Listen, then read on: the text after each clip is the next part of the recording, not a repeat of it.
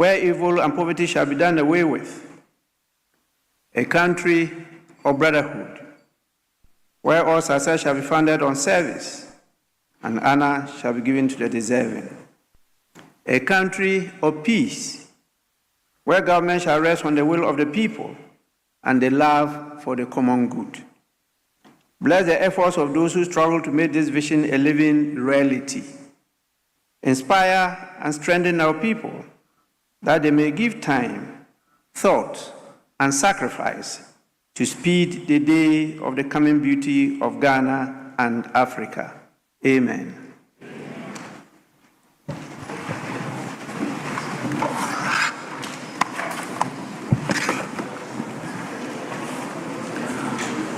Honorable members, I will acknowledge on your behalf the presence of some visitors from some of our institutions. The first is students from the Sacred Heart Catholic Basic School. There are 51 in number, and they hail from the Esekado Ketan constituency. They are led by the NCCE Assistant Director, Mavis Amwakwehene. Honorable members, on your behalf, I warmly welcome them to Parliament, their own house. Please, you are welcome. Take advantage of your presence here, not only to see and feel, but to learn from assigned officials who will take you through a few things. Please, kindly resume your seats. The second group come from the Axim Road Basic School. Axim Road Basic School, the constituency is Takoradi. I hope the MP knows the meaning of Takoradi. If he doesn't, I'm here to be consulted. I'll charge him and take some fees, small fees, to tell him the meaning of Takoradi. Now, they are led by the headmistress of the school, in the person of Mabel Mansang Fripe.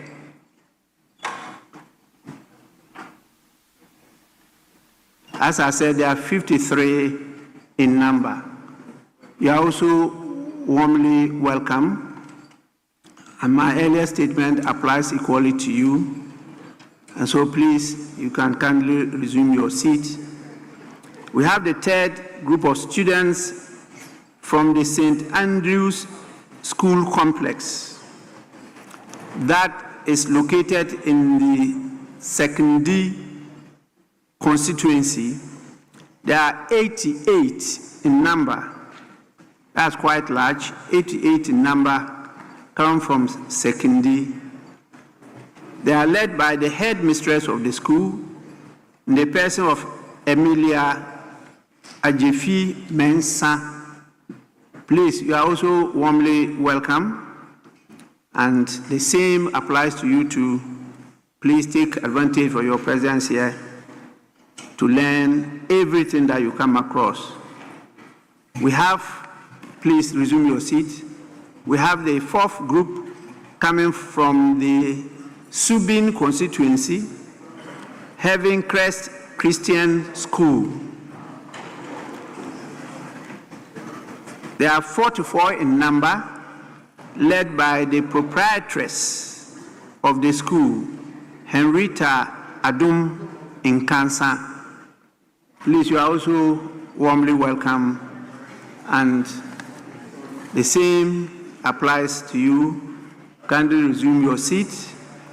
We have also the last group of students, 91 in number, 91, that's the highest, coming from the Bung Katamanso constituency.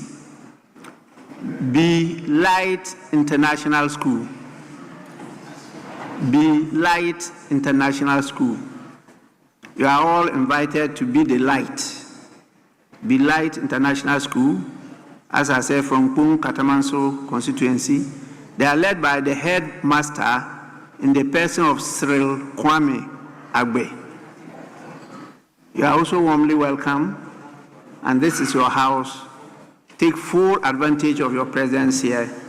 Learn as much as you could. Be better than us in future, so that Ghana will develop faster than we are doing. You are most welcome. Kindly resume your seats.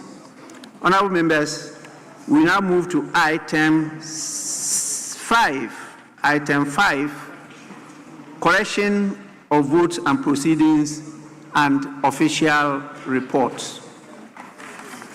We will start with the correction of votes and proceedings of Tuesday, 24th February 2026, page 1, page 2,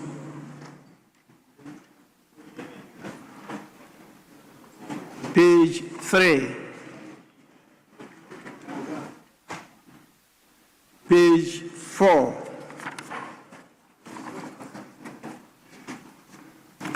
page 5,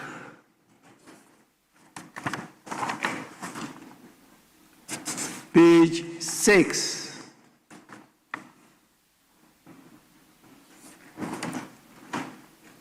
page 7.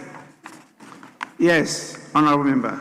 Mr. Speaker, on page 7, item 3, the honorable member of Parliament for Karaga, he was in the chamber yesterday, but he has been captured absent. Is the MP around Karaga? Mr. Speaker, not at the moment. Not at the moment. Okay, table office, kindly take note of that, cross-check and make sure it's properly captured. Yes, honorable member. Speaker, I'm so grateful to you. Speaker, page 7, item 5, under the banner headline, recognition of visitors, specifically C. That's on the next page. Line 2, after Daniel, the word should be nate, not mate. They are from my constituency, so I have that on authority. Thank you. Thank you so much, honorable member. Table office, kindly take note. So page 8. So what will we do that? Yes, please.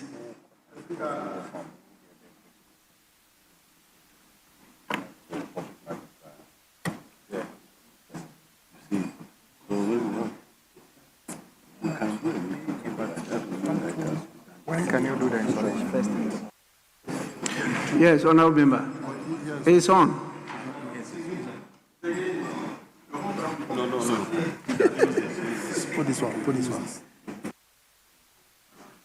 Thank you, Mr. Speaker. Page 8, number 6. Correction of votes and proceedings of the 12. The word 12. TWELFTH.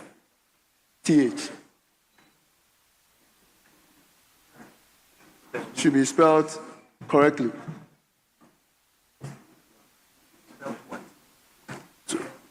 So it should be TWELVE.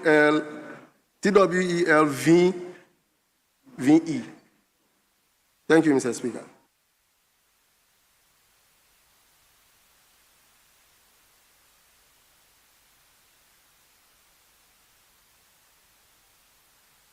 Honorable member, we are not spelling 12. We are spelling 12. Okay, the 12 of the TH. That's what we are spelling. So it is correct.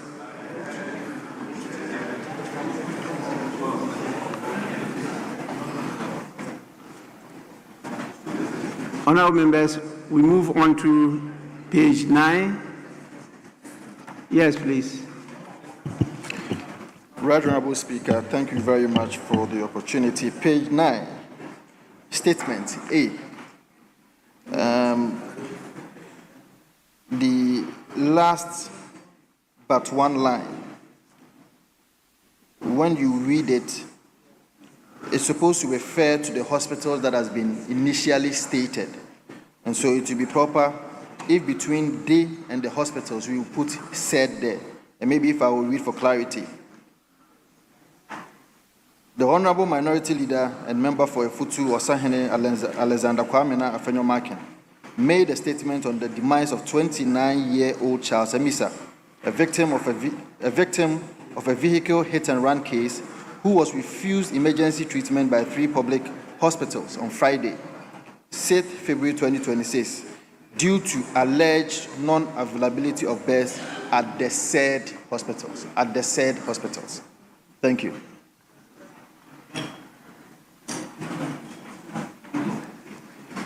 Honorable Member, since the hospitals are not captured in the statement, will it be proper to say at the said hospital when you have not stated the hospitals?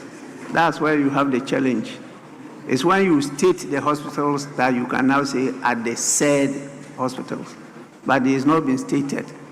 If you want them to do so, they will capture those 3 hospitals, and then you can conclude said hospitals. But as it is now, that's the right rendition. Yes, Honorable Member.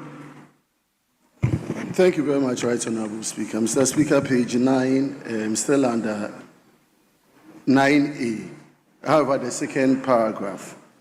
Mr. Speaker, I remember the decision of the House was to set up a committee to consider the facts relating to the case. So I read facts relating to the case, including investigative reports from the 3 hospitals and the Ministry of Health on the matter.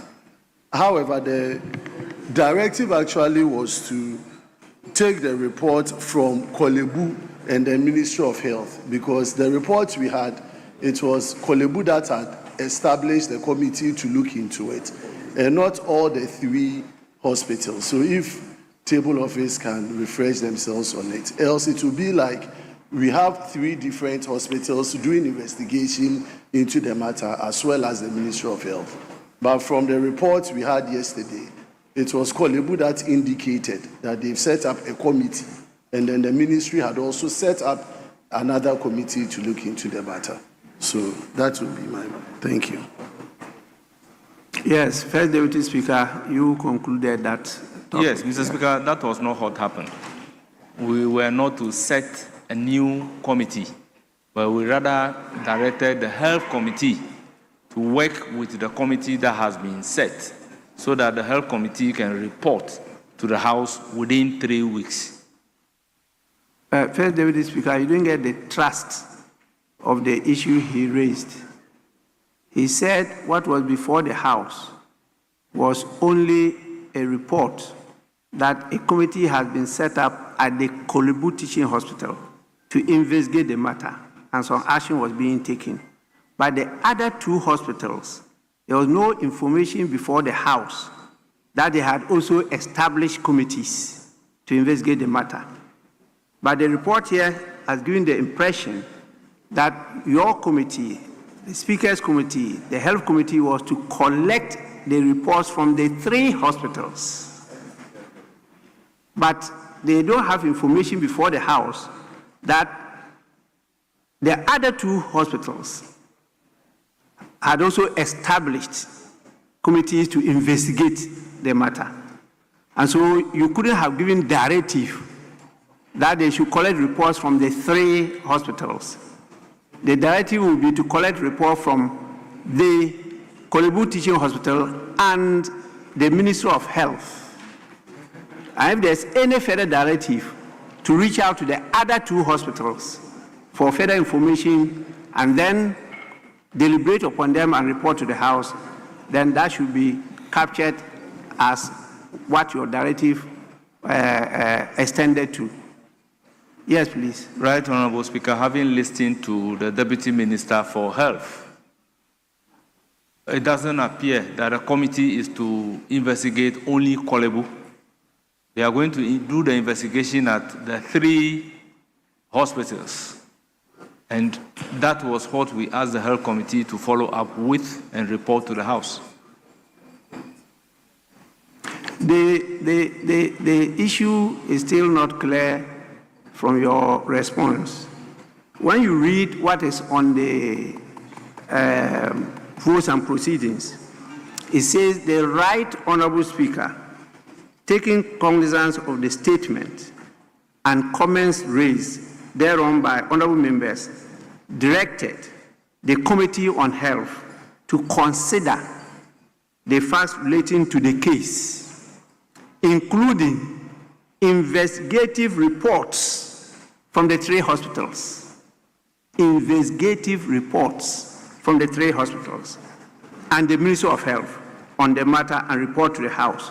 His point is that there was no information that the other 2 hospitals an investigation into the matter. So you cannot talk about including investigative reports from those 2 hospitals. What came before the House was investigation from Kolebu Hospital and the Ministry of Health. That is the issue that he raised. You did not tell the House that the other 2 hospitals have also established committees to investigate the matter. That is the issue he has raised. And so we should not include that. If we want the committee to go further to conduct investigation into those 2 hospitals, then our committee will be doing that. Or they will have to submit information that they have also caused investigation into the matter. That was the issue he raised. And in any case, that directive was not from the Right Honorable Speaker. That is from the First Deputy Speaker. The table office, please kindly take note of that. I had then handed it over. I had handed over the chair to the First Deputy Speaker, who at the conclusion of the comments gave the directive. So it was not given by me. It was given by the First Deputy Speaker. Yes, Deputy Majority Whip. Mr. Speaker, thank you very much. Mr. Speaker, when the Deputy Minister was contributing to the statement, she did mention that the ministry has set up a committee to coordinate all the investigation that is going on with the 3 hospitals. So the hazard will capture what the Deputy Minister said. Yes, you can check the hazard. She's here. During her contribution, she did say, Honorable Member, we don't have problem with the investigation by the ministry. But this, what has been captured here, is giving the impression that the other 2 hospitals have also set up investigation into the matter at their hospitals. But that did not come before the House. That's what he's talking about. But for the ministry's investigative report, is properly captured. The Kolebu one is properly captured. But we don't have reports here from anybody. Nobody has made any statement that the other 2 hospitals also set up committees to investigate the matter. That is his reference. And so please, table office, kindly capture it properly. Page 10. Yes, please. Speaker, may I seek your dispensation so that I take us back to page 7? Page 7. Please, yes. On recognition of visitors, 5A. I heard you loud and clear yesterday when you laid emphasis on the name of the head teacher, Mrs. Augustina Jamra, but Mrs. is conspicuously missing.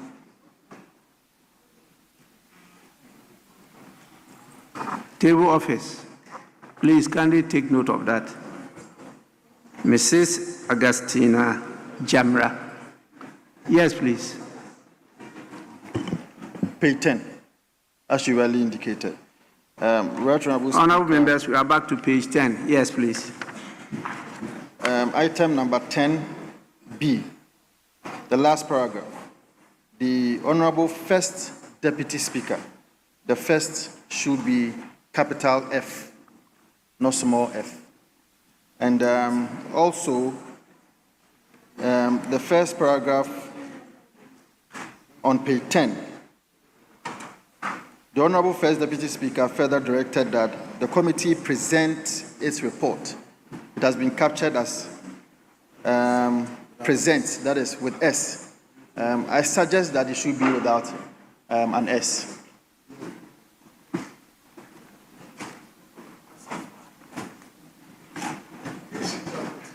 Yes, table office is right. Kindly take note of that.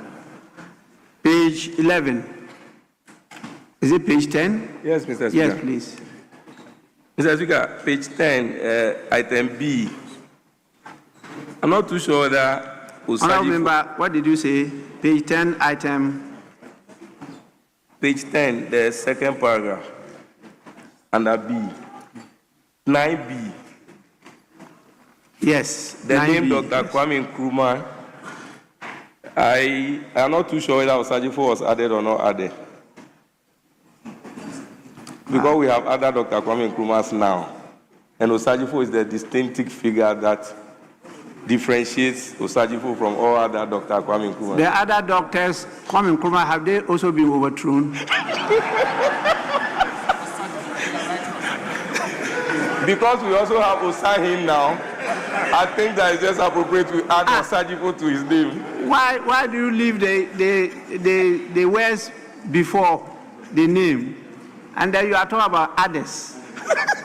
Huh? It's very clear there. The thing is talking about the anniversary of the overthrow of Dr. Kwame Nkrumah. Then you say that there are other Dr. Kwame Nkrumahs. Have they also been overthrown? I know of one Osei-Mensah, Dr. Kwame Nkrumah, who was overthrown. So if we are talking about the overthrow of some Kwame Nkrumah, I think that is just fair we add Osei-Mensah to it. You can't overthrow Osei-Mensah. If you add the name Osei-Mensah, then you have to take away overthrow. Because Osei-Mensah can never be overthrown. Huh? But yes. He was. No. He wasn't. Do you know the meaning of Osei-Mensah? Yes, please. Mr. Speaker, it's clear that he just wants to register that he's wearing. Mr. Speaker, he just wants to register that he's obeying the president's directive of wearing a smock and a hat. And the finance minister is not wearing the smock and the hat. The finance minister is disobeying the president's order. The majority leader is wearing a smock without a hat. Mr. Speaker, so he's just registering his presence. Mr. Speaker, even you obey. Mr. Speaker, look at how beautiful you are dressed. Mr. Speaker, look at how beautiful you are dressed. And anybody will testify that you are properly dressed. The number three of this country is obeying the directive of the president. The road minister by the finance minister is properly dressed, but the finance minister is not obeying. You are properly dressed. Mr. Speaker, majority leader is not obeying the directives of the president. He is not fully in smoke. Look at how the speaker is dressed. Look at how the speaker is dressed. Finance minister, look at how the road minister is dressed. And look at, I don't know whether he's attending IMF meeting today. Because, Mr. Speaker, and the one who communicated the president's directive is not wearing smoke. That is Felix, Honorable Felix. You communicated the president's directive and you are not wearing the smoke.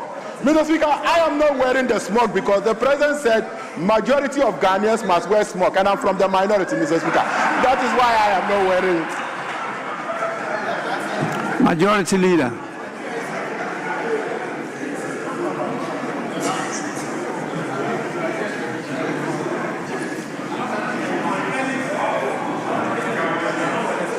Mr. Speaker, I am a social democrat. Socialism dictates that we share. Mr. Speaker, it will be great for me to keep the materials to myself, make a smoke, and also make a hat in addition when others don't have smokes. So, Mr. Speaker, I reserved the material for the hat for other poor people to also make their smokes. That's why I'm wearing just the smoke without the hat. And, Mr. Speaker, if you, Mr. Speaker, you are wearing a hat, and I also come and sit here and I'm also wearing a hat, what is the difference between Mr. Speaker and myself? You see, Mr. Speaker, Mr. Speaker is the Speaker. Mr. Speaker, Mr. Speaker, Mr. Speaker, when you go to the palace, and the chief is sitting in state and is wearing a smoke and a hat, normally what happens that you remove yours, and then you kneel before the chief. So I can't come here and Mr. Speaker is wearing a hat and I also wear a hat and come inside here. It doesn't show respect to Mr. Speaker. None of you. No. But that is beside the point. That is beside the point. My concern is the fact that on this side of the house, I don't see anybody. I see northern members of parliament. I see the MP for Tolo, who, if he had worn a smoke, would keep one citizen of Tolo employed, will keep the weavers employed, will keep the people making the smokes employed. As for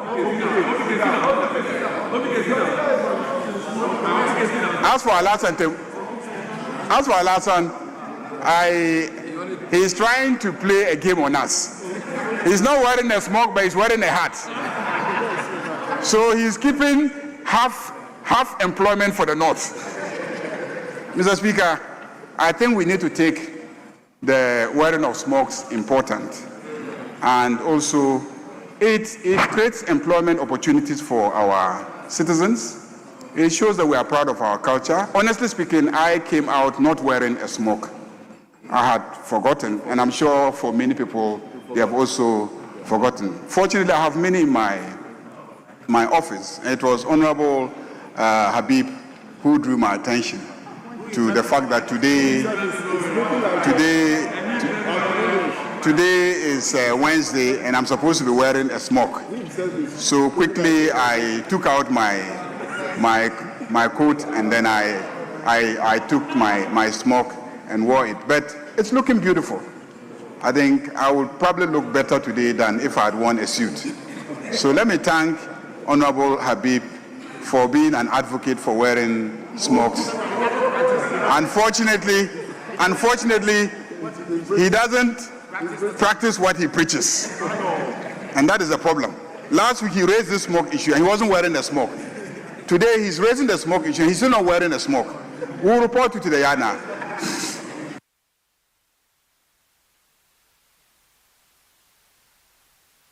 Honorable members, can we continue now? So we move on to page 11.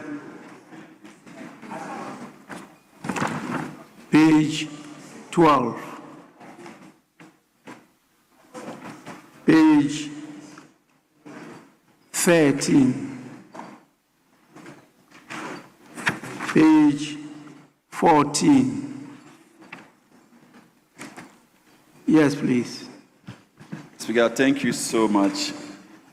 Speaker, page 14, item 15, the very last paragraph. And if you indulge me, kindly, Speaker, I would like to read.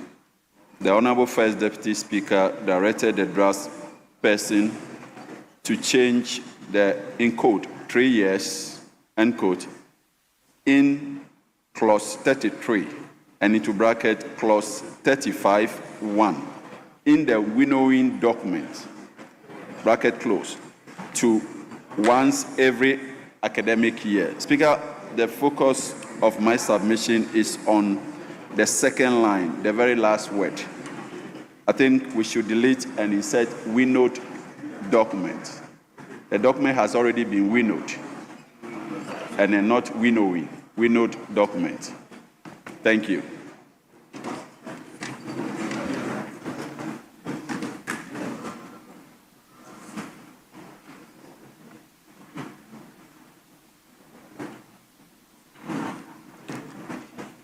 Is there any document that can be referred to as winnowed document? Which document was winnowed? Look at your language. Can you refer to a document as winnowed document? Well, Speaker, I took motivation from the fact that when we're considering the bill, that's the Legal Education Reform Bill 2025, consistently, it is the case that the Honorable First Deputy Speaker referred to the document we were using as the winnowed one. And indeed, for me, since, as I said earlier on, it's been worked on already by the winnowing committee. That is why in that context, I was thinking that referring to it again as winnowing may not be appropriate. But whichever, we still learn from you. Thank you. Majority Leader.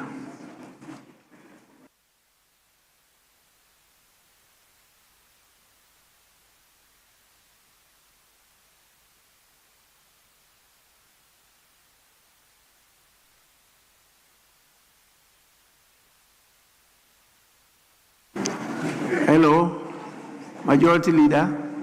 Yeah, sorry, Mr. Speaker. I was going to help him with the explanation, but he explained it well. I think there was a time during the consideration stage where we loosely described a bill that had incorporated provisions that we had agreed on at winnowing. We agreed on certain provisions, and then we incorporated them into the bill. So we had two copies. The one document that we had incorporated the clauses agreed to at winnowing for ease of reference, and then the original bill before us, so that each time that the chairman of the committee moved the motion, he would also read the document, the bill that had the incorporated version, so that it will make for easy understanding and following by members. So during the process, we're loosely calling it the winnowed document, But strictly speaking, it's not an appropriate rendition of what the bill, as corrected at winnowing, is.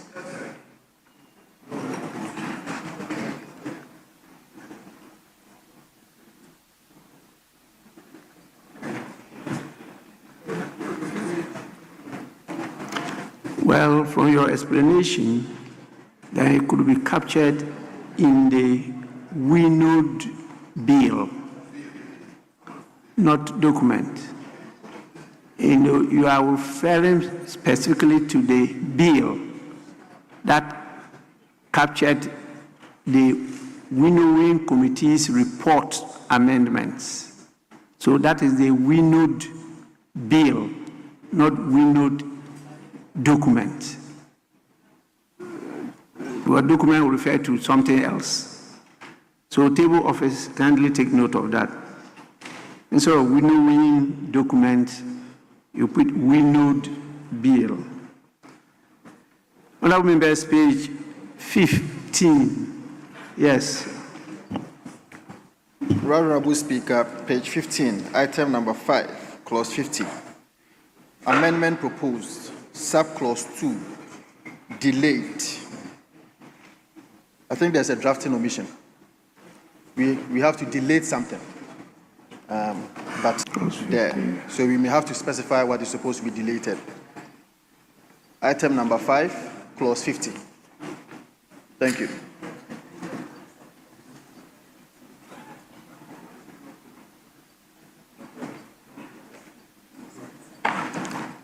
I think it's properly captured. What the amendment was proposed was to delete sub-clause 2 of clause 50. So when you move it, you say clause 50, amendment proposed, sub-clause 2, delete. And that question was then put and is properly captured. Honorable members, page 16.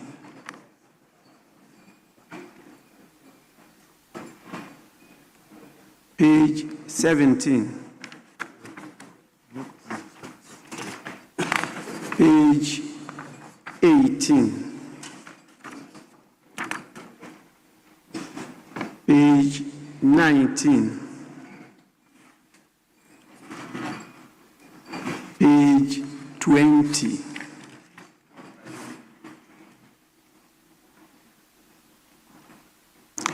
Honorable members, the votes and proceedings of the 13th sitting, dated Tuesday, 24th February 2026, as corrected, is adopted as the true record of proceedings. Now take from the guidance of leadership, I think my attention was drawn to item 7. Yes, Mr. Speaker. We could vary the order of business so that we can go to statements.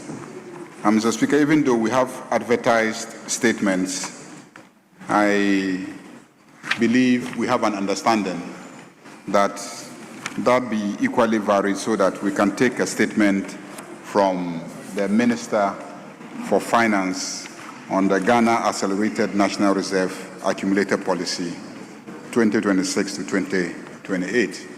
I believe there's been adequate consultation at conclave, even though there was a promise to also do certain things in response. But that consultation has taken place.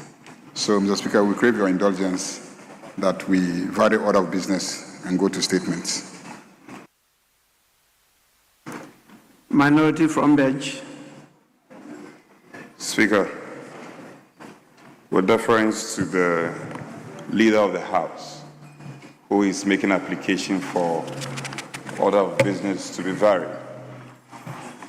So I think the Leader doesn't need to make that application, because if we are to reference Order 67, Order 67(1)T,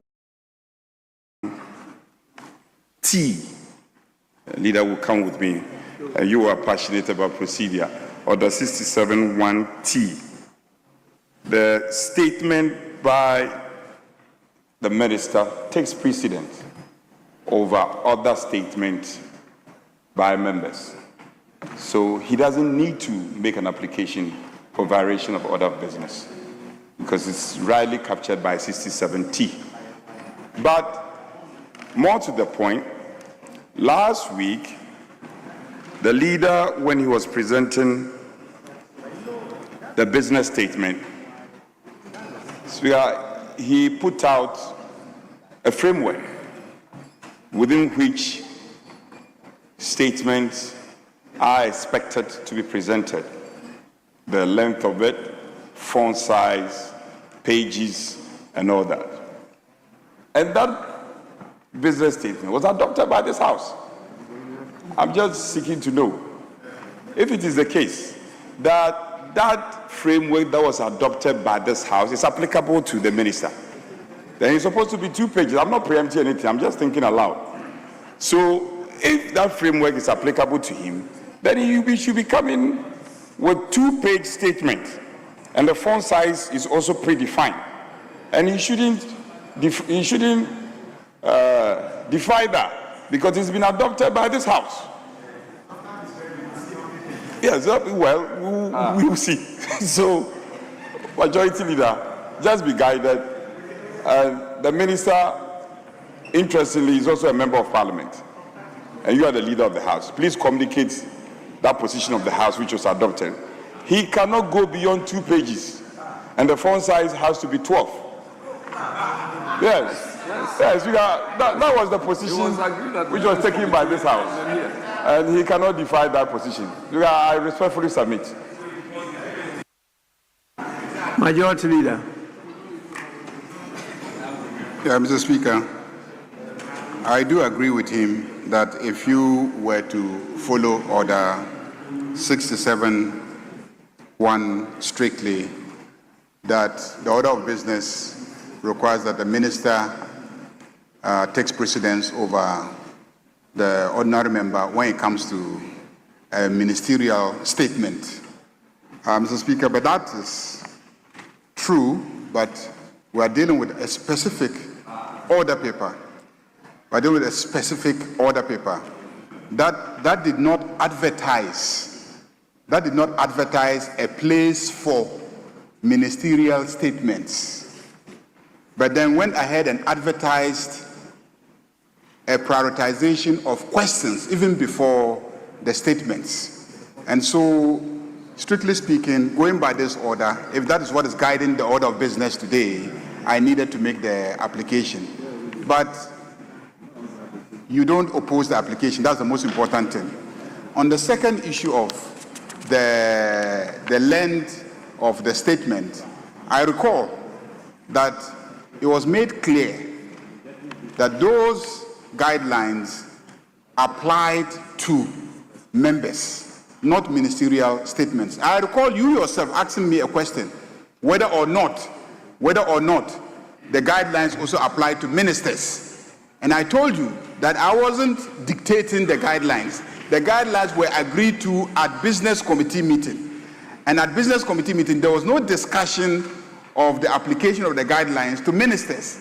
And so for me to take a decision without reference to business committee would be inappropriate. So business committee has said nothing about ministerial statements. Business committee was concerned about statements by members. So clearly, you know why you are raising these issues. And you know that the issues have no bearing with this particular statement. This statement is not too long. It is reasonably long to communicate the policy, and I'm sure that you will enjoy it. Thank you, Mr. Speaker. Yes. Speaker, we agreed to disagree and disagree to agree. Our side, we will not litigate further on this matter. But just to set the record straight, we cannot, as a House, set a framework for only members of Parliament, because that will be lopsided. We set a framework in terms of statement length, font size, and we leave out members of Parliament who doubles as part of the executive. That is a matter that we have to look at in whole so that we can address it. Maybe today we'll permit you, and yes, today we'll permit our friend, and we'll allow him to.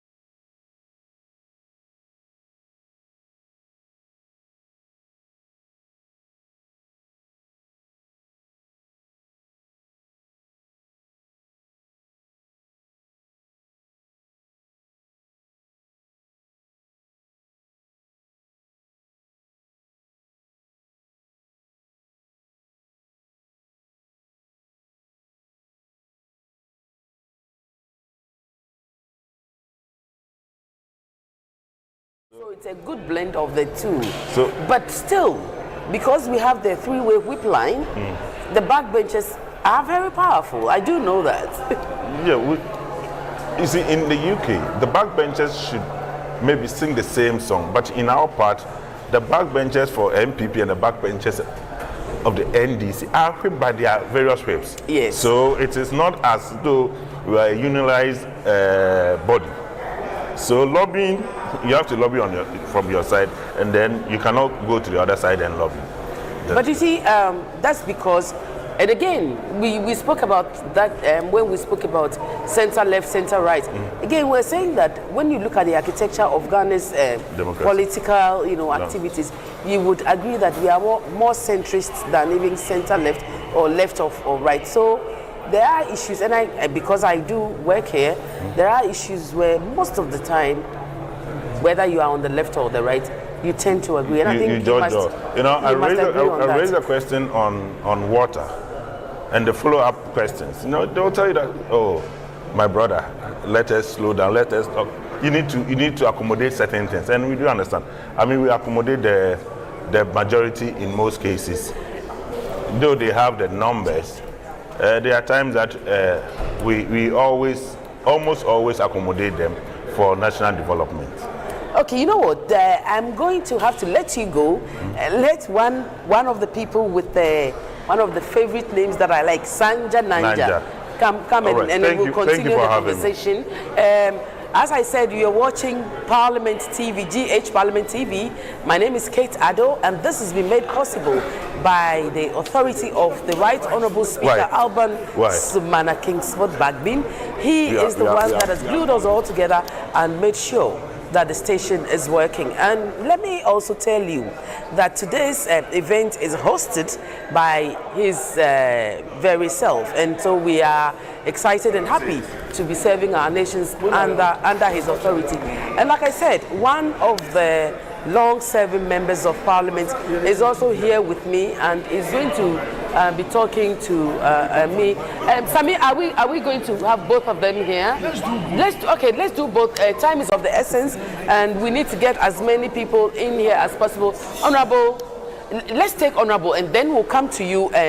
My very, very good friend, Mr. Buama, is also in the flanks waiting. And so my producers, I think what should happen is that you should time me and you should let me know you are watching Parliament TV, and we are bringing you highlights of today's event. We will be showing you a full coverage of the State of the Nation address, as will be delivered by His Excellency John Dramani Mahama. We'll also be showing you exciting arrivals. We will be having insightful conversations into Parliament and how it functions and what you can do and what you cannot do. So stay with us. This is the place to be. Remember, we are the custodians of the legislative power in Ghana. And so this is the place where you want to be, because this is the place where you're going to get all the exciting 411. Do stay with us. And I think I'm ready with Sanja Nanja. Good morning. Good morning. How are you? Good morning. I'm fine. I was telling our other colleague that you are one of the best people I've worked with, especially on outreach programs. And I'll never forget the good experiences that I had with you. Thank you very much. What are your expectations for His Excellency today with regards to the SONA? Let me greet your cherished listeners and viewers. Today's SONA is our expectations are that the President will come and tell us how we are going to consolidate the gains that we have made so far. In last year he came and he highlighted. That was the first time, so he came to highlight the challenges that we inherited and how he was going to tackle them. And I think the strategies have worked, and then we are seeing good signs. We've seen inflation dropping, we've seen the cedi appreciating, we've seen even the galamsey, we've seen the work that is going on. In order not to make it a 9-day wonder, we are expecting that today he's coming to tell us how we are going to consolidate the gains that we have made. Our reserves have soured, and how are we going to sustain that? It all needs strategy going forward. So in terms of the economy, we are looking at inflation, we are looking at the appreciation of the cedi, then we look at the education. When we look at education, Education, when we came, the free HS was almost collapsed. Today, you and I will testify that the free HHS is now doing better than before. For nothing at all, feeding. The students are no more complaining about feeding. How are we going to consolidate that? You come to health.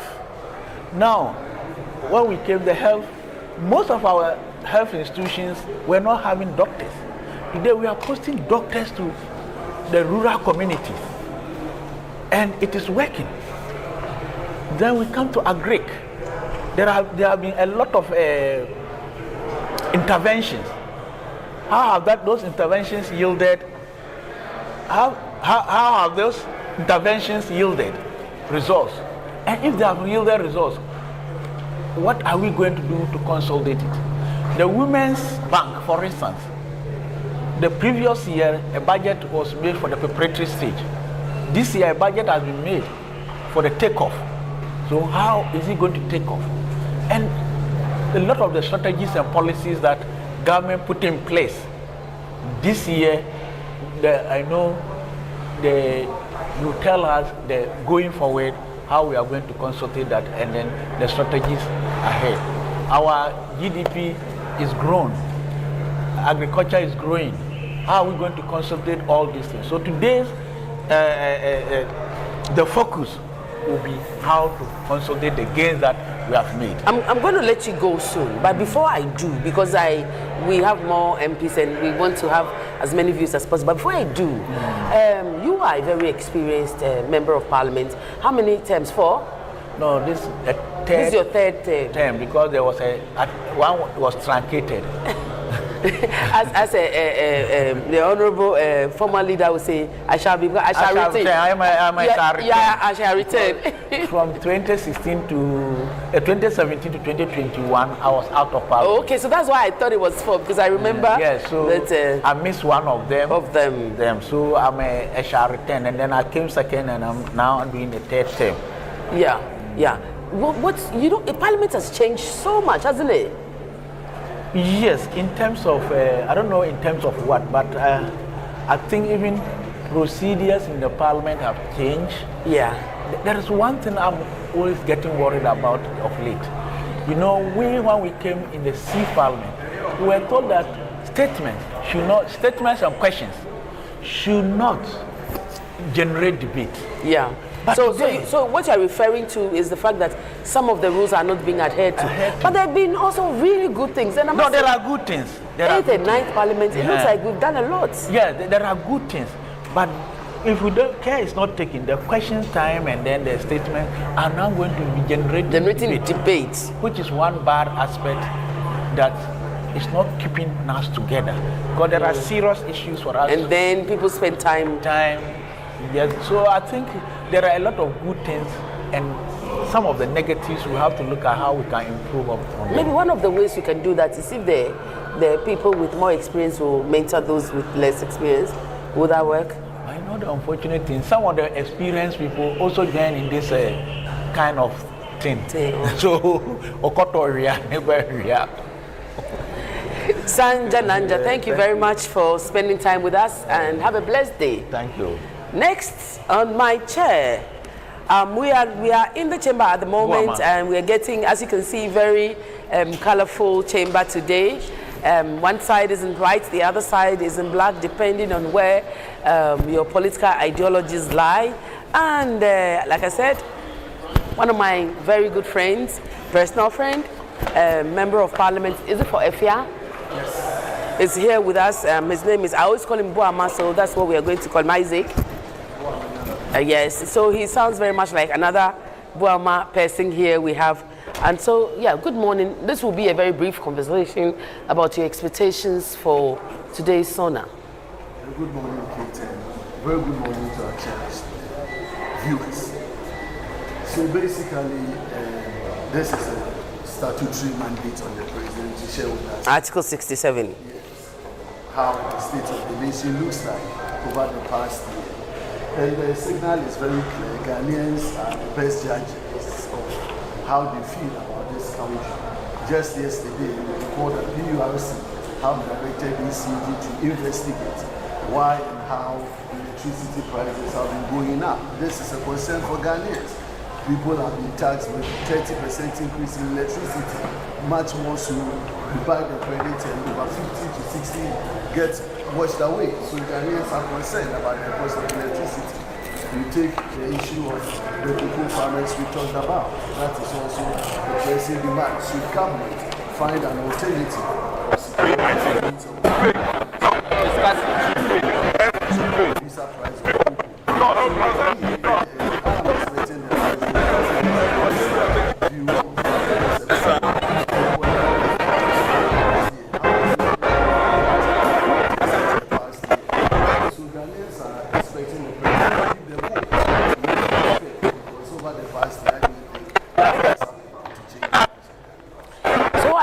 Your earlier comment, what do you expect when the debate starts? Is there a particular part of the president's speech that you are interested in?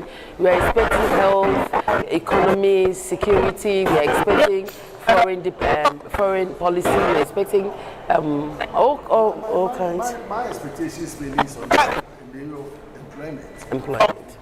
This is where the majority of the Ghanaian youth are looking for. Minister.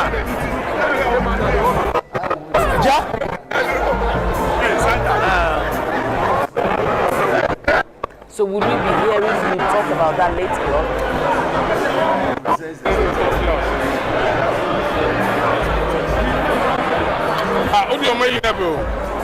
First time in Parliament. You were so well outside of Parliament. How are you wearing here?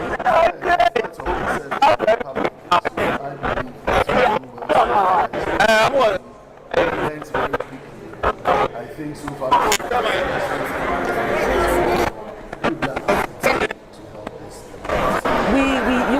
This is GH Parliament TV, and we are expecting to have more interactions with you.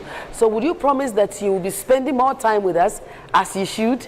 I'm always available for the Parliament TV. Do have a good day, and we will be talking to you as we go along. Thank you very much. My producer, can I have a third person to come on? I know what my production team is doing, but they keep making me do two things at the same time. And people who should have been here were not here when I was expecting them to be here. But hey, we are serving God and country. So yeah, we'll go on, keeping on.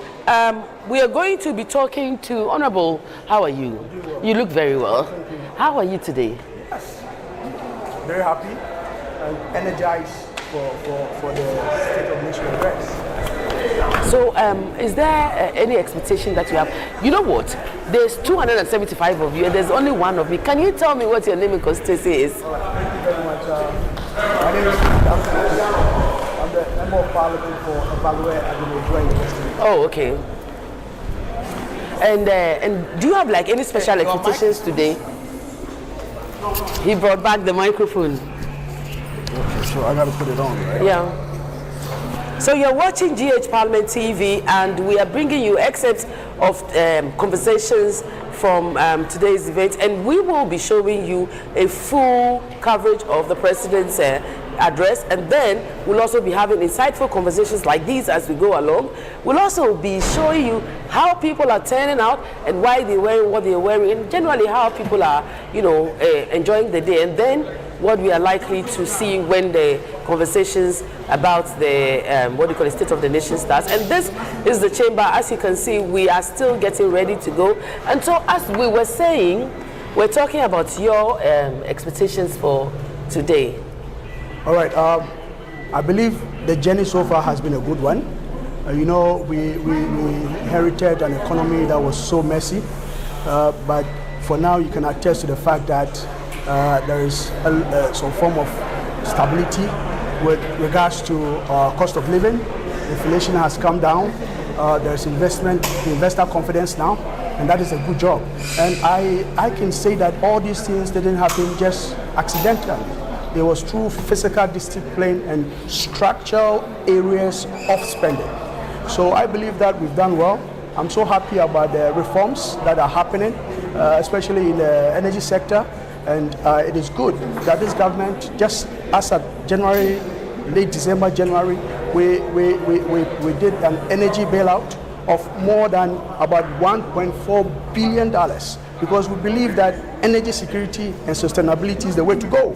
And this government has come to realize and accept that the way to go is not to rely on liquefied petroleum for power production.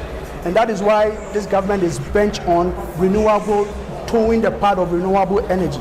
I'm so happy that the second phase of the Ghana gas plant is going to be built, because it makes sense. And energy-wise, the use of gas for power production is the way to go.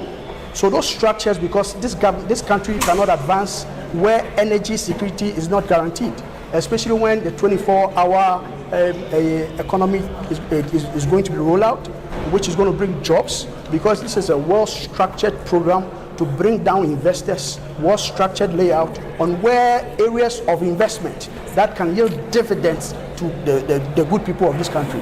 So I believe we've done well so far. And regards, the biggest of all is the leverage on our natural resources.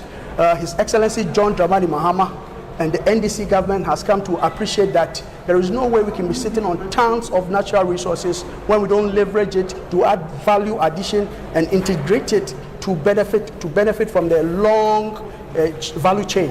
And that is good, because, for example, we are sitting on 1 billion tons of bauxite.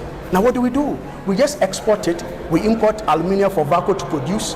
When the end product, a ton of aluminium costs about $5,000. So in a raw form, you are selling it for $45, but when it's refined into finished product, it is $5,000. So why don't you link up from mining refinery to production? So I believe it's good so far. And like I said, all these things we are witnessing, all these reforms, all these restructures didn't come about just like that. It came through economic, physical discipline. And that is what we should celebrate. So if you see myself and my colleagues in white, we are celebrating a year of success, a year of financial discipline, a year of elevation of the cost of doing business, and the confidence that we have accrued all over when it comes to the management of our economy. So it's been very good so far. Yeah, I think that I'm going to let you go, because you have to head to the chamber, and I want to have as many conversations as possible with your colleagues. So enjoy the day, and hopefully I'll hear from you from the floor of the House next week when the debate starts. Very much so. Have a good day. Thank you. And do pass by GH Parliament TV and let's have a conversation on generally how our Parliament should function. So let me say, man, you're doing a fantastic job. Thank you very much. Parliament is all over. Everybody is watching us. We have people following us to understand that, yes, democracy, like we always say, is the best form of government. And we, at any time, must defend this democracy. You lot in the 9th Parliament are very lucky, because we started the Parliament TV with you. And this is our first live show. Ooh. And you're on it, so yeah. It's a privilege. Do enjoy the day. Thank you.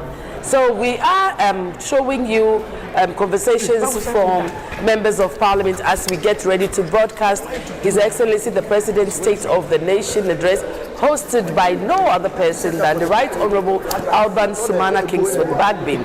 Today's activity is an activity that is mandated by the 1992 Constitution Article 67, and it gives the President a duty to give an account of his stewardship to members of the public through their elected representatives in the legislature. As well, in special occasions, I think in election years, the President is mandated to do this activity twice a year, and it forms part of the oversight responsibilities of the legislative arm of government. And so the conversation is continuing, and I'm asking members of Parliament what their expectations are and what we are likely to hear them talk about when the debate on the State of the Nation starts next week. You look amazing. Thank you very much. This is very nice. Thank you. Where did you get it from? Is it Ghanaian? Well, of course. Where? Which part of Ghana? Because I like it. Well, this was in Accra here around Madina. Oh, wow. So I can introduce the designer to you. I'm sure it must, we will talk about that when we go off air. But like I said, what are your expectations? State of the Nation about to happen in a few minutes. Well, as you said per introduction, this is an injunction on the President that at the beginning of every session of Parliament to come and address the people of this country in the State of the Nation address. We expect the President to tell the people of this country. So you're looking at the fountain of the in front of the chamber of Parliament, and the guard of honor is in place. His Excellency the President will arrive very soon, and then he will head to the chamber to deliver an address on the state of our beautiful nation. As you can see, our men and women are dressed resplendently, waiting to receive His Excellency the President. And we here at GH Parliament TV will be doing you the honors of bringing everything that you need to know about today's activity here from GH Parliament. This is where you want to be. This is where you want to stay, because we will be talking to members of Parliament who will be giving us first-hand information on how our Parliament functions, what we should expect, and how things are generally to be done. So let's continue our conversation. Today's Esona. You are in white and your colleagues are in black. And I've heard the stories, but let me hear it from you as well. Well, I don't know who they are mourning. Most likely, they are still mourning their defeat in the 2024 election. We are celebrating the goodness that the Lord has showered on this country. We are celebrating the goodness that is the President, has been to the people of this country. We cannot say that Ghana has become heaven overnight. But if you look at where we took the nation from in 2024, where we have come to, in terms of all economic indicators, we have every reason to wear white and celebrate the President and celebrate God in heaven who has brought us this far. That is why today you see most of us in white. All of us are seeing the dividends.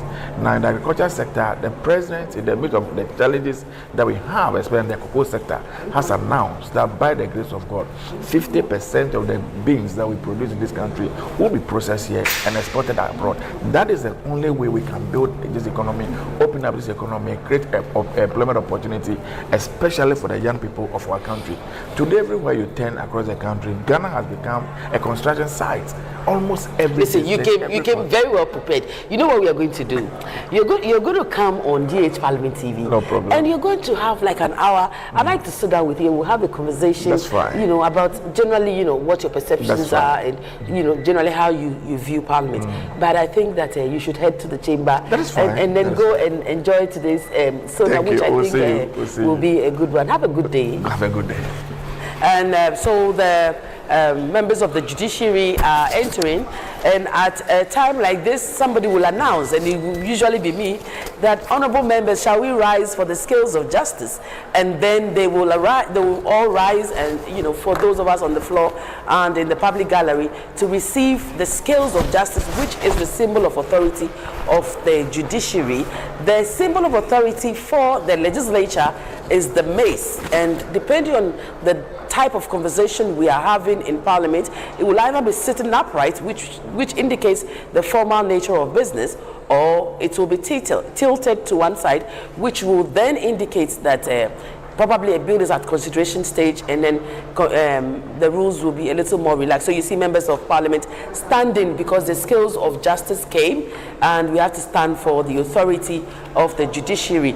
Now, there's our beautiful mace coming with Fred Bauer, Principal Marshal, and the people you see in the black are referred to as the members of staff who are from the table office.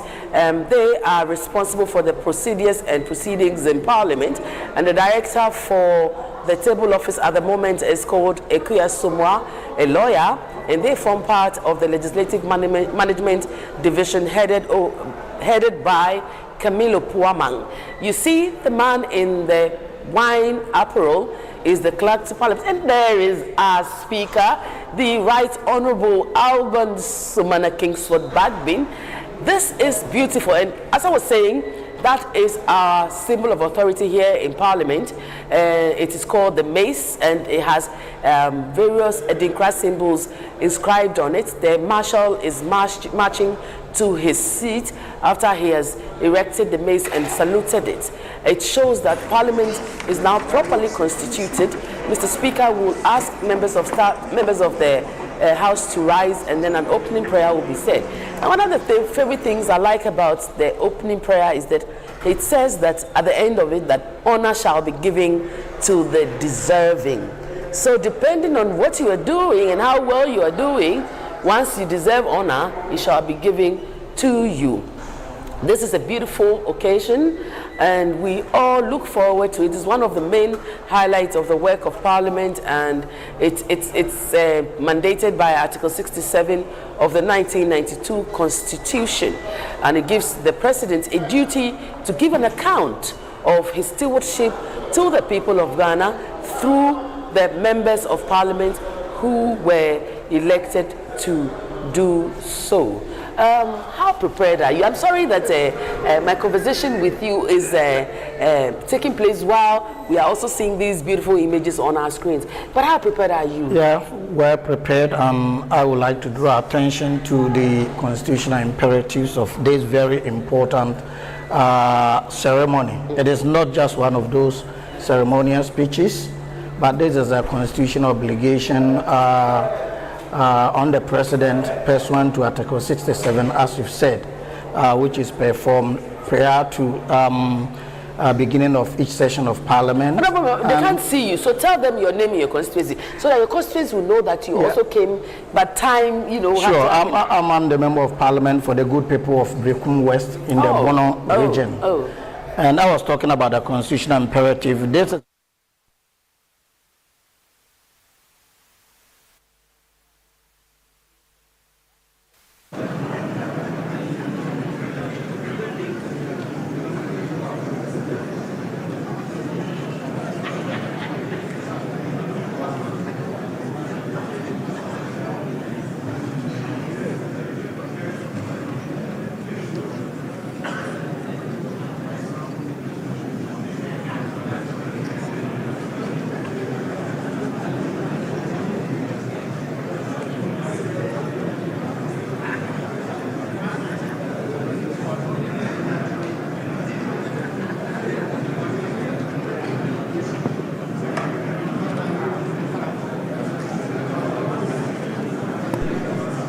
Cease.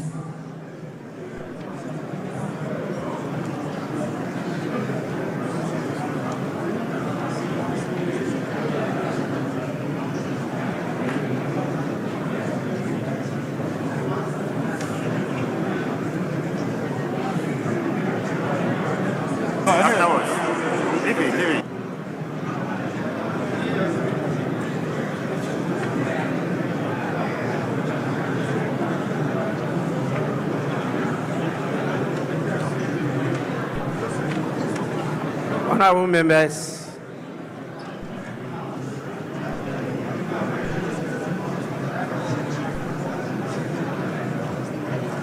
honorable members, please be seated.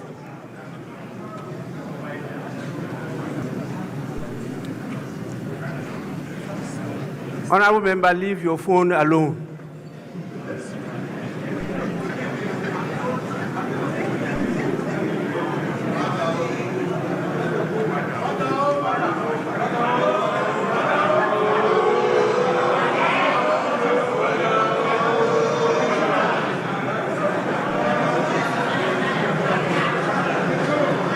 Honorable members, let us pray.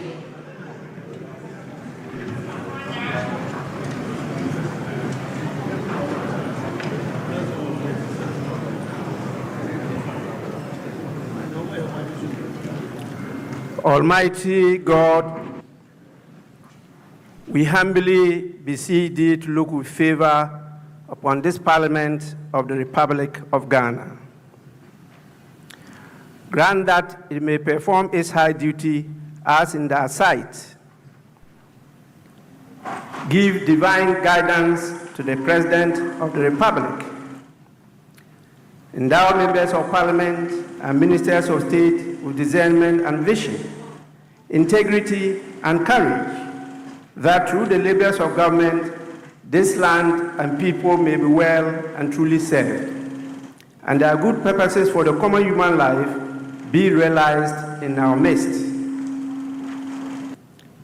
O God, grant us a vision of our country, fair as it might be, a country of righteousness, where none shall wrong his neighbor, a country of plenty, where evil and poverty shall be done away with, a country of brotherhood, where all success shall be founded on service, and honor shall be given to the deserving, a country of peace, where government shall rest on the will of the people and the love for the common good. Bless the efforts of those who struggle to make this vision a living reality. Inspire and strengthen our people that they may give time, thought, and sacrifice to speed the day of the coming beauty of Ghana and Africa. Amen.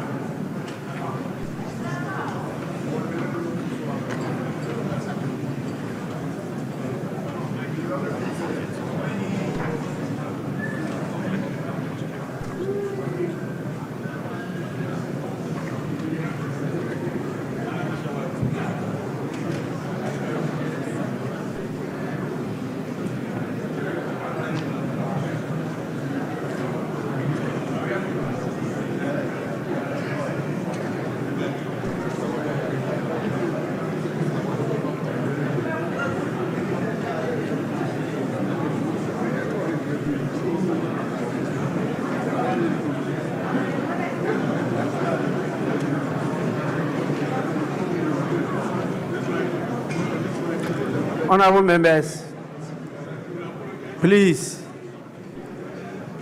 resume your seats.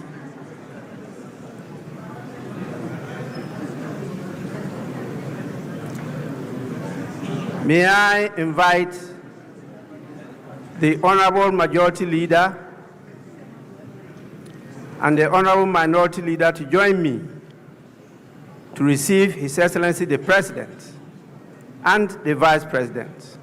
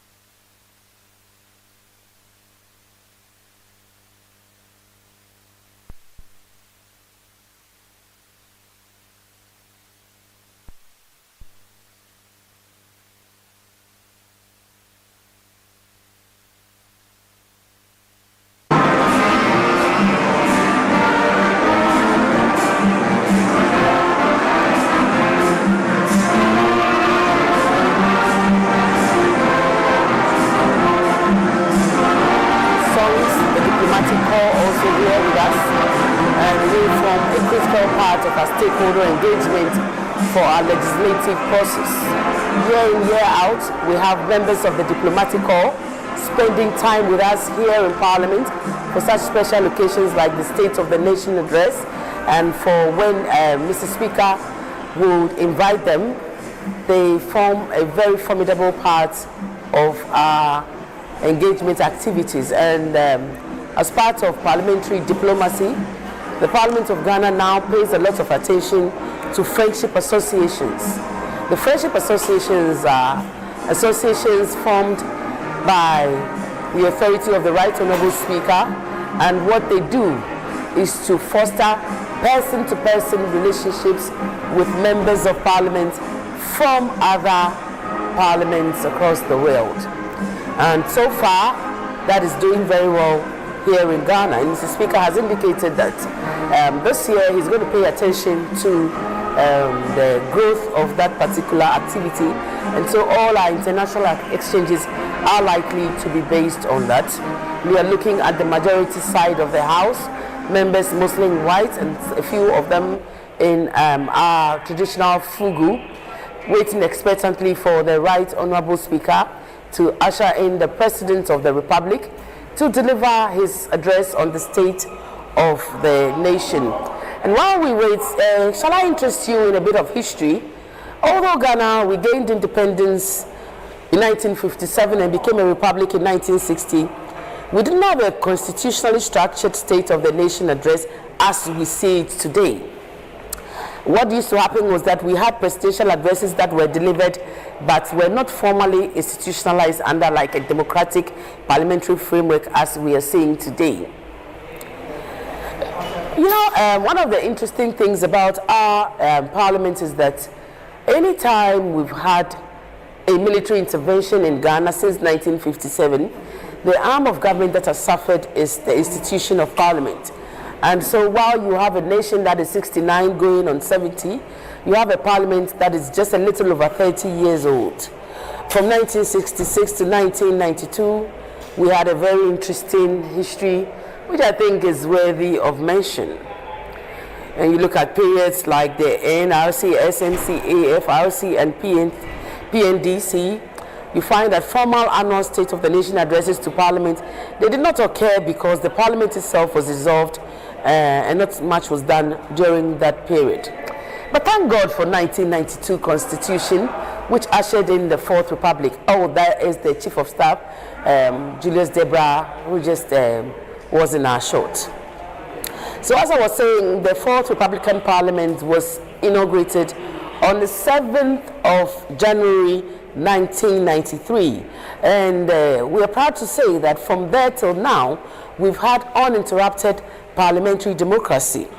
So the modern Sona tradition began in 1993, like I said, with President Jerry John Rawlings, the first president of the Fourth Republic. And this followed the return to constitutional rule in 1992. Since that time, every president under the Fourth Republic has had the opportunity to speak to Parliament on the state of our beautiful nation. So Jerry Rawlings did his from 1993 to 2001, and then you had John Ejekum Kufuor taking over the mantle from 2001 to 2009, serving 2 terms. Then you have Professor John Evans Atamils from 2009 to 2012, he served 1 term. Then our very own President John Dramani Mahama from 2012 to 2017. And the case of Mahama is very to he was first and foremost a member of Parliament, and we claim him as the person that followed after his presidency is also a former member of Parliament, Nana Addo Dankwa Akufo-Addo, and he served from 2017 to 2025. And he was a member of Parliament before, and he served on committees like Foreign Affairs and Constitutional and Legal. And of course, President John Dramani Mahama, being a communications expert, served mostly in the communications group, and he contributed a lot to change.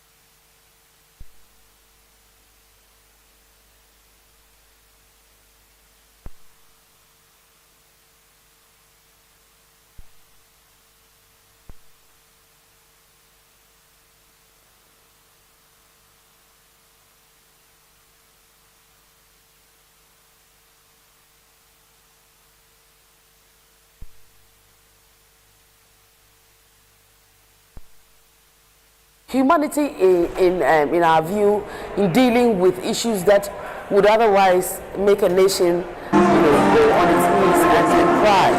When we lost our gallant mates in the fight against Galamsey, we saw a human side to the president, and I remember there he is. Oh, the president is in his fugu, and he looks amazing. The Primus Inter Pares in Ghana, the commander-in-chief of the Ghana Armed Forces, our very own president of the Republic of Ghana, His Excellency John Dramani Mahama, inspecting the guard of honor that has been put up for him. Of course, His Excellency is to be received by our own Speaker of the 8th and now 9th Parliament, Right Honourable Alban Sumana Kingsford Bagbin. And you're seeing a shot of the Parliament precincts as we have it now. This is a very solemn occasion. A lot of preparations go into it. The whole of last week and this week, these men and women have been working around the clock, trying to curate a perfect program for today. And what we're seeing is an actualization of the work that has been put in by the men and women in uniform, as well as the committee that was set up by Parliament to ensure that this program comes to life. The President inspecting the Guard of Honor. The national anthem will be played shortly, and then he will head to the lobby where he will be received by the Speaker of the 9th Parliament, Alban Sumana Kingsford Bagbin. This is always a very exciting time for those of us who get to work here in Parliament. It's a time where your sense of Ghanaianness becomes more pronounced and you enjoy every bit of your duty as somebody who is serving a country like ours and who is doing amazing duties Your Excellency, for a beautiful country especially like Ghana. May I have your permission to carry on, Your Excellency? The State of the Nation Address, we refer to it as SONA. It's an address, it's a message on the state of our nation.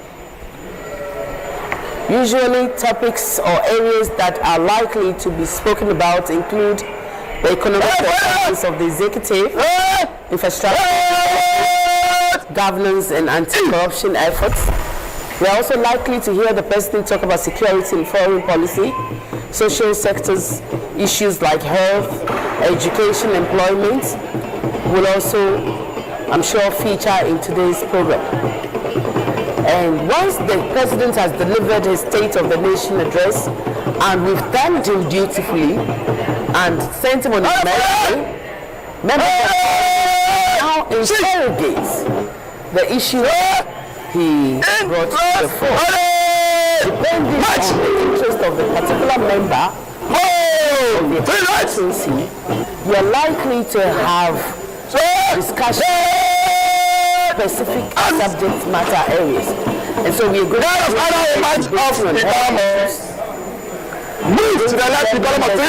debating economy. We are going to hear members debating on issues that affect Parliament, the nation, and all that concerns the Republic of Ghana. You are still watching GH Parliament Live. We are also on all our social media handles, and we will not just be bringing you the President's address, we'll also be bringing you insightful conversations as we go along, and that's the procession led by the Marshal, who is the Sergeant at Arms in Parliament, Fred Bauer, Wing Commander Fred Bauer, retired, and with him are members of the Table Office, led by the Clerk to Parliament, Ebenezer Ahuma Jitro. The Right Honourable Speaker is also there. The Majority Leader, the Honourable Mahama Yariga is also in Mr. Speaker's entourage. The minority leader, Osei-Mensah Afenyo-Markin, is also a member of Speaker's delegation to receive the Right Honorable Speaker, the President of the Republic of Ghana. I think I've spent too much time in the legislature. We'll also have representatives from the Women Caucus receiving the President at the Speaker's lobby. Formal photographs are usually taken. That's the part that we don't usually show you. Formal photographs will be taken, and then the President will then come to the chamber to deliver his address. I like this bubu with the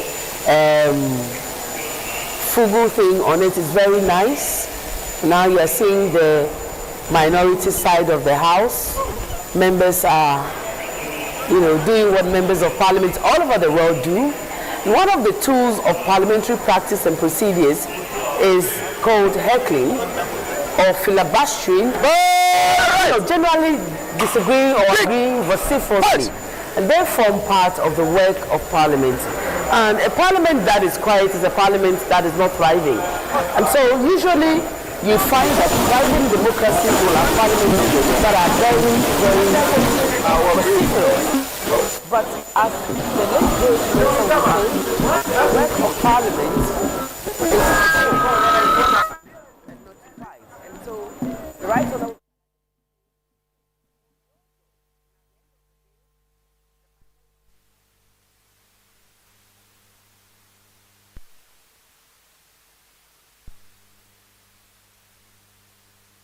Parliament usually happens based on votes and proceedings if consensus is not reached. In an event where a vote is tied, that vote is deemed to have been lost. The Right Honourable Speaker himself does not have the voting, he does not vote in Parliament, and that's because he's not a member of Parliament simpliciter. However, if a first or second deputy speaker is sitting, then he or she has an opportunity to vote if they so desire. And the Chief Justice is in readiness, waiting for this all-important address by the President of the Republic of Ghana. The life of Parliament is a 4-year term, and what happens every day when we meet here referred to as a sitting.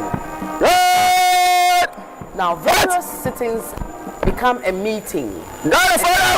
Meetings in which is referred to in Parliament as a session. And we have 4 sessions in a term of Parliament. The life of Parliament is 4 years. And so when you take our agenda paper, proceedings, you find that today, for instance, will be, I think, the 17th sitting of the first meeting of the second session of the 9th Parliament, 4th Republic of our beautiful country, Ghana. And we find that sometimes these phrases can be quite confusing to ordinary citizens. But the work of Parliament is quite simple. And these are things that we do to distinguish our daily activities from Justice Paul Bafo-Bonny, Chief Justice, is also mandated to be in our shots in readiness for this important occasion. And we have our beautiful kente backdrop donated to us by His Royal Majesty, the King of Ashanti, Otumfuo Osei-Mensah II. He donated the kente to us. Professor Kingsley Nyaku, in our short at the moment, experienced member of Parliament and a lecturer. Follow out the other officer. Minister of Tourism also here with us, and other key members of parliament from the majority side, waiting to receive His Excellency John Dramani Mahama. And at this point, I can assure you that the staff are all over rushing to make sure that everything is working with precision. Activities are created to ensure a minute-by-minute execution of preparations that would have gone on for months.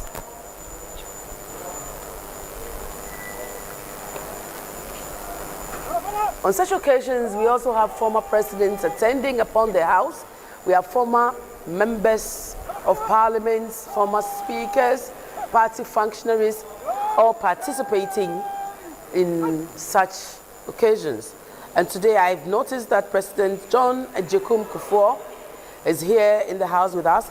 We also have a former Speaker of the House, Right Honorable Ebenezer Pegina Sechi-Hughes, also here with us.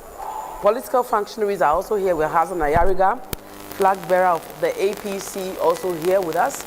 And they are all here to do one thing, to witness the President deliver a State of the Nation address to the people of Ghana through their elected representatives in the legislative arm of government, the Parliament of Ghana. And this is the 9th Parliament of the 4th Republic.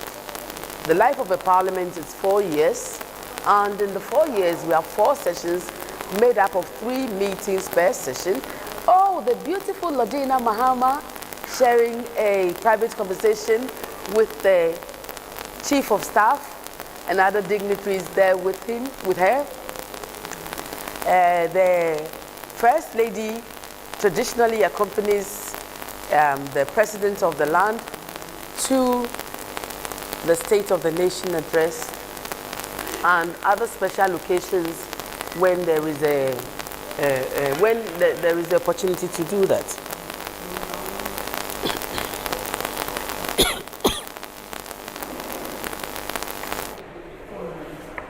Her Excellency Lodina Mahama is no stranger to Parliament.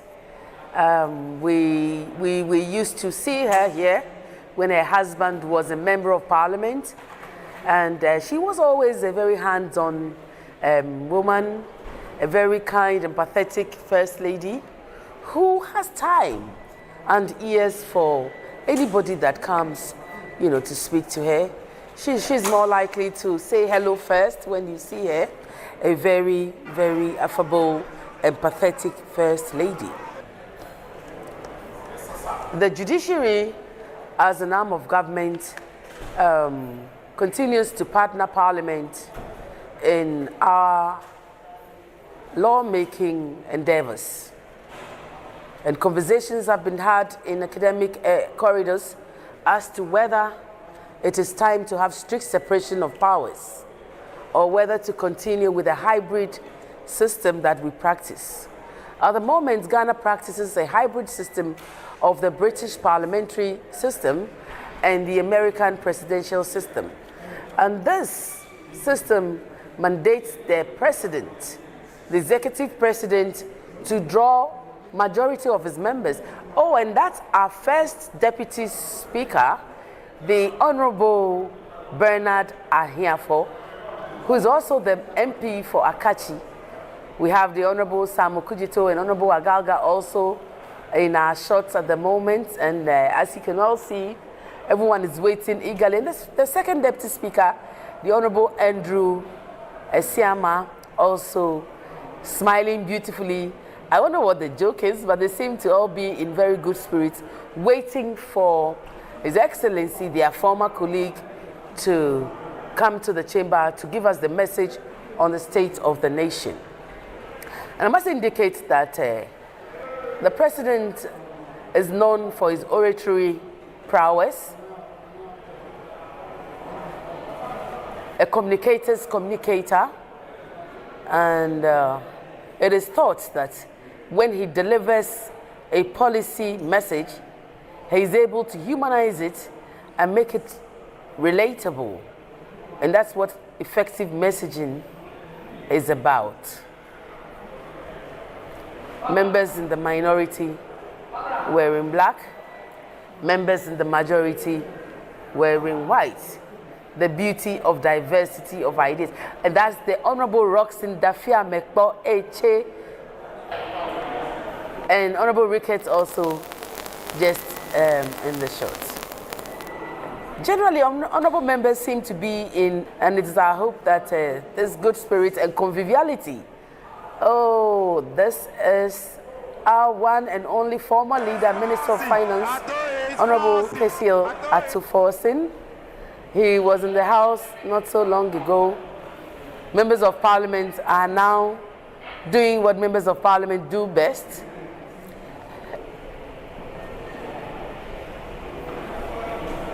Agreeing to disagree in very friendly terms.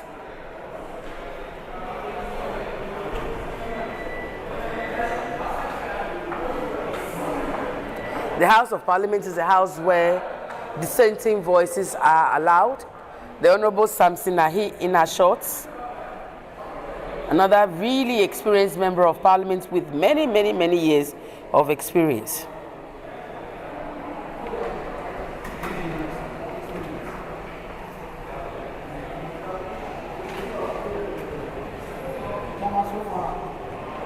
Oh.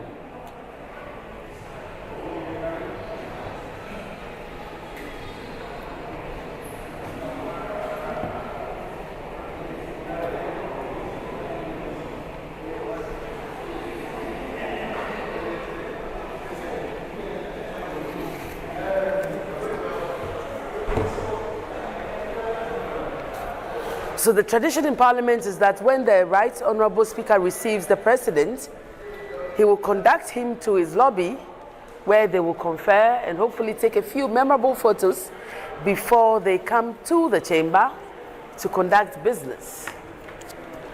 The President is no stranger to the House, Honourable Collins Dauda. He has been here forever, just like some of us. He's an old member of Parliament, and he has Honourable Patricia Epieje, also an old member of Parliament, Deputy Minority Leader, breaking the glass ceilings for other females to follow. A very hard-working Deputy Leader, compliments her leader beautifully.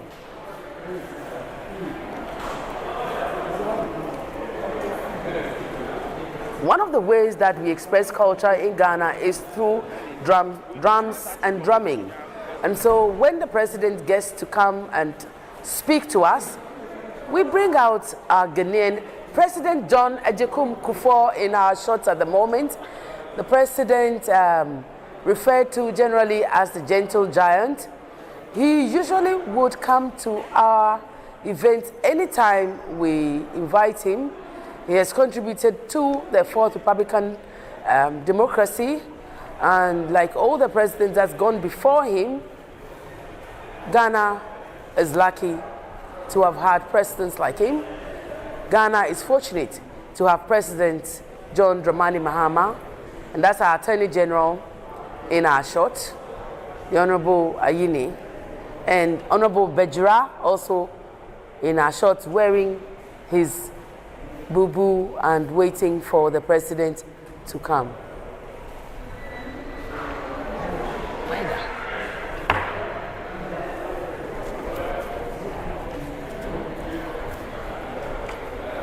One of the things that members would do if they want to distract their opposing side or opposite side is to usually break into songs and, you know, generally disrupt people's train of thought. And it's acceptable procedure in parliamentary practices and procedures.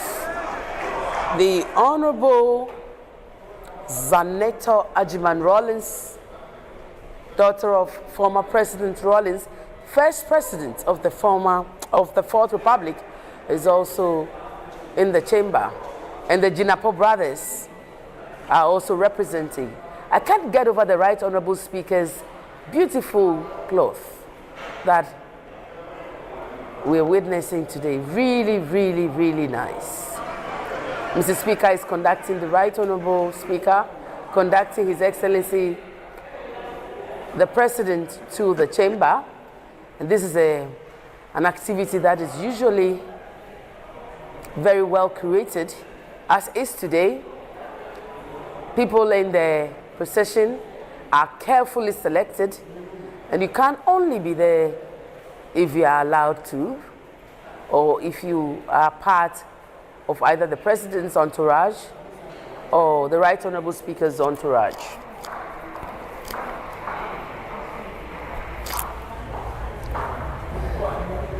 Oh, this is sombering. A sombering thought just occurred to me. On an occasion like this, we would have had the late former president, and like I said, the talking drums. We speak to our elders through appellations and drums. And so the Phantom From is doing the talking as we welcome His Excellency John Dramani Mahama to his very own house, the Parliament of Ghana. Parliament is an embodiment of democracy. It is thought that a country that does not have institutionalized parliaments are not regarded as democratic, and that's the leaders of the two caucuses with the Right Honorable Speaker, and of course, our very own mother, Professor Nana Jane Opoku-Agyeman, in her beautiful fugu, accompanying the president. I see the chief protocol officer for His Excellency John Dramani Mahama ushering the president to his seat. Once the president enters, the state sword enters with him. The state sword is the symbol of national authority. And once the president is here, the national anthem will be played. And then we will get down to business. He will be welcomed by his host, Alban Sumana Kingsford Bagbin, and then he will proceed to give us his message on how our state is faring.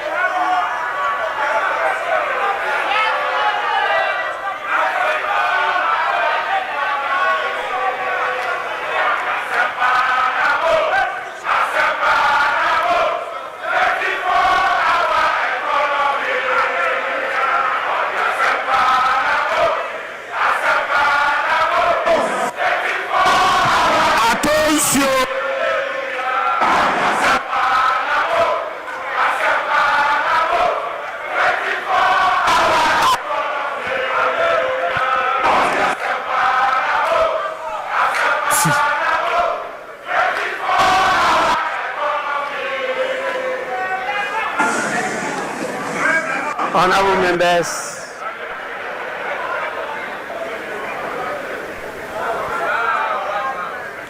honorable members,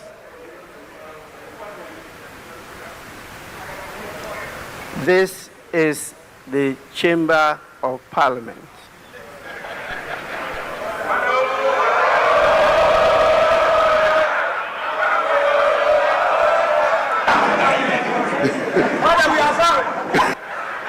Honorable members, the House is extremely privileged to have the President of His Excellency John Dramani Mahama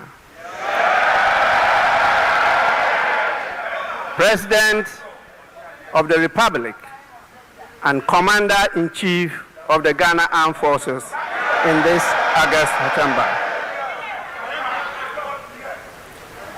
His Excellency, the President is here in accordance with Article 67 of the Constitution of the Republic to deliver a message on the state of the nation to this honorable House.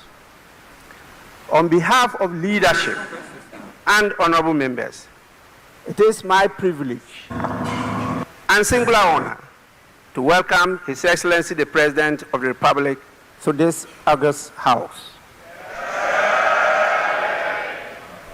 Honorable members, before I invite His Excellency the President to deliver a message on the state of the nation, permit me to recognize the presence in this chamber the following distinguished personalities.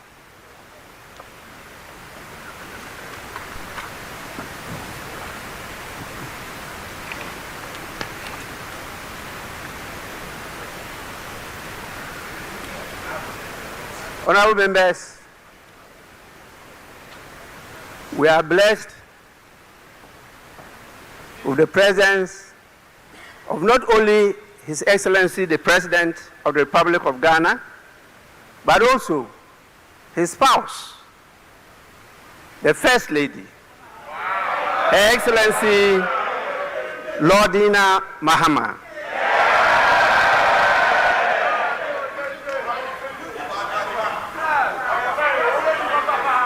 We also have the presence of the Vice President,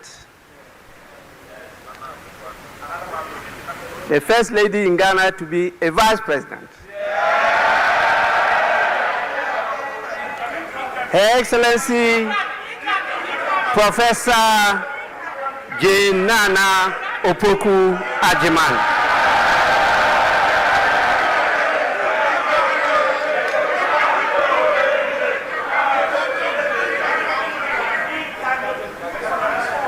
We have His Lordship, the Chief Justice, Justice Paul Kwadwo Bafuboni.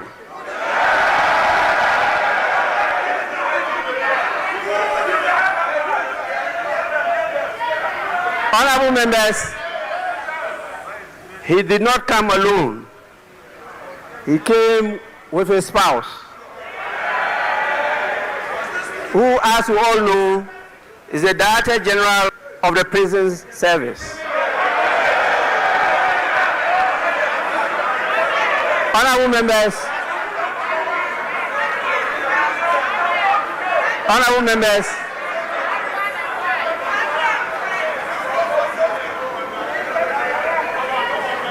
honorable members,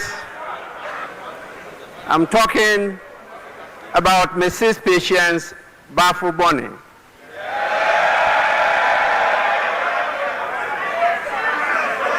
Surely we have the presence of your lordships, justices of the Superior Court with us here. We also have the chairman of the Council of State and the former Speaker of Parliament, Right Honorable Edward Do Ajaho.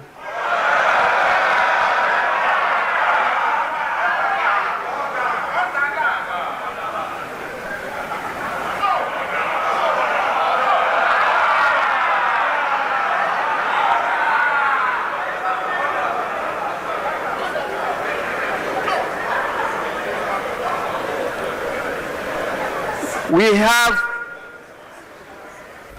the presence of the former president,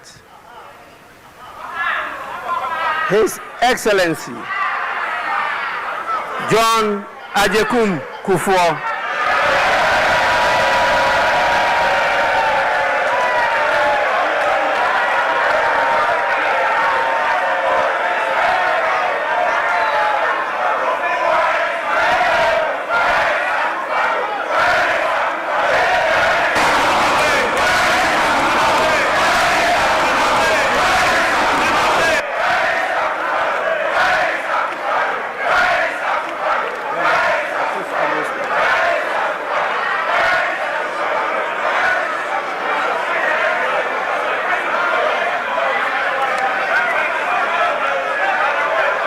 Honorable members,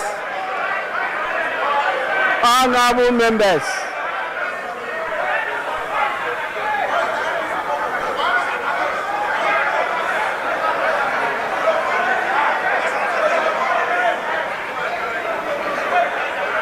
honorable members, I have a formal communication from His Excellency, the former President, Nana Addo Dankwa Akufo-Addo.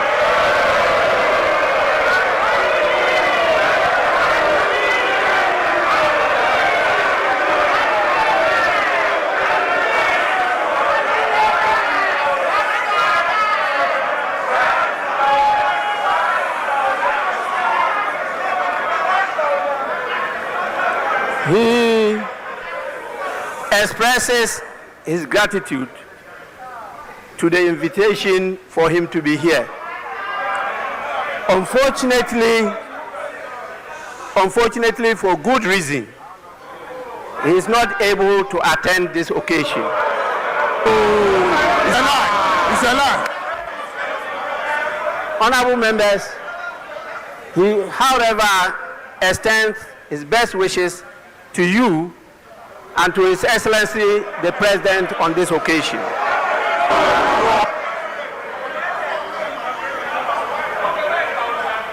Honorable members,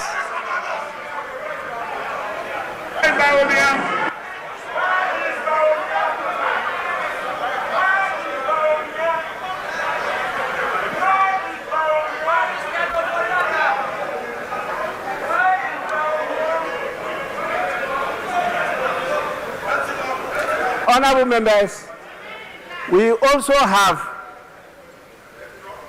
the presence of the former Speaker of Parliament, Right Honorable Sechi Hughes.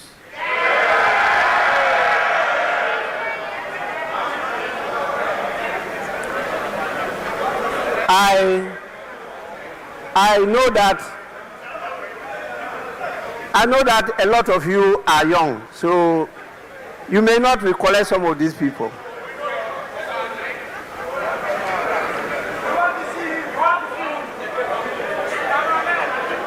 Honorable members, we also have a number of the members of the Council of State who are here today. We have also the presence of the Chief of Staff, Honorable Julius Debra.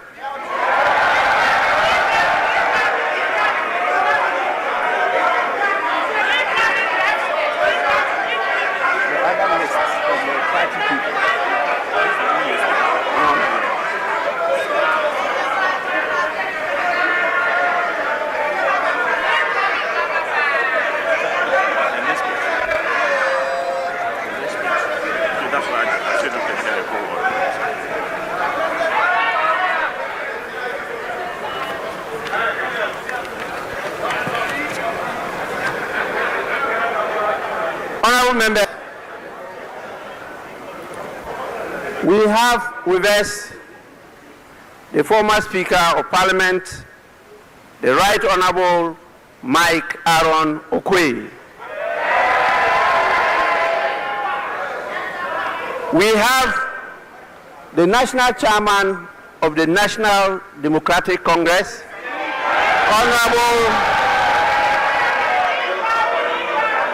Honorable Johnson Asedu Nketia, and we have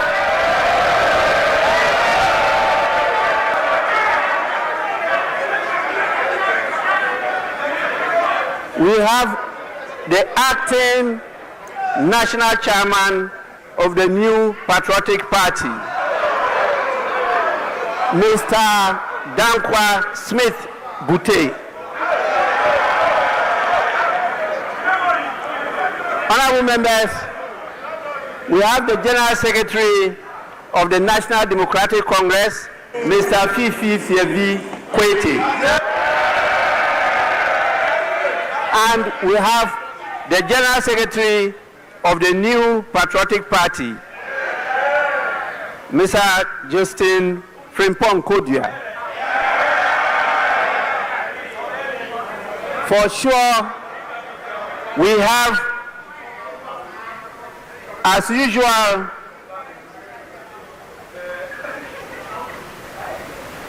our brothers and sisters in the diplomatic corps. Many of them are here with us, and they are distinguishedly seated at the public gallery. We also have the heads of the various security services. We have our revered traditional leaders, religious leaders, and the former clerks to Parliament.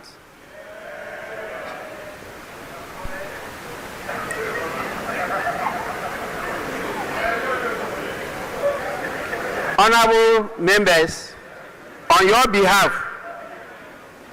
I warmly welcome all of them to the House.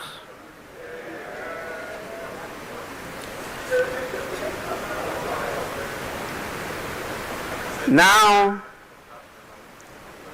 I have the greatest pleasure in inviting His Excellency the President to deliver his message. Your Excellency, you may do so now.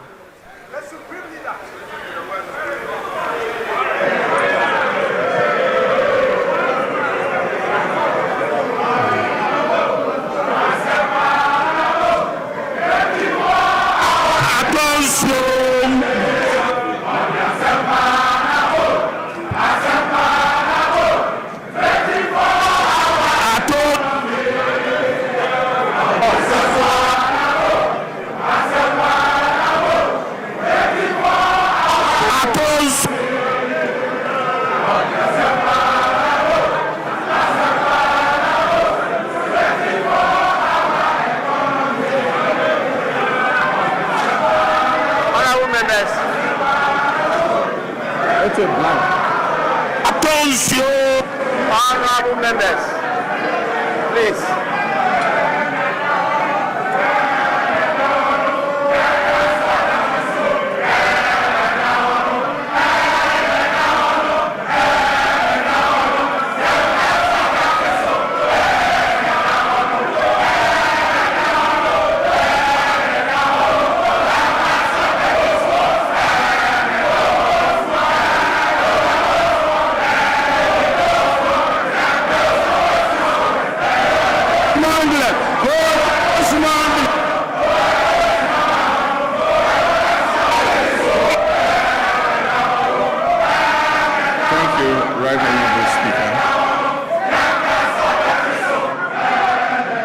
Thank you, Right Honorable Speaker.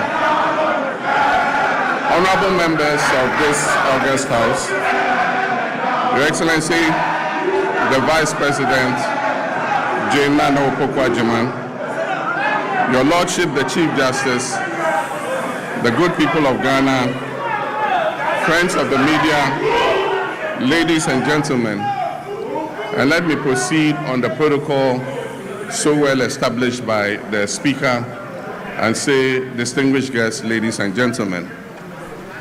It is both a profound honor and a constitutional duty to appear before this august House to deliver a message on the state of the nation as required by Article 67 of our Constitution.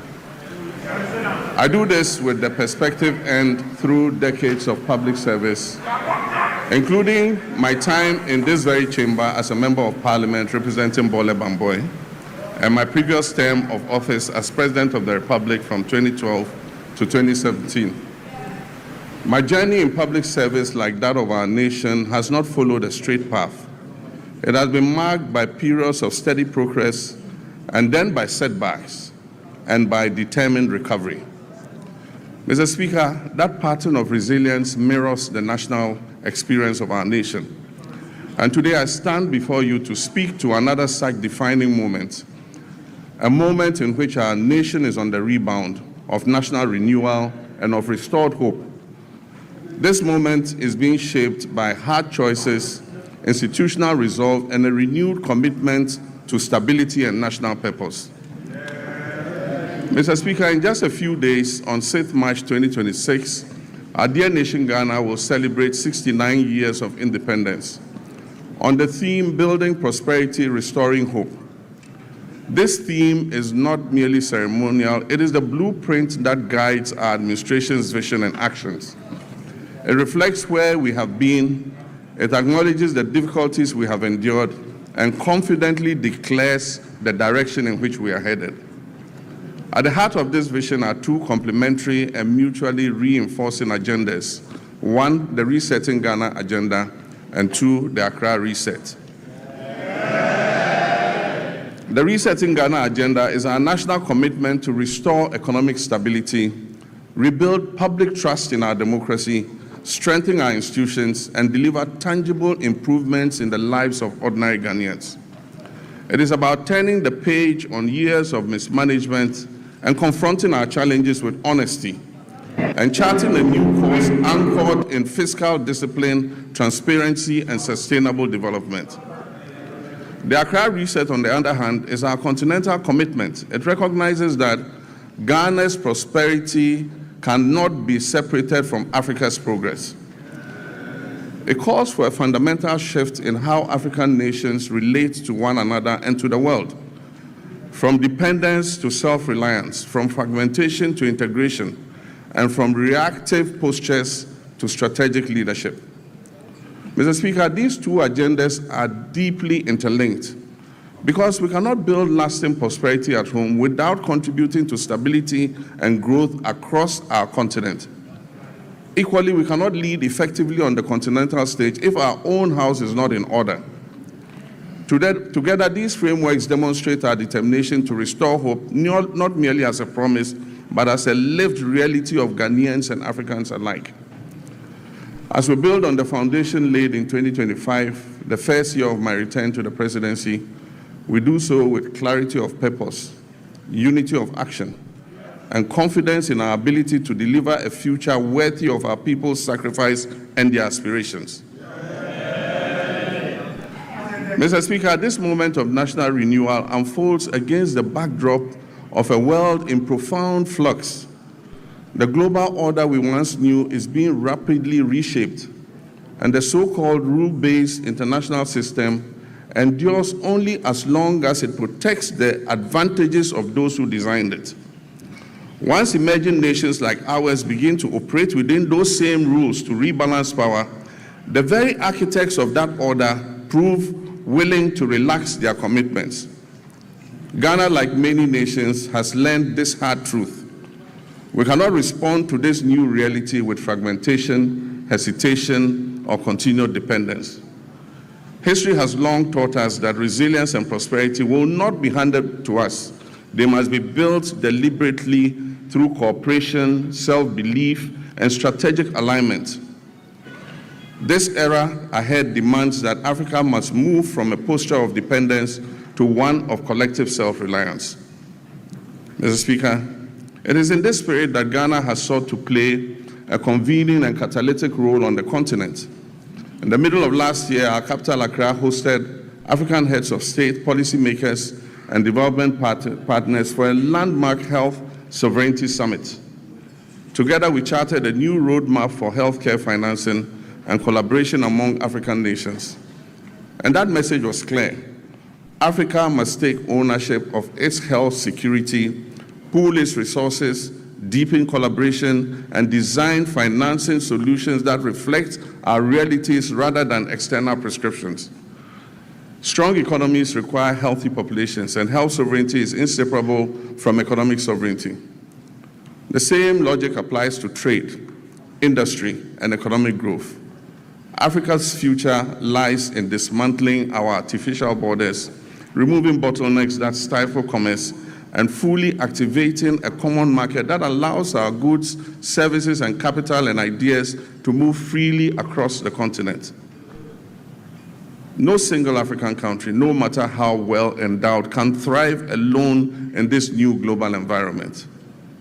Rather, when we work together, our combined markets, our youthful populations, our natural resources, and our creativity will constitute one of the greatest economic opportunities of this century.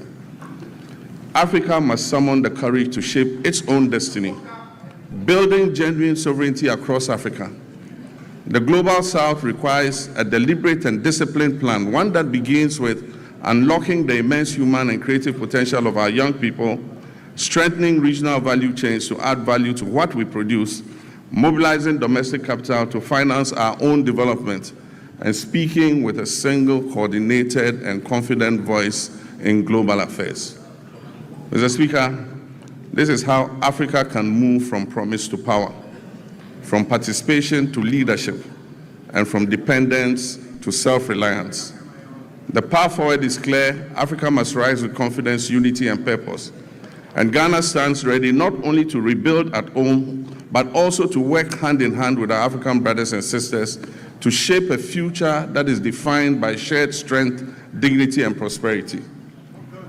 Mr. Speaker, we have resolved here in Ghana to operate with our eyes open, to protect our sovereignty, and to design policies that place our people first. We'll continue to engage with the world, but on terms that reflect our interests. We will uphold global norms, but we will not outsource our judgment.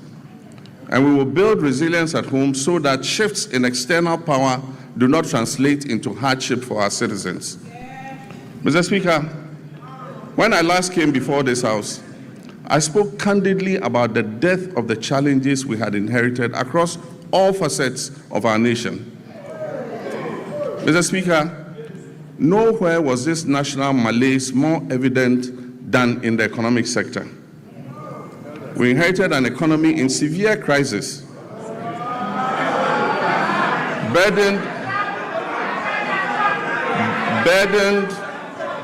by unsustainable debt, high inflation, a rapidly depreciating currency, and an escalating cost of living crisis that had left our citizens reeling from unimaginable hardship caused by years of general imprudence and reckless management of the economy. Mr. Speaker, I was clear from the outset that recovery would not come easily. But I was also clear that I'll stop at nothing to turn this situation around and bring relief to Ghanaians. I promised then that just as I have confronted and overcome crisis in the past, I'll reset our economy and return us to a path of growth, progress, and development. Mr. Speaker, I told this August House then, when I appeared before you last year, that we would have to take tough, prudent, and necessary decisions to restore stability and credibility. Today, Mr. Speaker, I can say to you with confidence, Ghana is back. Ghana is working again. And Ghana is open for business. The fundamentals are improving, and the path to sustained acceleration is very clear to everyone. From the outset, we resolved to choose discipline over waste, reform over excuses, and stability over speculation. As a responsible government, our first order of business was to halt the economic hemorrhaging and restore order to our public finances. We tightened expenditure and commitment controls. We improved payables reporting and conducted a comprehensive audit of 2024 commitments to restore credibility and discipline. Mr. Speaker, these measures have begun to deliver some of the most remarkable economic outcomes in decades. Mr. Speaker, as we approach the celebration of our 69th independence anniversary, we do so not only with pride in our past, but also with renewed hope for our future. We are building prosperity through sound policy, responsible governance, and inclusive growth. We are restoring hope by delivering on our promises and proving that good leadership makes a measurable difference in our people's lives. The Resetting Ghana agenda is working. The Accra Reset is gaining momentum. And together they are laying the foundation for a stronger, more resilient, and more prosperous Ghana. Mr. Speaker, our nation is on the runway. It is in takeoff mode. And you are all advised to fasten your seat belts.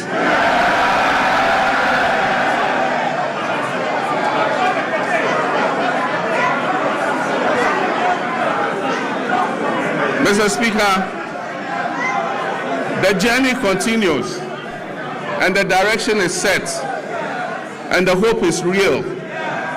Our theme today of building prosperity, restoring hope is not merely aspirational. It reflects the tangible transformation we have delivered for the Ghanaian people. Mr. Speaker, our economy has grown significantly. In 2025, Ghana's GDP is expected to reach $113 billion, an increase from $83 billion at the end of 2024. This has placed Ghana among the top 10 largest economies in Africa. Mr. Speaker, average GDP growth for the first 3 quarters of 2025 is reported at 6.1%. But growth means nothing without discipline. Our primary surplus reached 2.6% of GDP, far exceeding our target of 1.5%. Mr. Speaker, we closed our fiscal deficit at 3.1%, well below the projected 3.8%. Mr. Speaker, this is not prudent governance.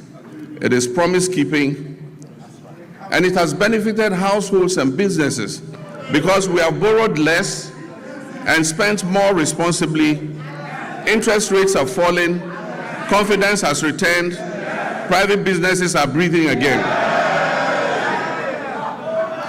Mr. Speaker, the 19th of December 2022 will go down as one of the darkest days in Ghana's economic history. On that day, Ghana declared its inability to honor its debt obligations. We declared a debt default and placed a moratorium on both domestic and foreign debt repayments. Following this, we entered a protracted and complex debt restructuring process. Ghana's debt became a shackle on our economic progress, dragging our nation down into hardship and despair. Looking at Ghana's restructured debt profile, it is clear that those who negotiated on our behalf were only intent on kicking the can down the road. With the largest debt repayments scheduled, interestingly, between 2025 and 2028. Mr. Speaker, we confronted this crisis with action, not rhetoric. We established sinking funds, we restructured obligations, and we pursued bilateral agreements. Mr. Speaker, the result, public debt fell by 82.1 billion Ghana cedis and took our debt to GDP from 61.8% to 45.3%. Mr. Speaker, this is one of the sharpest reductions of debt in Ghana's history. Mr. Speaker, just this year, after the New Year celebration on January 2nd, when people were still recovering from hangovers, we settled a US 709 million euro bond ahead of schedule. We settled a US dollar 709 million euro bond ahead of schedule, completing the US 1.4 billion in debt service that was meant for 2025. Mr. Speaker, and the world noticed, Fitch, Moody's, and Standard & Poor's all upgraded Ghana's credit ratings, the first triple upgrade in many years. Mr. Speaker, Ghana's credibility is restored. Ghana is rising. The heaviest burden we inherited was the very high inflation rate, which was silently eroding every household's purchasing power. It peaked at 54.1% at the end of 2022, and it declined to 23.5% by the end of 2024. Mr. Speaker, we treated this with urgency. Through fiscal consolidation, currency stabilization, and disciplined monetary policy, inflation fell from 23.5% at the end of 2024 to 3.8%.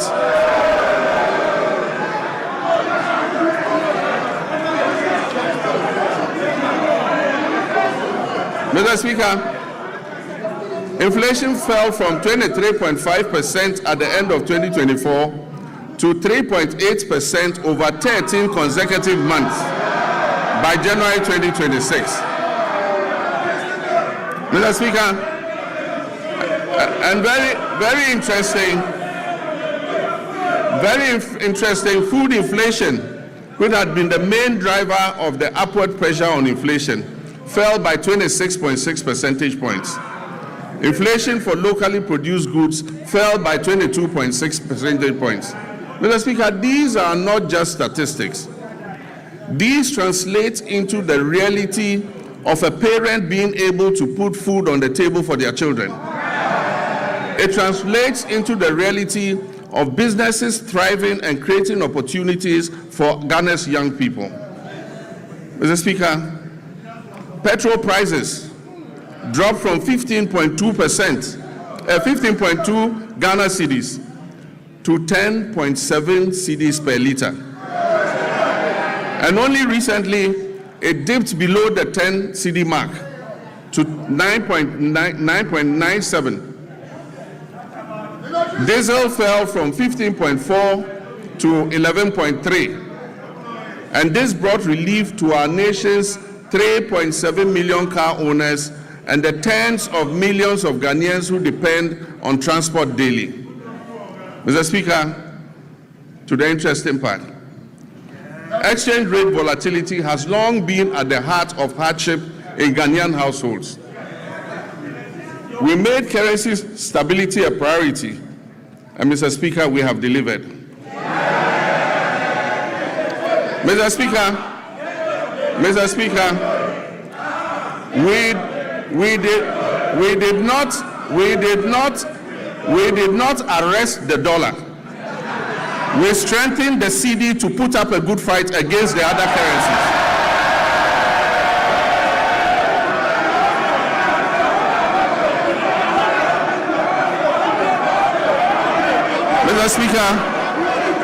Mr. Speaker, we did not arrest the dollar. We strengthened the cedi to put up a good fight against the other currencies.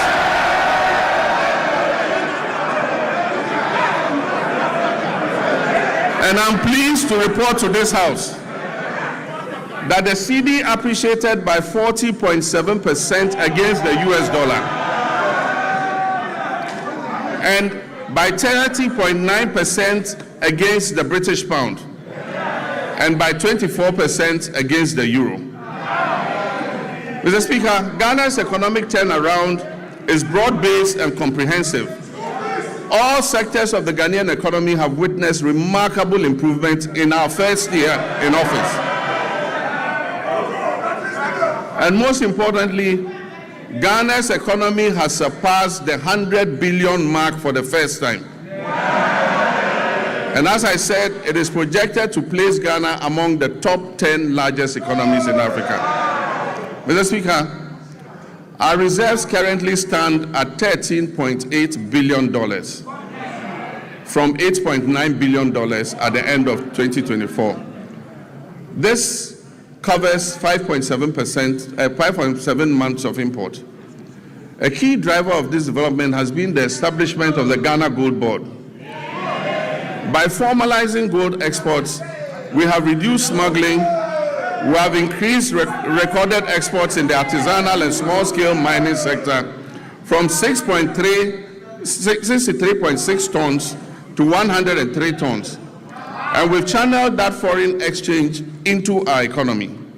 Mr. Speaker, when the cedi stabilizes, imported inflation falls, businesses can plan better, and household incomes improve.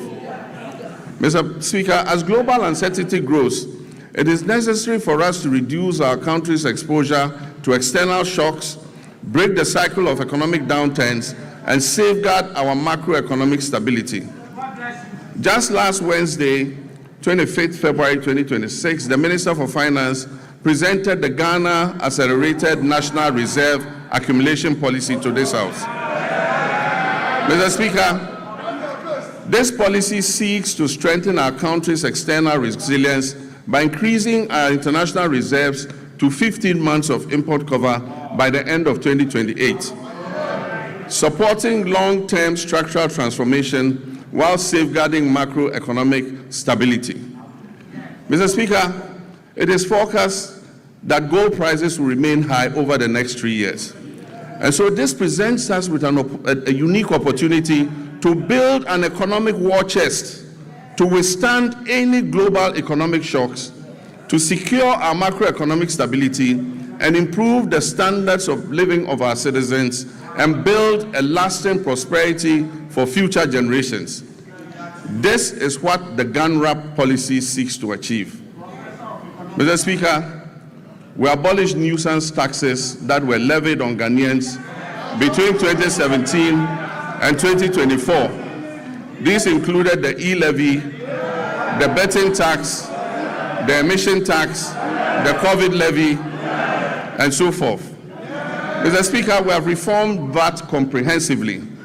One, by abolishing the 1% COVID-19 levy, decoupling Get Fund and NHIL from VAT, reducing the effective VAT rate from 21.9% to 20%, raising the VAT threshold to 750,000 Ghana cedis to exclude petty businesses, and extending zero rating on textiles up to 2028.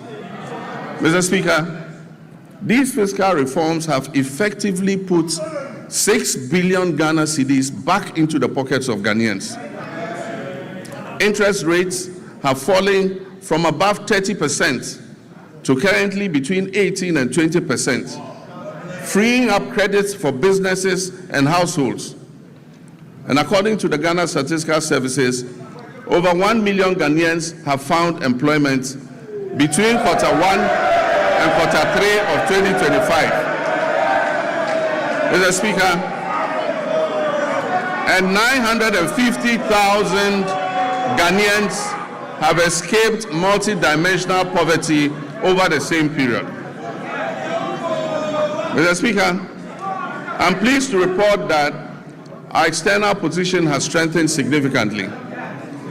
By December 2025, our current account recorded a surplus of 9.1 billion, representing 8.1% of our GDP. This is a remarkable increase from 1.5 billion or 1.8% of GDP in 2024. These achievements have been driven by robust gold, cocoa, and non-traditional exports, and increased remittance inflows. This improvement demonstrates that our economy is gaining strength and resilience again on the global stage. We've moved decisively from planning to action on our flagship 24-hour economy and accelerated export development program. This was officially launched in 2025, and this transformative initiative is designed, 1, to unlock round-the-clock economic activity, 2, deepen our value chains across key sectors, 3, boost productivity and support export growth, and 4, create quality jobs in agriculture, manufacturing, logistics, and services. Mr. Speaker, I want to thank this August House. On 6th February 2026, this House passed the 24-Hour Economy Authority Bill. This has established the regulatory framework and the legal mandate that was necessary for full implementation. Last week, at the cabinet meeting held, I had the honor of signing this historic legislation into law. All is now set for takeoff. This is the boldest economic transformation initiative in Ghana's recent history. Mr. Speaker, in this year's budget, 110 million has been allocated to begin the setting up and implementation of the 24-hour economy authority. These resources will enable businesses to operate beyond traditional business hours. They will attract investment through strategic partnerships with the Development Bank of Ghana and the Ghana Infrastructure Investment Fund, and they will strengthen the foundations for sustained growth and job creation, especially for our young people. This is about building prosperity and restoring our people's hope through concrete action. Mr. Speaker, a nation that does not learn from past mistakes cannot get out of the cycle of problems that impose hardships on its citizens. We've just begun to emerge from the most devastating economic crisis in our nation's recent history. This crisis was triggered by general financial indiscipline, huge deficits, and massive debts that were occasioned by persistent and unbudgeted expenditure to meet the ends of convenient politicking. In the last week, we have had to take the painful but necessary decision to revise the producer price of cocoa to achieve competitive pricing and resolve the acute liquidity challenges in the sector. Mr. Speaker, failure to do this as others did and left a debt of 32 billion for this government to pay. Failure to do this would have meant borrowing billions in borrowed funds. Mr. Speaker, this unplanned expenditure would have taken us right back to the very devastating economic problem we have only recently begun to escape.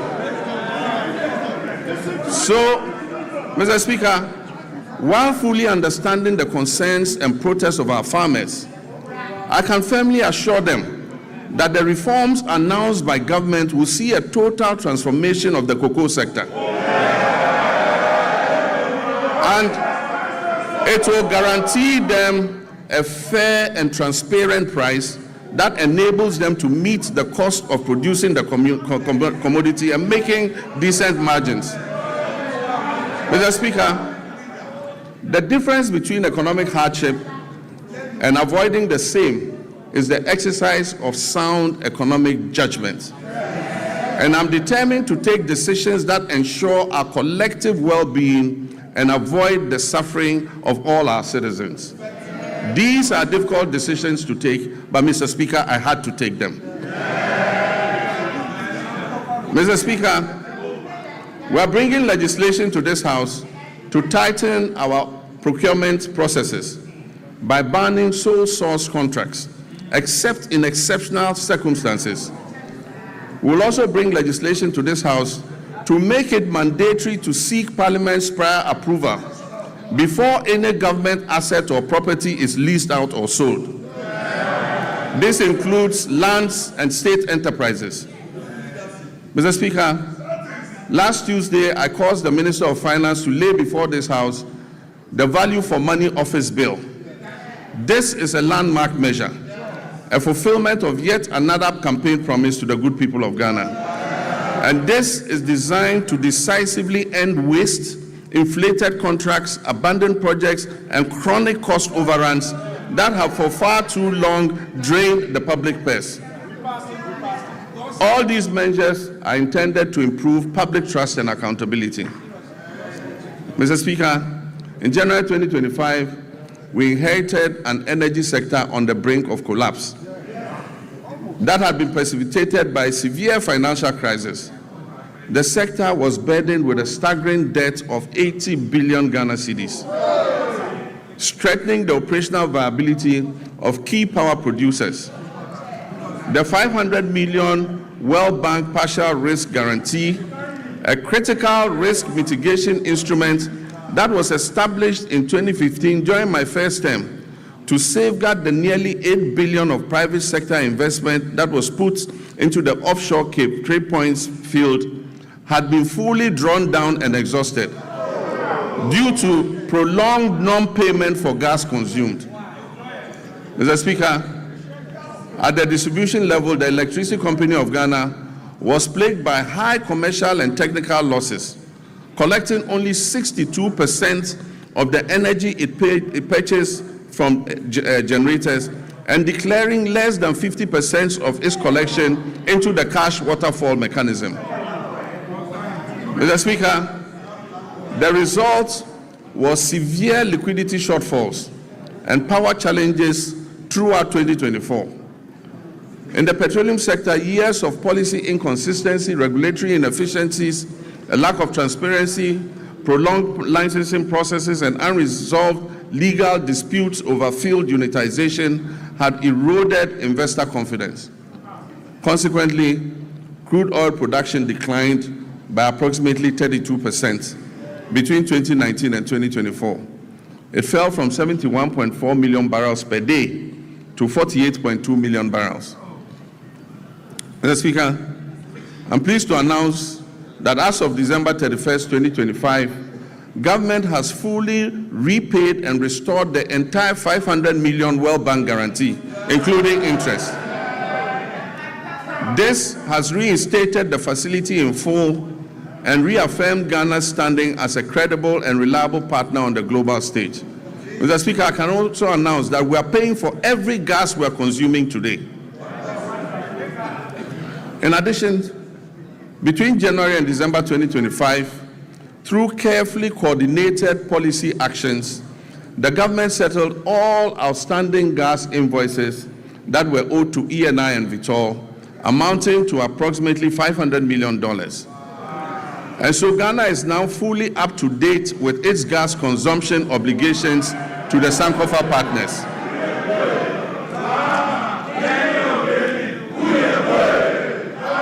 And I'm pleased to announce that the 2026 budget has made adequate provision to ensure timely payments for all liquid natural gas that we consume going forward. Mr. Speaker, to ensure equity and fairness, the government has also held constructive engagements with Tallow Oil and the Jubilee Field partners, and we've reached a comprehensive roadmap to guarantee full payment for all gas that is consumed. This approach supports reliable nationwide electricity generation and accelerates industrial growth. Engagement with upstream partners has resulted in increased gas production, guided by a clear national vision to rapidly scale up domestic gas supply and reduce reliance on expensive liquid fuels.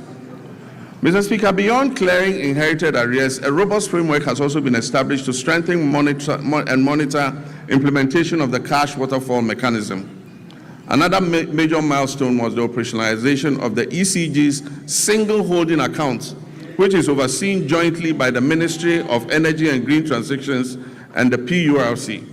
This intervention has significantly reduced revenue leakages, and it has enhanced ECG's capacity to meet its payment obligations. To address the high cost of power, the government has successfully renegotiated existing power purchase agreements.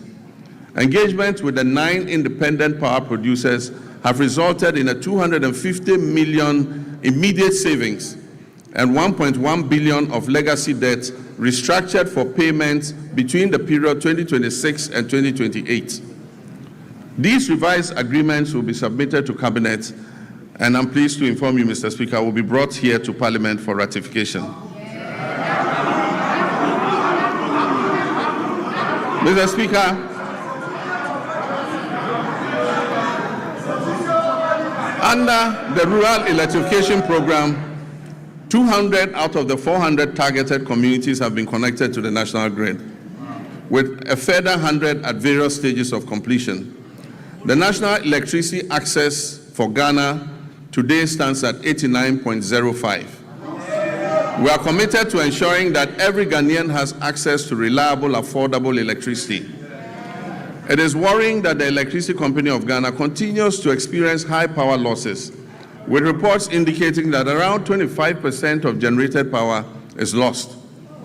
To address this phenomenon and anchor the gains we have made, adopting private sector participation, particularly in billing and collection, is the most effective way to significantly reduce these losses.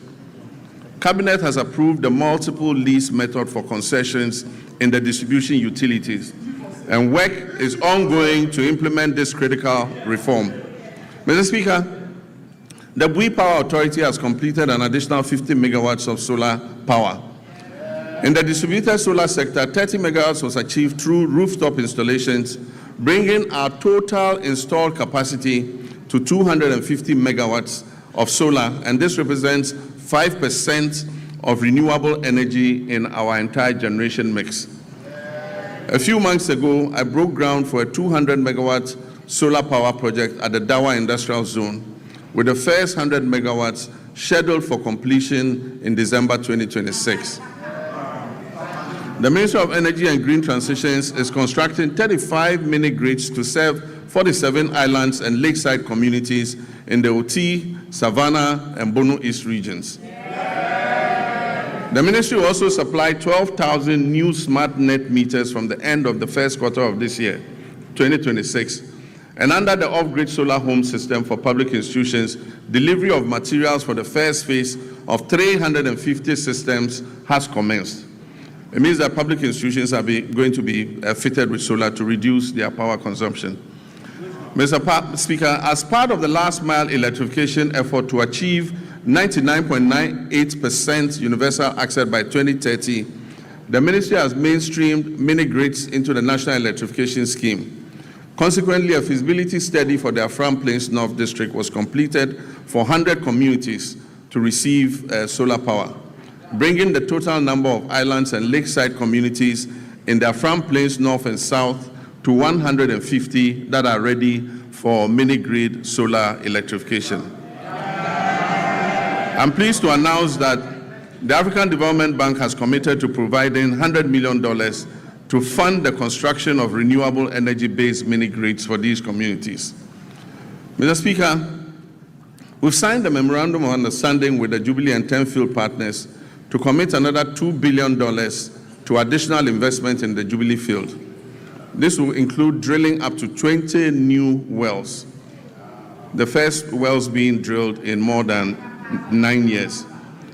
Mr. Speaker, there's a second memorandum of intent with the OCTP partners, that's ENI and Vitol, to commit $1.5 billion of additional investment in the OCTP field in the Cape 3 Points Block 4 contract area, among others.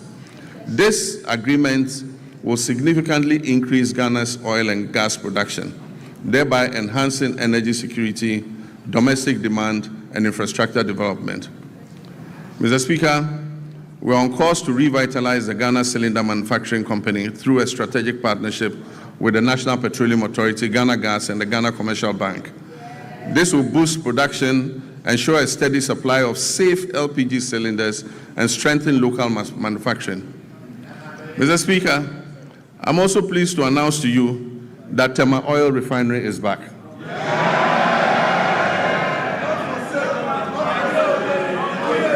The new management of the refinery has successfully completed extensive turnaround maintenance.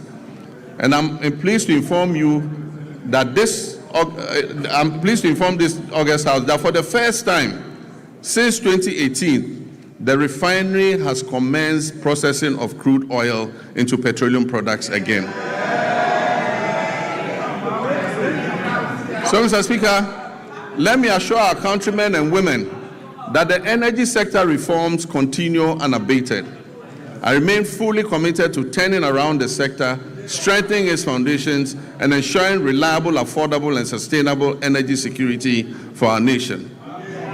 Mr. Speaker, agriculture remains central to our national renewal. Since January 2025, this administration has embarked on a decisive reset of Ghana's agricultural sector under our Agriculture for Economic Transformation agenda, with the Feed Ghana program serving as the flagship vehicle for implementation. Our objective is clear: to restore food sovereignty, stabilize food prices, reduce import dependence, increase decent jobs, especially for youth, and reposition agric as a strategic growth sector under our 24-hour economy policy. Mr. Speaker, as of January 2025, food inflation stood at 28.3%, following an unprecedented peak of 61% in January 2023. This situation placed severe pressure on households and undermined national stability. Today, food inflation has declined significantly to 4.9%, and this has provided relief to Ghanaian families and businesses. Mr. Speaker, this year we have committed 300 million Ghana cedis to the National Food Buffer Stock Company to mop up excess produce, to stabilize prices, and build a strategic national food buffer against emergencies, marking the first time Ghana has deliberately built a food reserve for national resilience. Over 413 institutions, from basic schools through to tertiary institutions, have been registered and are actively participating in the Feed Ghana program. Institutional farming is currently being undertaken by the Ghana Armed Forces, the Ghana Prison Service, the National Service Authority, basic and second cycle schools, public universities, and faith-based organizations, including churches and mosques. A key pillar of the Feed Ghana program is the home gardening initiative. Across the country, families are being encouraged to grow vegetables at home and in their communities to reduce food expenditure, improve household nutrition, and enhance food availability. The Feed Ghana program is also firmly anchored on irrigation for wealth creation. Government is deliberately shifting our agriculture from rain-fed dependence to irrigation-based farming to support year-round production and also strengthen our climate resilience. And so over the past months, processes have begun for the following interventions: the construction of 2 new mega dams, the rehabilitation of 8 existing irrigation dams, and the construction of 250 solar-powered boreholes for farming communities and schools across the Northern Belt and Brong-Ahafo regions. In addition, major irrigation schemes, including the Via, Weta, Tanoso, Bong, Ashaman, and Aveime, are undergoing rehabilitation, while new inland valleys covering over 1,300 hectares are being developed to expand rice production. Under the Global Agriculture and Food Security Program, we've launched a 20 million agro-input distribution project to strengthen food and nutrition security across the Northern Savannah Ecological Zone. This project is being implemented in 12 districts across 6 regions, with a target of 50,000 farming households, including 30,000 women and youth. It will support the production of key staples such as maize, rice, soya bean, cowpea, granules, while promoting year-round vegetable cultivation through solar-powered micro-irrigation schemes for farmers groups and selected schools. The project is also supporting backyard and commercial poultry production, as well as the distribution of fertilizer and certified seeds to participating districts. This will help strengthen the poultry value chain. We're working to fulfill the promise of establishing farmer service centers across the country to modernize agriculture. Procurement processes are underway for a total of 660 tractors, 400 combine harvesters, and other agricultural equipment and implements. The first 11 farmer service centers will begin construction this year and will provide affordable access to land preparation, harvesting, storage, input supply, extension services, and equipment leasing, especially for smallholder farmers. Mr. Speaker, in the next 2 weeks, I'm going to cut short for the first farmer service center in the Afram Plains. Mr. Speaker, agricultural extension remains the backbone of productivity, and to address the current gap between farmers and extension officers, 540 motorbikes have been procured to improve extension coverage. 150 of those bikes have already been distributed, and we're employing 400 Feed Ghana district coordinators nationwide, while 10,000 young Ghanaians are being enrolled under a 4-year national service agripreneurial program, with annual absorption into permanent employment. So far, 3,000 youth have been posted by the National Service Authority under the Agripreneur program. This intervention is strengthening frontline service delivery and creating employment opportunities for young people. We're also placing farmer cooperatives at the center of our agricultural transformation plan. As of October 2025, 70,000 community commodity-focused farmers cooperatives had been established nationwide. And they are serving as platforms to access inputs, mechanization services, climate advisories, aggregation, and fair market negotiation. Government is actively linking farmers to agro-industrial investments to stabilize prices, create jobs, and accelerate Ghana's journey towards food security. A major highlight of this effort is the 154 million Ghana-Italy irrigated commercial farming project to establish a 10,000 hectare irrigation model farm to produce rice, maize, soya, and tomatoes. All produce from this project will be sold locally. This intervention is strategic and designed to fast-track progress towards food security, ensure a reliable supply of raw materials for agro-processing, and reduce Ghana's dependence on food imports. Mr. Speaker, other key initiatives under the Value Addition and Agro-Industrial Drive include rice processing facilities in the Upper East and Upper West regions, poultry feed production facilities in Ashanti, cashew and onion processing facilities in Bono East. In addition, a 40-ton per day soya processing plant is being established in northern Ghana to support soya bean farmers and reduce their feed costs. The share industry is also being revived through secured export contracts and measures to protect raw material supplies. Mr. Speaker,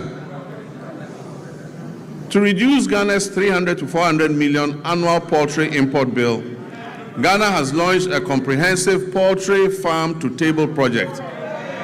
These comprise 50 anchor or commercial farmers producing 4 million birds, 500 SMEs producing 3 million birds, and a small-scale Nkokon Kitinkiti backyard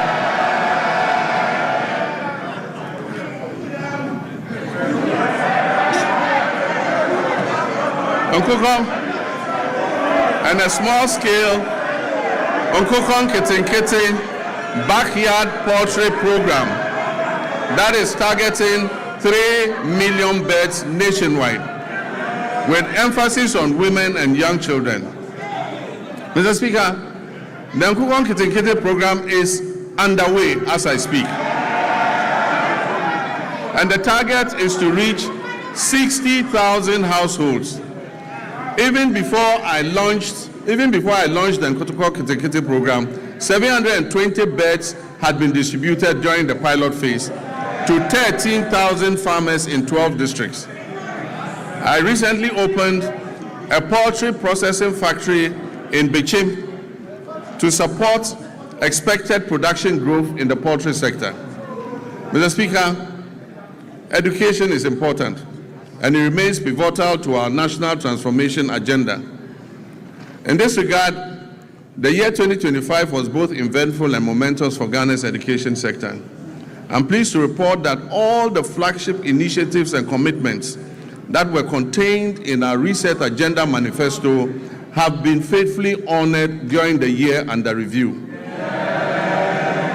The No Fee Stress initiative was successfully launched in Koforidua, and as I speak has benefited over 152,000 young people, first-year students in public tertiary universities. The number of beneficiaries this year is projected to reach 220,000 first-year students. In collaboration with the Student Loan Trust Fund, I have good news for law students. Law students in Ghana will also be now able to access the student loan scheme to pursue their legal education. Mr. Speaker, the free tertiary education policy for persons with disability has also been launched and is now fully benefiting all eligible persons with disabilities enrolled in our tertiary institutions nationwide.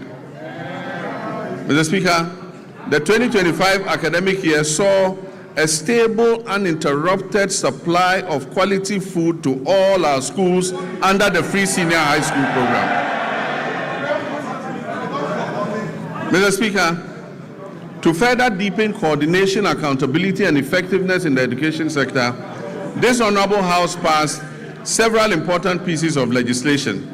These include: 1, the Kwame Nkrumah University of Science and Technology Bill 2025, the Ghana Scholarships Authority Bill 2025, the Change of University Names Bill 2025, the University for Development Studies Bill 2025, and the Ghana Education Trust Fund Bill 2025.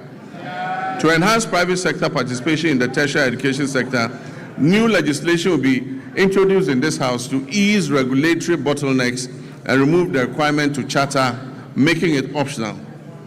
Mr. Speaker, basic education remains the critical entry point into our education system. It is at this level that children acquire foundational literacy, numeracy, critical thinking, and problem-solving skills, upon which all future learning depends. Government understands the importance of the basic sector and is therefore undertaking a major policy shift to rebalance our education investments in favor of basic education.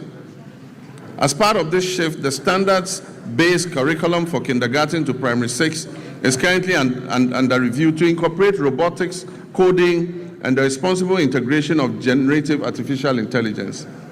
Additionally, as part of the ongoing curriculum review, artificial intelligence education will be introduced at an age appropriate and developmentally sensitive, with a strong emphasis on ethical use, digital responsibility, critical thinking, and human values. Mr. Speaker, in response to the persisting challenge of schools under trees, this government has programmed a bold and decisive intervention for the 2026 financial year. This includes the construction of 200 kindergarten blocks, 200 new primary school blocks, 200 new junior high schools nationwide. And I'm further pleased to inform this House adequate allocation has been done in the 2026 budget. I'm further pleased to inform this House that the government has fully cleared all outstanding capitation grant arrears owed to the public basic schools, as well as clearing all outstanding arrears of BEC exam registration subsidies due to the West African Exams Council. For previous years, the legacy debts to West African Examinations Council have all been cleared. Mr. Speaker, education for learners with special needs is not only a moral right, but also a sound, pragmatic investment. And it promotes equity and strengthens social cohesion.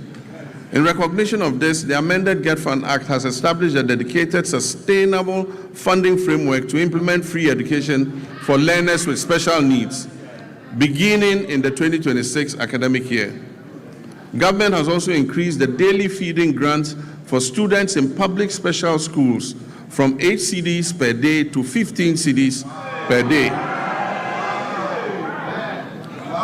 This significant increment reflects our resolve to address the unique nutritional and health needs of learners with disability.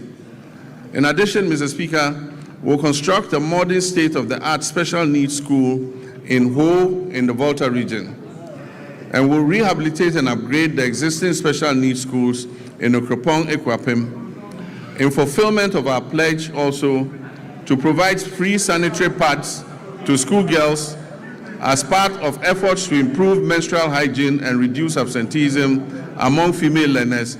A total of 12.2 million packets of sanitary pads were distributed to girls in public schools across the country in 2025.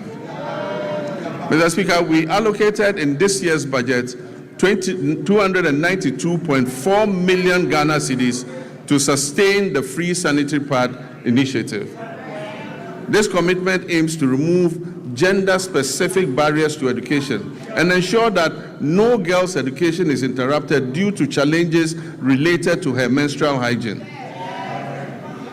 Mr. Speaker, as part of efforts to decongest senior high schools and increase access and ensure parity in educational opportunities, government is going to convert and upgrade 30 Category C secondary schools to Category B, and convert and upgrade 10 Category B schools to Category A. In addition, facilities in Category A schools are going to be upgraded and expanded to be able to take in more children. Technical and vocational education and training remain a critical pillar of our strategy to address youth unemployment and accelerate skills development. Government will construct 6 brand new regional TVET centers of excellence across the country to equip our young people with practical, industry-relevant skills aligned with the demands of the evolving job market. We're also undertaking a review of the national curriculum to align with the OECD Future of Education and Skills Framework. This will make TVET education more adaptive and resilient. Mr. Speaker, to expand access to higher education and support balanced regional growth and meet the rising demand for quality tertiary education, we've entered international partnerships to establish 2 new public universities, one in Kentapor in the Bono East region, another in Jasikan in the Oti region. I'm happy to announce also that a grant has been sourced from China to establish a new public university in Damango in the Savannah region. Mr. Speaker, technical universities play a critical role in closing the skills gap and reducing youth unemployment by delivering high-quality, industry-aligned and practice-oriented training within a broader policy framework that stimulates labor demand. In this regard, government is going to establish 3 new technical universities to strengthen skills development, enhance innovation, and support national industrialization efforts. Mr. Speaker, the Teachers Housing Initiative is a joint effort involving district assemblies, Common Fund, Get Fund, NAT, and JESOPs. And the aim is to build 50,000 housing units for teachers. This initiative is called the Teacher Dabre, Baby a Teacher Beda.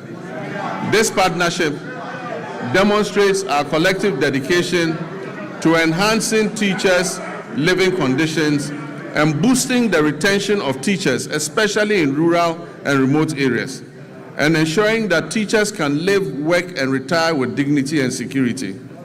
Mr. Speaker, by prioritizing equitable access and expanding infrastructure, we're investing in human capital and laying the foundation for a Ghana where every child can learn, grow, and succeed. Mr. Speaker, our health system. By January 2025, our health system was under severe strain. Aging and deteriorating equipment, stalled hospital projects amounting to 15 billion Ghana cedis in liabilities, and growing workforce pressures had weakened service delivery.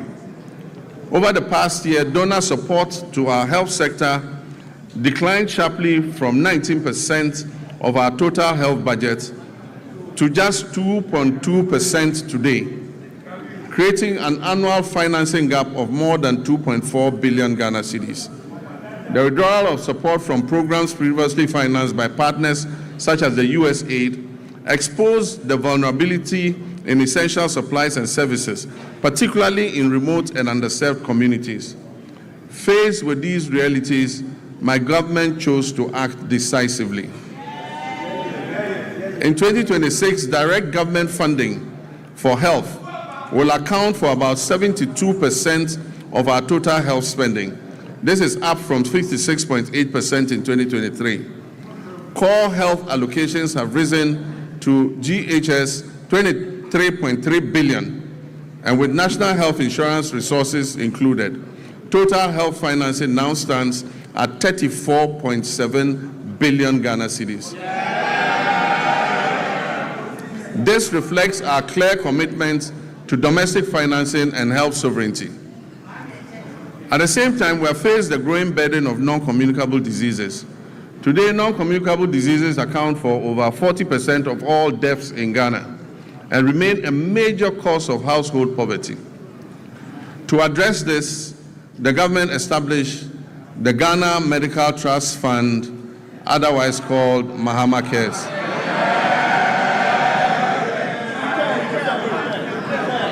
Mr. Speaker, this is the first nationwide financing mechanism dedicated to chronic and non-communicable diseases. Mr. Speaker, the National Health Insurance Levy has been uncapped. Claims payments are now timely, with facilities no longer waiting more than 6 months as happened in the past for payment to be made. We're also finalizing measures to increase provider tariffs by over 100% to reflect the realistic cost of health treatment. As a result of the increased trust, NHIS enrollment has risen from 57% at the start of 2025 to 66% today. Mr. Speaker, Ghana's health workforce density has risen from 16.6% per 10,000 people in 2025 to nearly 42 per 10,000 today, while public sector health employment has doubled to approximately 200,000 workers. And yet, significant challenges remain. At the beginning of 2025, when we took over, 103,000 trained health workers were still awaiting placement, employment, or enrollment onto the payroll. Over the past year, 13,500 nurses and midwives, along with hundreds of doctors and pharmacists, have been absorbed into the public payroll. Nursing trainee allowances have been regularized and restored.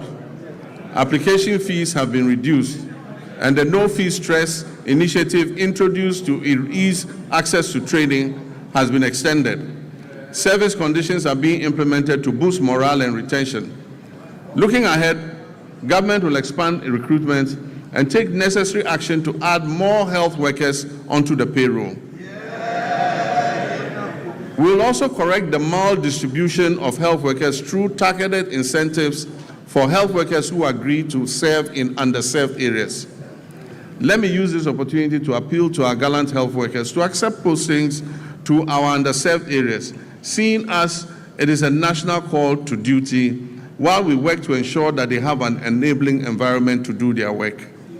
Mr. Speaker, we will also scale up specialist and advanced nursing training to match the country's changing disease profile. New post-basic nursing programs in cardiology, nephrology, endocrinology, and oncology will be introduced. While the two existing ones, emergency and critical care nurses, will be scaled up. At least 30 nursing training institutions will transition to competency-based degree curriculums, supported by new scholarship opportunities for PhD-level training for nurses and allied health professionals. Mr. Speaker, on health infrastructure, my government remains firm in its commitment not to abandon unfinished projects. We will continue to retool facilities, strengthen emergency and disease surveillance systems, and ensure that health infrastructure is properly aligned with staffing, equipment, and financing. In 2026 budget, provision has been made to commence regional hospitals in Oti, Savannah, and the Western North regions. This will expand access to quality care. Aligned with the reset agenda, we're making strategic investments in local pharmaceutical and vaccine production. The government has allocated 50 million in seed funding to the National Vaccine Institute. And in 2025, a local manufacturer secured market authorization to produce snake venom antiserum right here in Ghana. We're also finalizing steps to implement an advanced market commitment to prioritize locally manufactured vaccines and pharmaceuticals in public procurement. Production of the tetanus diphtheria vaccine is expected to commence this year through a partnership with an Indonesian pharmaceutical firm. Disease control remains our priority in our country's immunization financing. We will strengthen immunization financing. In 2025, the vaccine budget for children and pregnant women was increased by 46%, exceeding the 171 million Ghana cedis. And this enabled Ghana to fully and promptly finance all its vaccines and reduce the risk of preventable outbreaks. In 2025, we also introduced the HPV vaccine to protect young women and girls against cervical cancer. Mr. Speaker, Ghana's HIV prevalence rate is estimated at 1.6%. And as I speak with you, there are about 350,000 of our countrymen and women living with HIV and AIDS.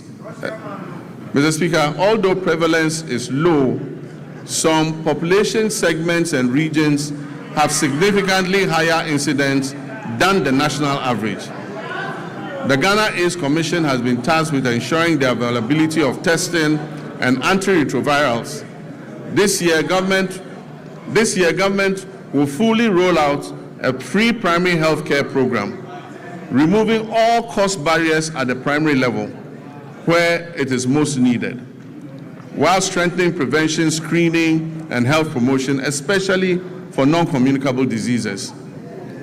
The Ghana Medical Trust Fund will be scaled up, and access to advanced cardiac care, including cardiac catheterization services at Tamale, Kolebu, and Komfo-Anokye Hospital, will be expanded to reduce overseas referrals and position Ghana as a center for specialized care in the sub-region, in line with our medical tourism objectives. Mr. Speaker, the Ministry of Health is expected to issue guidelines to eliminate the unacceptable no-bed syndrome.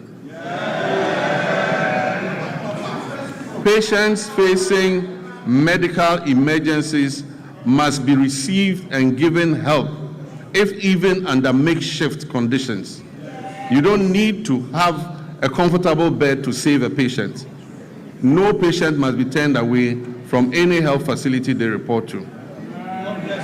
Mr. Speaker, but in the meantime, government will expand capacity by implementing the Rich Hospital Phase 2 project to increase the number of beds at the Greater Accra Regional Hospital. We will also continue and complete the Police Hospital project, and also continue and complete the La General Hospital. Mr. Speaker, in the Ashanti region, we will complete the Sewa Regional Hospital. We will complete the Aferi Military Hospital, and we will complete the Komfo-Anokye Teaching Hospital Maternity and Children's Block. Mr. Speaker, we remain on course to build a stronger, more resilient, and more self-reliant health system for all Ghanaians. Mr. Speaker, roads are a very important sector. We inherited a burden of significant financial obligations and structural pressures in the road sector that had accumulated over the years. As of December 2024, outstanding payments on road projects financed through the consolidated fund stood at 21 billion Ghana cedis. These were certified works executed by contractors across the country for which payment had not been made. In addition, indebtedness to contractors that was lodged with the Ghana Road Fund Secretariat and awaiting payment amounted to 5.43 billion Ghana cedis. This figure excludes accruing interest charges, which continue to compound the state's financial exposure. Mr. Speaker, beyond these arrears, we inherited also contractual commitments, that is, signed contracts, totaling more than 104 billion Ghana cedis. These commitments represent signed contracts for road projects at various stages of execution, many of them without corresponding secured funding to guarantee timely completion. By the end of 2025, the Ministry of Finance and Roads had cleared arrears amounting to almost 10 billion Ghana cedis owed to road contractors. And we are steadily continuing to reduce the road sector debts. Mr. Speaker, the famous Big Push infrastructure program. This is my vision for a national infrastructure drive to restore critical national infrastructure. Naturally, the bulk of the money is dedicated to the road sector. We want to open economic corridors, create jobs, and reduce the cost of doing business. Mr. Speaker, as I speak to you, work has started on 50 major road projects that cover a distance of 1,144 kilometers. The total estimated cost of these projects is 50 billion Ghana cedis. Meanwhile, government is also completing 23 projects that were awarded by the previous administration but were not paid for. These projects amount to another 573 kilometers and are estimated to cost 15 billion cedis. So if you add that to the 1,500, it means about 2,000 kilometers of roads are currently undergoing rehabilitation as I speak. This is the biggest major investment in our road sector in the history of Ghana.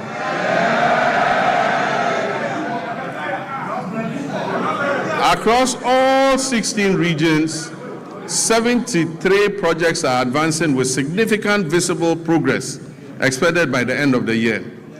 Some of these include Tepamaban-Goso, the Kumasi Bypass Road, Swami Interchange and Local Roads, Sunyani Outer Ring Road, Sampa Jinijini Road, Techima Nkonsia Winchi Road, dualization of Winneba Cape Coast Road, Kwau Tafo Adosu Road, Dodowa Afenyo-Dawenya, Bintiri Nakwanduri, Tamale Outer Ring Road, Wenchi Sola, Sola Wa, Bole Chache, Bole Town Roads, Navrongo Tumu, Tumu Han Lora, Atimpoku Ho, Ho Denu, dualization of Accra Aflao, dualization of Cape Coast Akrade, Dadieso Akontombra, to name just a few.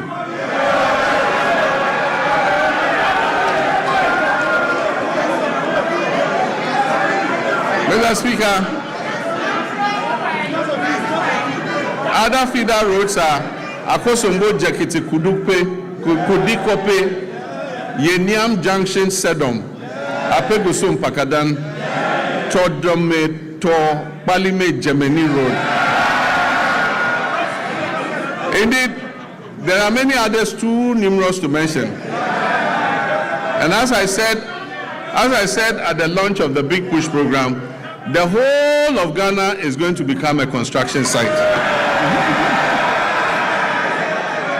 And Mr. Speaker, Ghanaians can already testify that serious road works are underway across the country.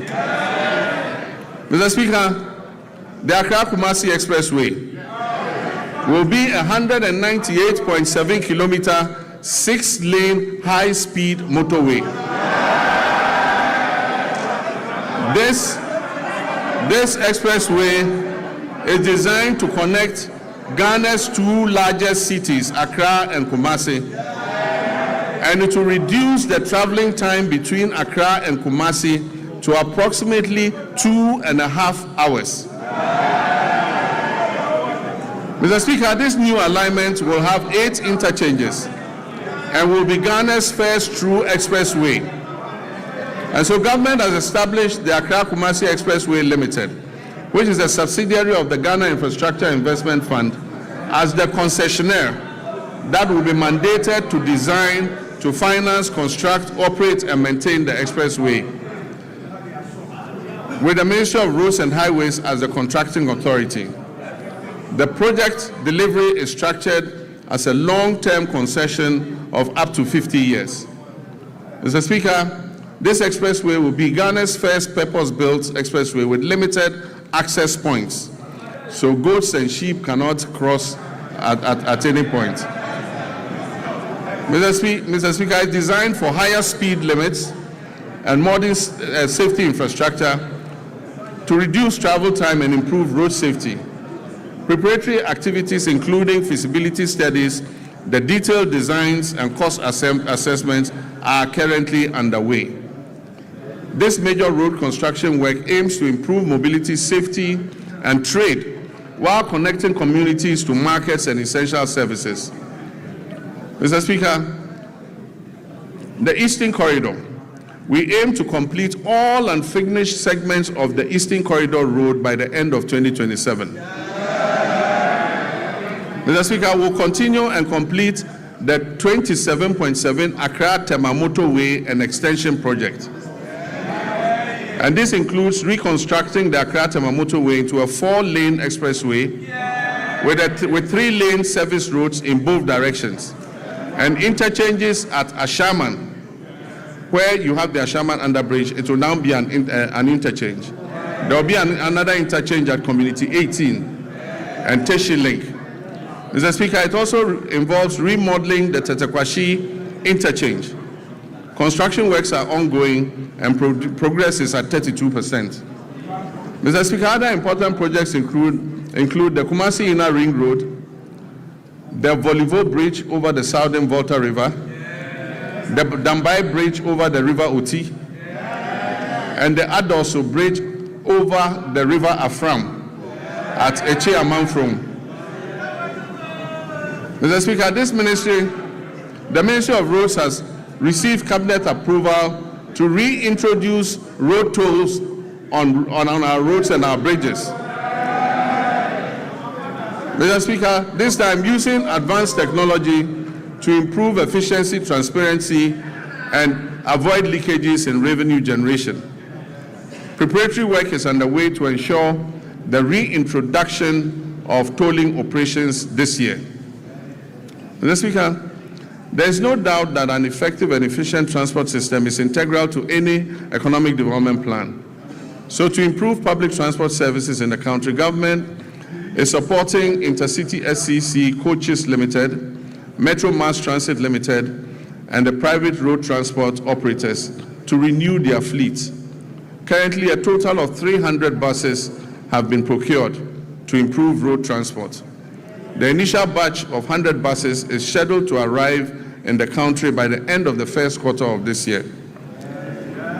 Mr. Speaker, in fulfillment of my pledge to re-establish a national airline, a 10-member task force established to oversee this initiative has submitted a business model and operational framework to guide the selection of a strategic partner for the new national airline. And this new national airline will take off soon, inshallah. Mr. Speaker, passenger traffic handled by the Ghana Airports Company increased to 3.625 million passengers in 2025. This was an increase from 3.4 million in 2024. In response to the rising passenger traffic and congestion at the Accra International Airport's new Terminal 3, we are remodeling Terminal 2 into a dual-purpose facility to serve both domestic and international flights. So when the remodeling of Terminal 2 is finished, all the domestic flights and some of the international flights will be moved to Terminal 2 so that we ease the congestion on Terminal 3.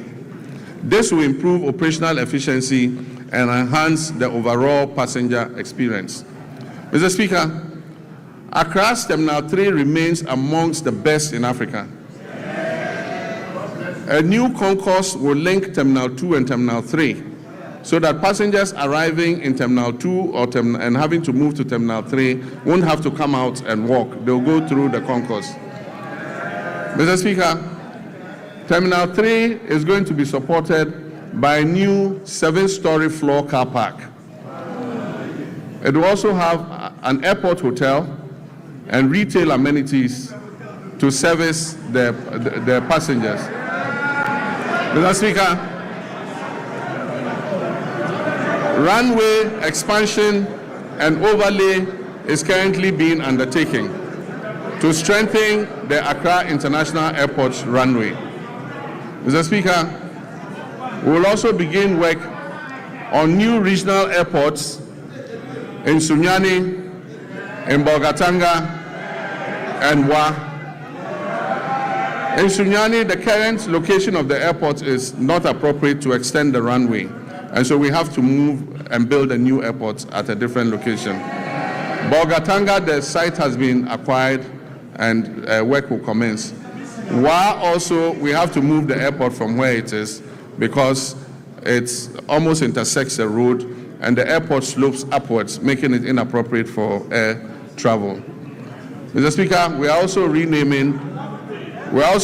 reverting the airport in Accra, the international airport in Accra, to its original name, the Accra International Airport. Even though NLC Decree 129 was passed, no effort or nothing was done to effect the clause in the decree that said that the airport should be renamed after Kotoka. So in all international records in ICAO and IATA, that airport in Accra, the international airport, remains named Accra International Airport.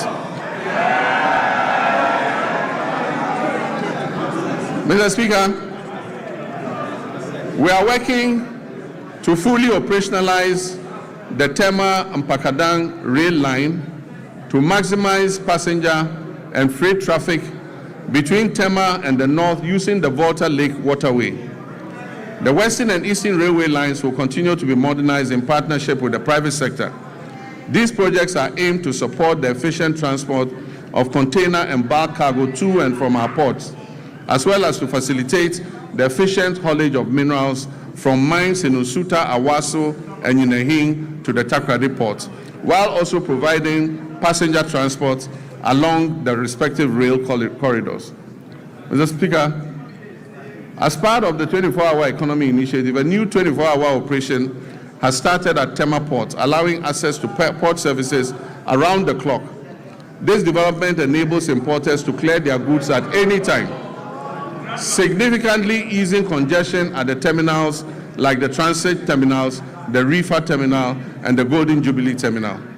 The initiative brings together customs, banking, and other relevant agencies to enhance efficiency, low transaction costs, and boost Ghana's competitiveness as a major trade hub.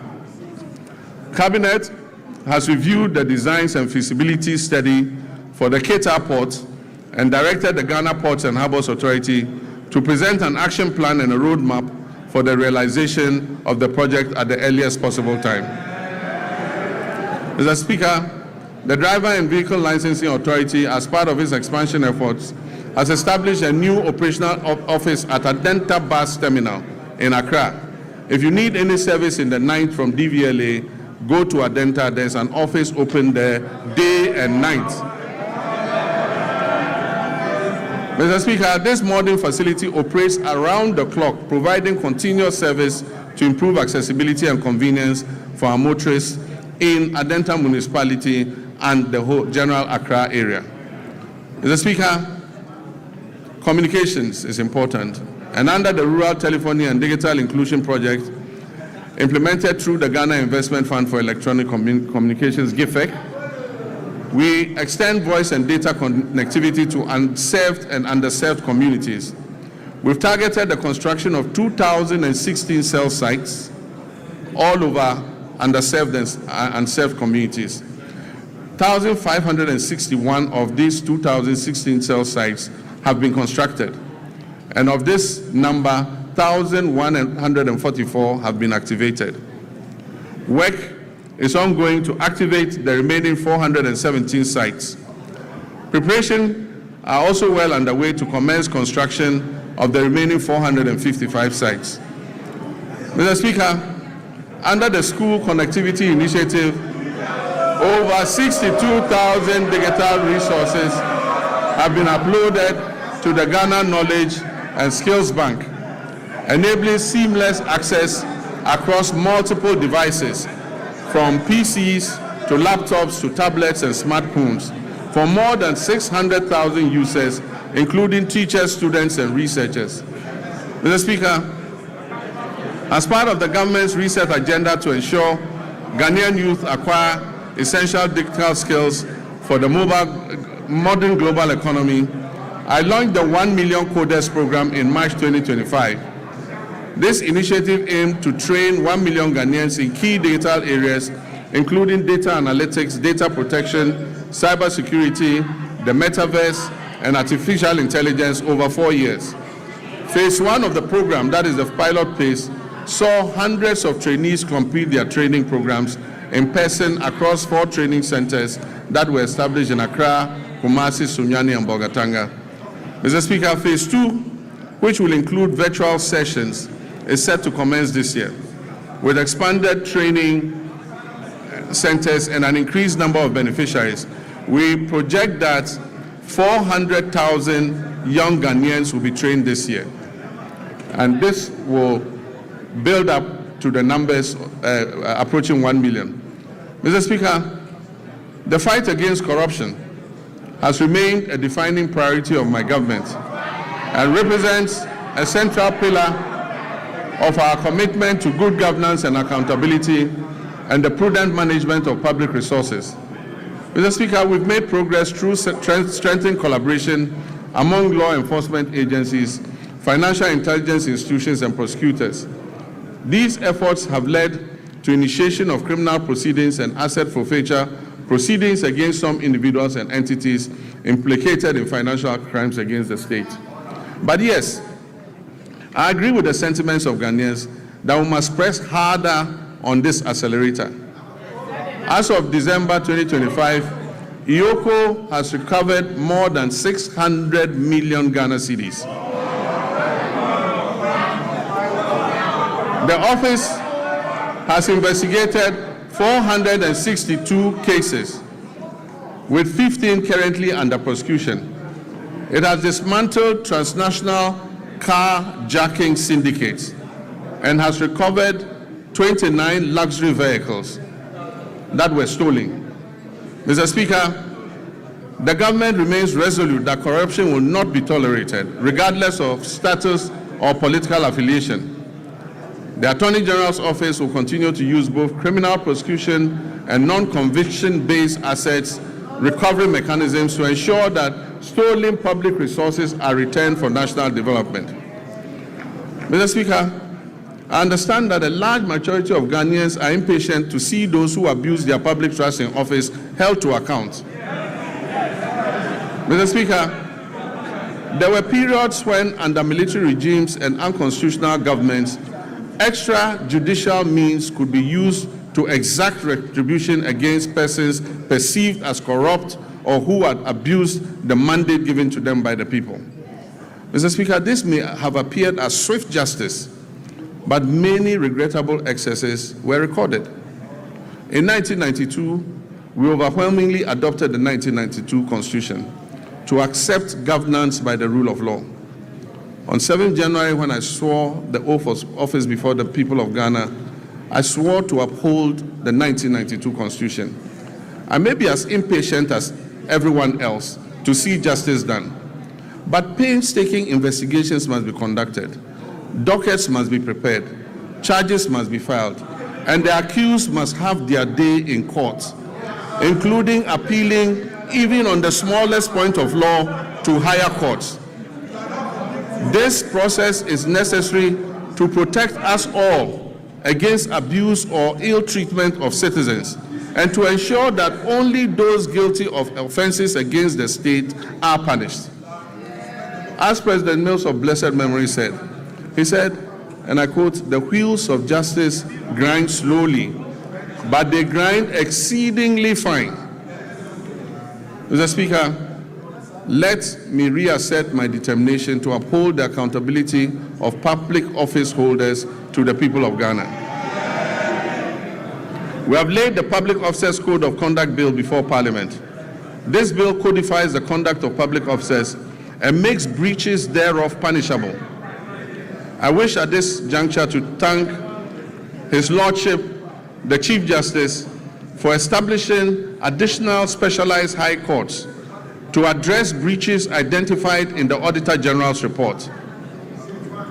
Mr. Speaker, the Constitution review process was conducted in a transparent and consultative manner, drawing on input from constitutional experts, civil society organizations, traditional authorities, religious leaders, political parties, and the general public. The review committee has submitted its comprehensive report containing detailed proposals to amend the Constitution to address identified weaknesses and make it more welfare enhancing. Mr. Speaker, the Attorney General's office is working closely with relevant stakeholders to translate the recommendations into implementable legal and constitutional proposals, which will be presented to this August House in accordance with constitutional procedures. Mr. Speaker, illegal mining continues to pose a grave threat to our environment, water bodies, public health, and national security. Mr. Speaker, prosecution of persons engaged in illegal mining has been intensified, with a renewed focus on dismantling organized criminal networks behind galamsey operations, rather than targeting only the little fish, low-level offenders. Mr. Speaker, in all these galamsey operations, there are big fish who never get caught. Mr. Speaker, in total, over 114 case dockets involving hundreds of accused persons are pending in various courts across the country, particularly in towns and villages that are prone to illegal mining. Specialized prosecutorial teams have been deployed to fast-track illegal mining cases, ensure the effective presentation of evidence, and pursue the confiscation and forfeiture of equipment and proceeds used in or derived from illegal mining. Mr. Speaker, when it comes to gender and social protection, my government will continue to ensure gender equality and equity, promote the welfare and protection of children's rights, and empower the vulnerable, the aged, and persons with disability for sustainable national development. Work is well advanced on the Women's Development Bank, for which a total of 401 million Ghana cedis has been allocated in the 2026 budget.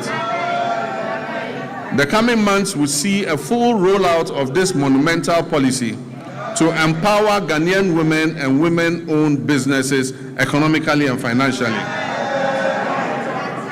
Mr. Speaker, the Ministry of Gender and Social Protection has successfully honored all legacy leave payment cycles for 2025 and before, reaching 1.5 million people.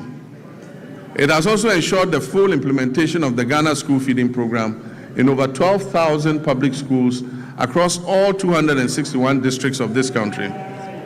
Mr. Speaker, the number of beneficiary peoples under the school feeding program has increased from 3,801,491 for the 2023-2024 academic year to 4,231,059 for the 2024-25 academic year. This program is providing gainful employment to 34,000 caterers and cooks nationwide. Mr. Speaker, in the security sector, Ghana faces evolving security threats. Our troops, services, and agencies have, however, remained firmly committed to strengthening national peace and security, which underpin our democracy, development, and social cohesion. This commitment encompasses internal security operations, international peace support missions, strategic investment in restructuring and retooling and improvement in troops' welfare, recruitment, and capacity development. Mr. Speaker, two recent incidents are evidence of the increasing dangers we face as a nation. The killing of 8 of our compatriots who had gone to a neighboring country to purchase tomatoes, and just yesterday, an attack on Ghanaian fishermen in our waters by pirates reinforced the need for us to retool and adequately equip our security services. Mr. Speaker, I wish to commend the Ghana Armed Forces for conducting a successful medical evacuation of our injured compatriots from Burkina Faso. I also commend the Ghana Navy and the Ghana Air Force, the National Security Council Secretariat, the Chief of Staff's Operations Team, the MP for Ewutu Senya, the Chief Fisherman, and people of Senya Breku for the combined effort that successfully rescued all the stranded 71 fishermen who had been attacked by pirates. I've asked the National Security Coordinator to assist the affected fishermen and replace the stolen outboard motors and fishing gear. Mr. Speaker, the Armed Forces continues to play a key role in containing illegal small-scale mining through the deployment of river guards and support for the National Anti-Illegal Mining Operations Secretariat and assistance to special courts for swift prosecution of offenders. Mr. Speaker, during the year, the Ghana Armed Forces had 2,119 troops with requisite equipment deployed in various peacekeeping missions, reinforcing Ghana's reputation as a dependable and professional contributor to international peacekeeping operations. While Ghana continues to maintain an enviable reputation in international peacekeeping, we must note that many of these peacekeeping theaters where we have operated are winding down due to reduced budgets for UN peace support operations. And so as our troops return home, we must create opportunities for them to train, to remain active, and stay engaged. Mr. Speaker, beyond peacekeeping operations, Ghana continues to demonstrate its strong commitment to international solidarity, humanitarian assistance, and South-South cooperation. In December 2025, the Ministry of Foreign Affairs, in conjunction with the Ministry of Defense, deployed 54 personnel from our 14 Engineers Brigade to Jamaica to support that country with national reconstruction efforts following the devastation that was caused by Hurricane Melissa, which claimed over 40 lives. In recognition of the scale of the recovery effort and the good work our soldiers were doing in reconstructing the houses in Jamaica, government approved a request from the government of Jamaica asking us to extend the mandate of our soldiers there for another 90 days, which we approved. Mr. Speaker, to further improve operational readiness, the government will continue to invest in vital defense infrastructure and retooling. The construction of a forward operating base at Ezen-Libo, situated along the Western Maritime Corridor, is ongoing. This facility aims to boost maritime surveillance and better protect offshore oil and gas installations. The Northern Border Security Project, initiated to counter terrorism and transnational crime, is advancing decisively. This project constitutes the first line of defense against any infiltration and extremist threats coming from the Sahel, and it would significantly strengthen the surveillance of our northern border. Plans are well advanced to establish 2 new military barracks in Ejumako in the central region and in Dambai in the Oti region to address emerging security concerns and strengthen the presence of the state in these areas. To further support retooling efforts, agreements have been signed to procure and deliver 4 brand new Eurocopter helicopters and 1 jet for the Ghana Air Force, aimed at replacing the aging fleet and modernizing our air capabilities. The Ghana Armed Forces is carrying out a thorough overhaul of previously grounded aircraft, which involves replacing essential components and bringing them back into service. This aims to quickly restore their operational readiness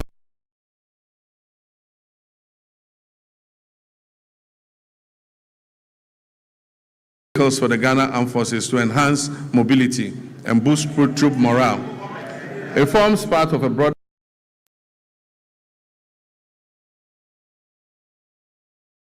way to acquire 2 brand new offshore patrol vessels, armored personnel carriers, protective gear, ammunition, vehicles, and strategic drones and advanced communication systems to enhance the operational capability of the Army, Navy, and Air Force. We will also continue to prioritize human capital development within the armed forces. A progressive recruitment drive to increase the strength of the Ghana Armed Forces by 12,000 personnel over 4 years to support expansion and operational demands is ongoing. In line with the government's reset agenda, the recruitment process has been decentralized to regional capitals with selected recruits reporting directly from their regions to training schools, marking a significant shift from the previous Accra-centered system. Mr. Speaker, on a very solemn note, I wish to express my condolences to the families of 6 of our young daughters who died during the stampede at the Elwak Stadium. May their memory be blessed and may they rest in perfect peace. Mr. Speaker, following the revised gratuity regime that was introduced in 2020 under the stewardship of Honorable Nitu, extending service by 5 years, under Constitutional Instrument 129, arrears have accumulated. Nitu is my friend, don't worry. Arrears have accumulated, Mr. Speaker, because no budgetary provision was made over the 4 years that followed.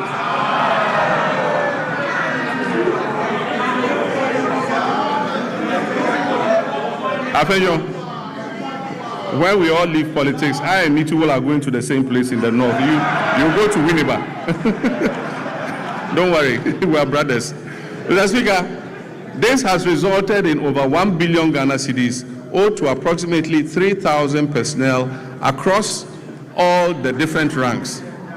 As part of our commitment to fairness and the resolution of long-standing legacy issues, the government will soon commence payment of gratuity arrears under CI 129. Honorable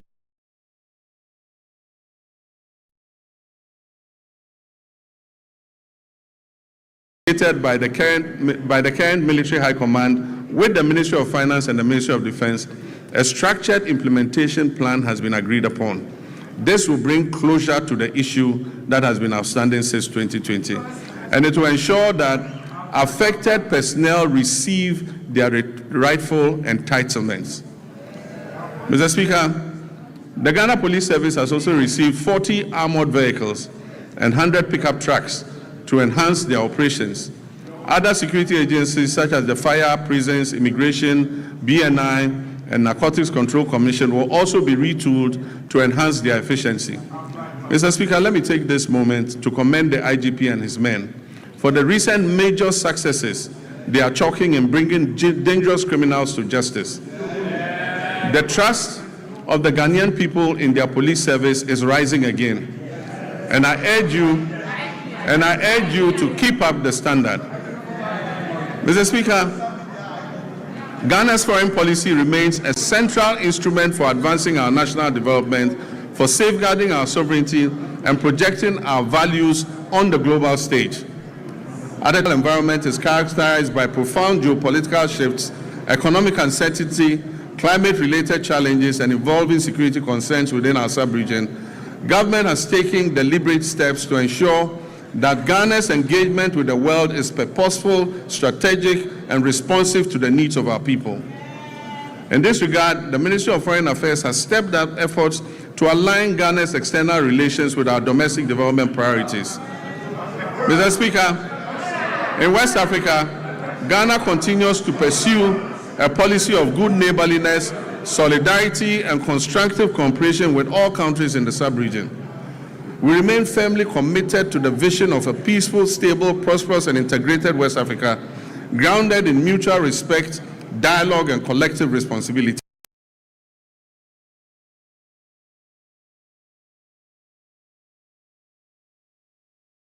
Particularly following their withdrawal from the Economic Community of West African States, ECOWAS. Ghana believes that continued dialogue and cooperation are indispensable to regional stability, and that disengagement only deepens our collective vulnerabilities.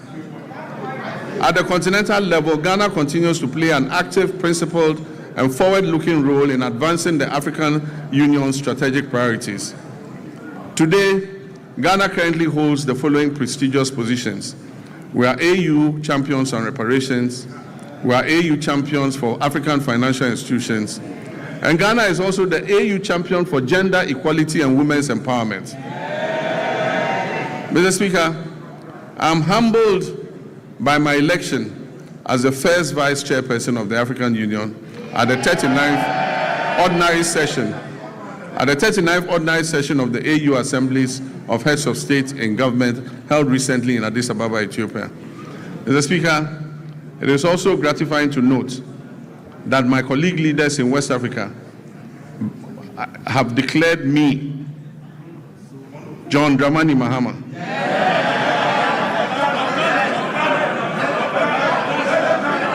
President of the Republic of Ghana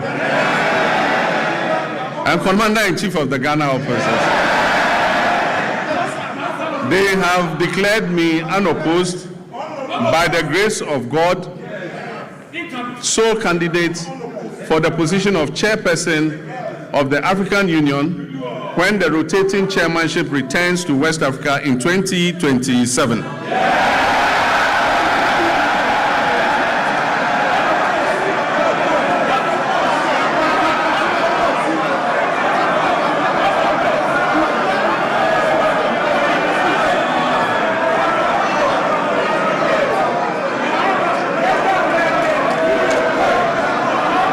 Mr. Speaker,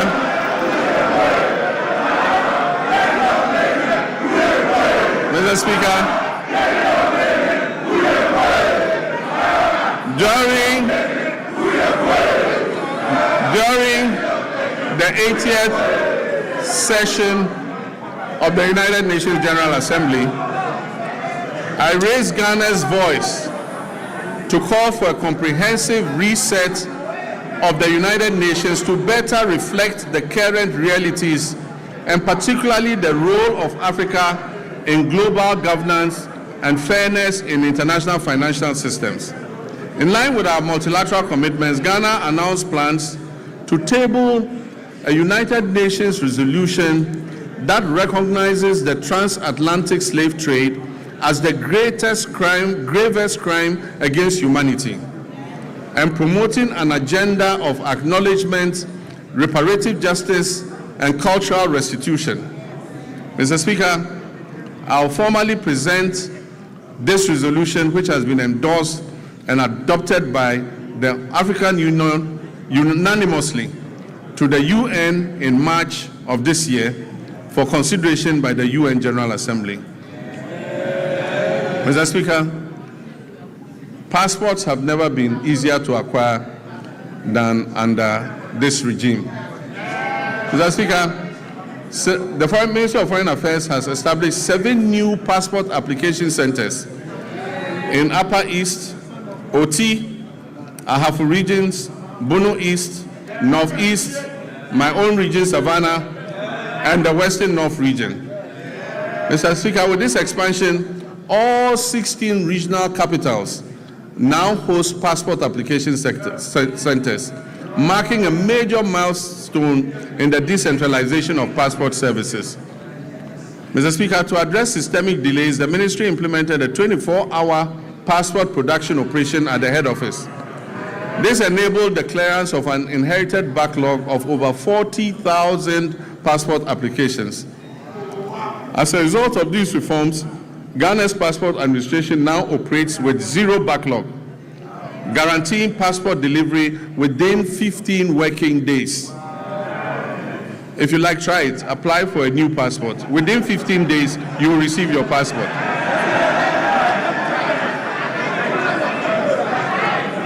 Mr. Speaker, to facilitate travel and boost tourism and ease business mobility, the Ministry of Foreign Affairs implemented a 5-day visa processing service across.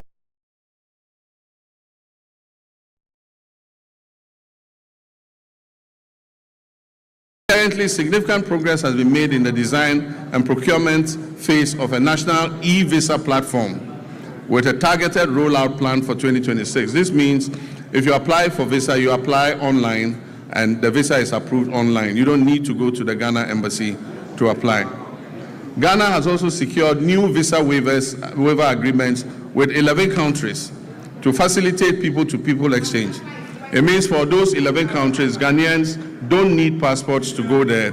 You just jump on the plane and appear there, and they will allow you in. Mr. Speaker, to highlight Ghana's ongoing commitments to international solidarity, we made humanitarian donations to Jamaica, Cuba, Sudan, and Palestine to support disaster relief and conflict-related crises. These donations amounted to millions of cedis and included food, medicine, clothing, cocoa products, blankets, and mattresses, and plastic buckets. Mr. Speaker, I'm also pleased to report that remittances from our relatives abroad, the Ghanaian diaspora, reached a historic high of $7.8 billion in 2025. Mr. Speaker, this is the largest annual inflow ever recorded in Ghana's history. This reflects not only confidence in the Ghanaian economy, but the enduring patriotism of our citizens living and working abroad. Mr. Speaker, these remittances they bring back home support households, they finance education, they build homes, they provide seed money for businesses, and best of all, they stabilize our foreign exchange position. In many respects, our diaspora has become one of the country's most reliable development partners. Without contracts, conditionalities, or fanfare, they are easily one of our most reliable development partners. We must intentionally ensure that citizenship, rather than place of residence, determines one's right to serve the Ghanaian Republic.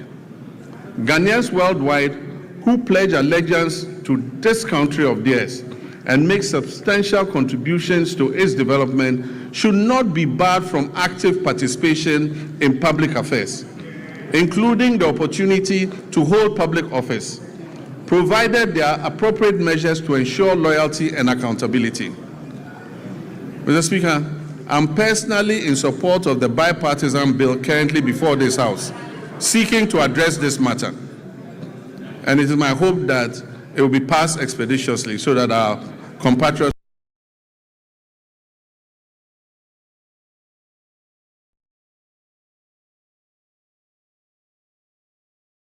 we're trying to achieve. We're implementing many policies to develop our youth capacity and to create as many jobs as possible to address the major unemployment problem. All our youth activities and job creation programs are ongoing. In 2025, 10,887 young people were trained in entrepreneurship programs and job creation under the Ejumara program. In 2026, an additional 10,000 young people will receive similar support under the program. The National Apprenticeship Program onboarded 14,000 young apprentices during the pilot phase, and they have started receiving their start-up kits after passing out successfully. Training is ongoing across the regions, and when completed, the trainees will be certified by the Commission for TVET to facilitate their access to employment. Mr. Speaker, this year the target for the National Apprenticeship Program has been increased from 10,000 to 100,000 young people, offering many more young people the opportunity to acquire the skills needed for sustainable development. And as I said, when they pass out, they are giving a certificate by TVET to show that they have passed out and have the skill in whatever they learned. In 2025, 86,000 young people were engaged through the Youth Employment Agency, various employment modules under this agency. This year, I've directed the Ministry of Youth Development and Empowerment as a matter of urgency to review all the youth employment modules under the YEA to reduce duplication and ensure value for money. This is important so that we can channel the resources to the advantage of the teeming youth who are waiting for opportunity. Mr. Speaker, the National Service Authority has signed an MOU with the Ministry of Defense to commence military training for 10,000 national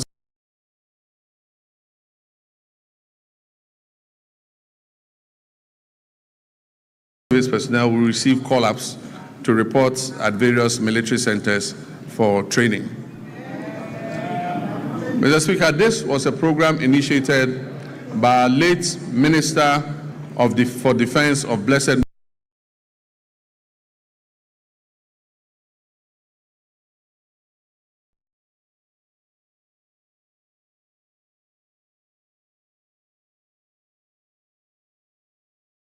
benefit of the personnel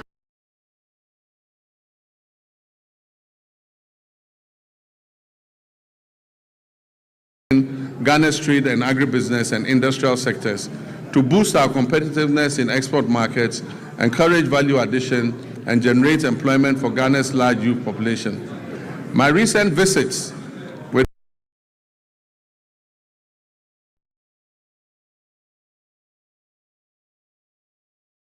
expansion works on factories has convinced me that Ghana is on the right track.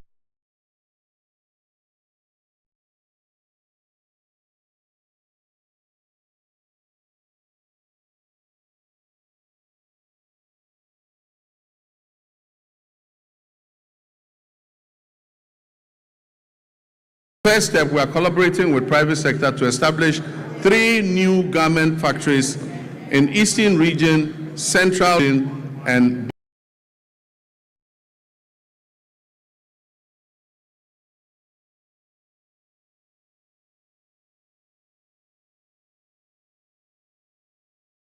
export sector.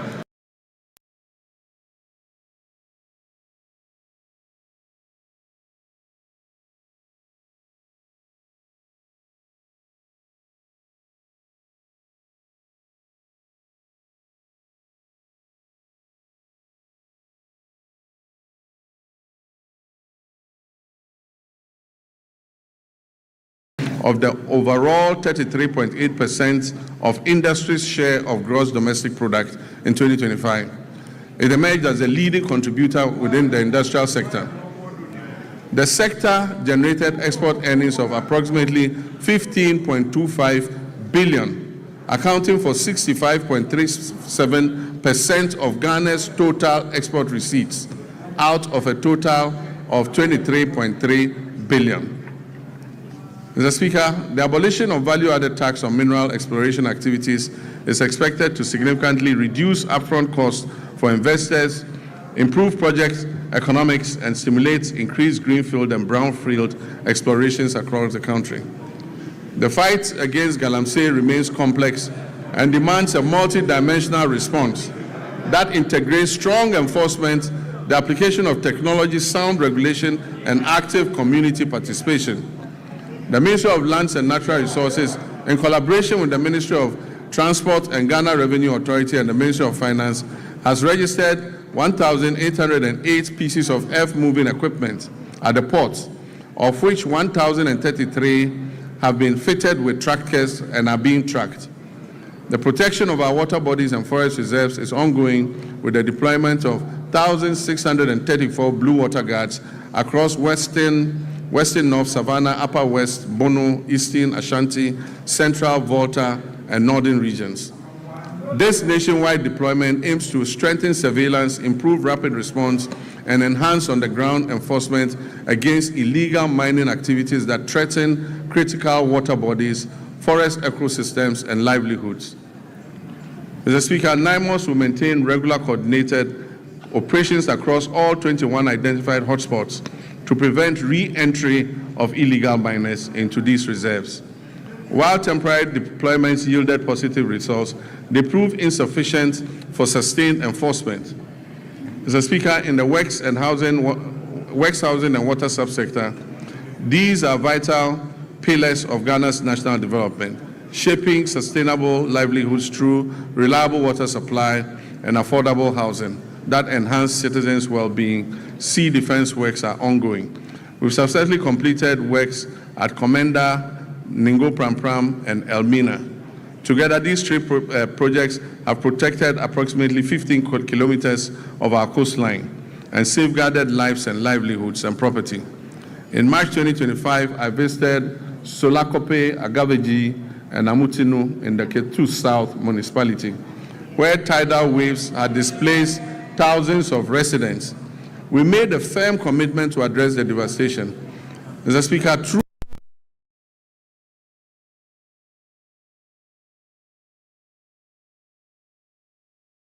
contract, and in August last year, I officially cut short to commence the project. I'm pleased to inform this House that the project is currently 25% complete, and calm has already been restored along the coastline. Notwithstanding these actions, flooding remains a major infrastructural challenge in the country and a top priority for this government.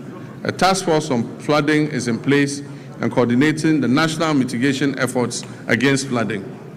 Ghana continues to grapple with housing deficits, currently estimated at over 1.8 million units.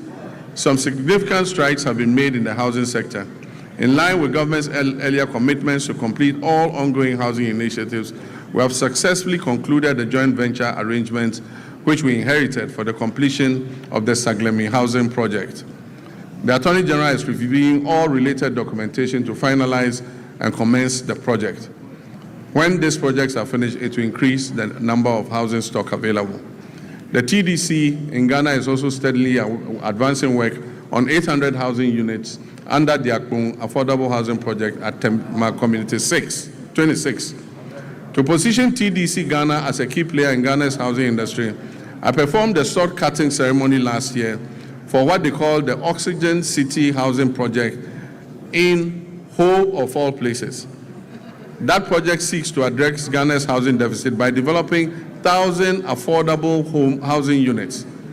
We've also continued with our resettlement housing efforts for the victims of the Akosombo Dam spillage, with 251 of the planned 1,010 housing units in critical housing zones already under construction. Collectively, these initiatives demonstrate government's continued resolve to expand access to affordable housing strengthen urban planning, and provide relief to affected communities. Mr. Speaker, renewable water resources are estimated at about 54 billion cubic meters, with over 70% derived from the Volta River, which is shared among 6 riparian nations. We're implementing key interventions to expand and improve water services nationwide. So the following urban water supply projects are at various stages of completion. The Keta Waterworks, the Winchi Water Supply Project, Sekendita Krade Water Supply Project. And I'm happy to announce that Anyako has good, clean drinking water today, and the Community Water and Sanitation Agency will commission the project next week. It will also serve the island community of Seva. We will begin preparatory work on the Damango and Sunyani water supply expansion projects and seek to finalize all financing arrangements for other water supply projects in Tamale, Yendi, Techiman, and Takwa. Mr. Speaker, the Danish government has allocated grant support to improve water supply services in low-income and high-density areas in Wa and Bolgatanga, aiming to address water challenges and provide relief to vulnerable populations. Mr. Speaker, the following rural water supply projects are ongoing: Asankregwa, Sehuyoso, Duadaso, Kwemandamfa, Goso, Dwabing, Aveime, and Edumbamso. To strictly follow the resetting agenda and secure sufficient funding, the Ministry of Finance has allocated 6.3 billion Ghana cedis to the District Assembly's Common Fund. This amount covers 4 quarters of the 2025 fiscal year, and it has been allocated to all 261 metropolitan, municipal, and district assemblies to execute their activities outlined in the medium-term development plans and annual action plans. Mr. Speaker, out of the amount released, a total of 4.3 billion has been dispersed to all MMDAs. The 4th quarter installment is being processed and will be disbursed soon. Mr. Speaker, all members of this House will agree with me. All members of this House will agree with me that the flow of resources to the district assemblies is unprecedented.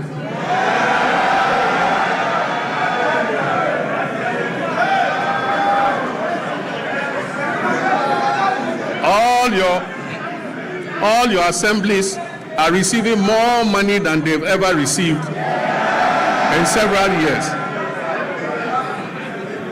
Mr. Speaker, in fulfillment of government's commitment to strengthen local governance and decentralization, the ministry has, for the first time in the history of local governance, disbursed a total of 100 million Ghana cedis in monthly allowances to all assembly members.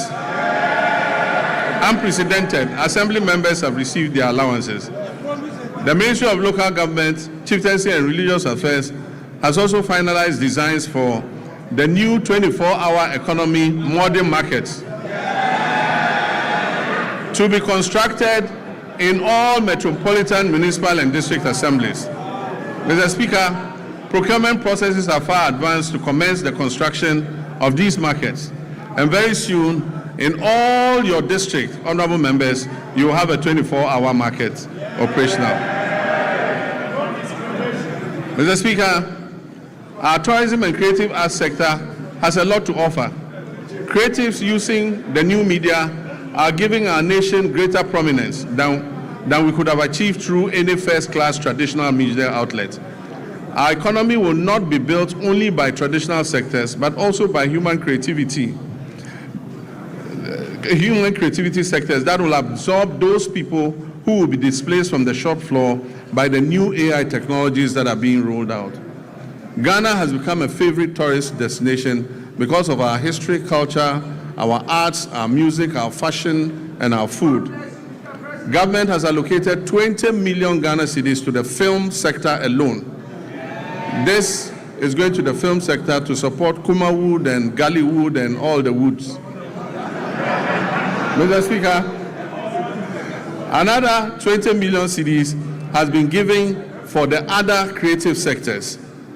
I believe that this injection of money will bolster our creative sectors. Mr. Speaker, I wish to assure the creative Industry and the Ministry of Tourism that I'll be your personal ambassador.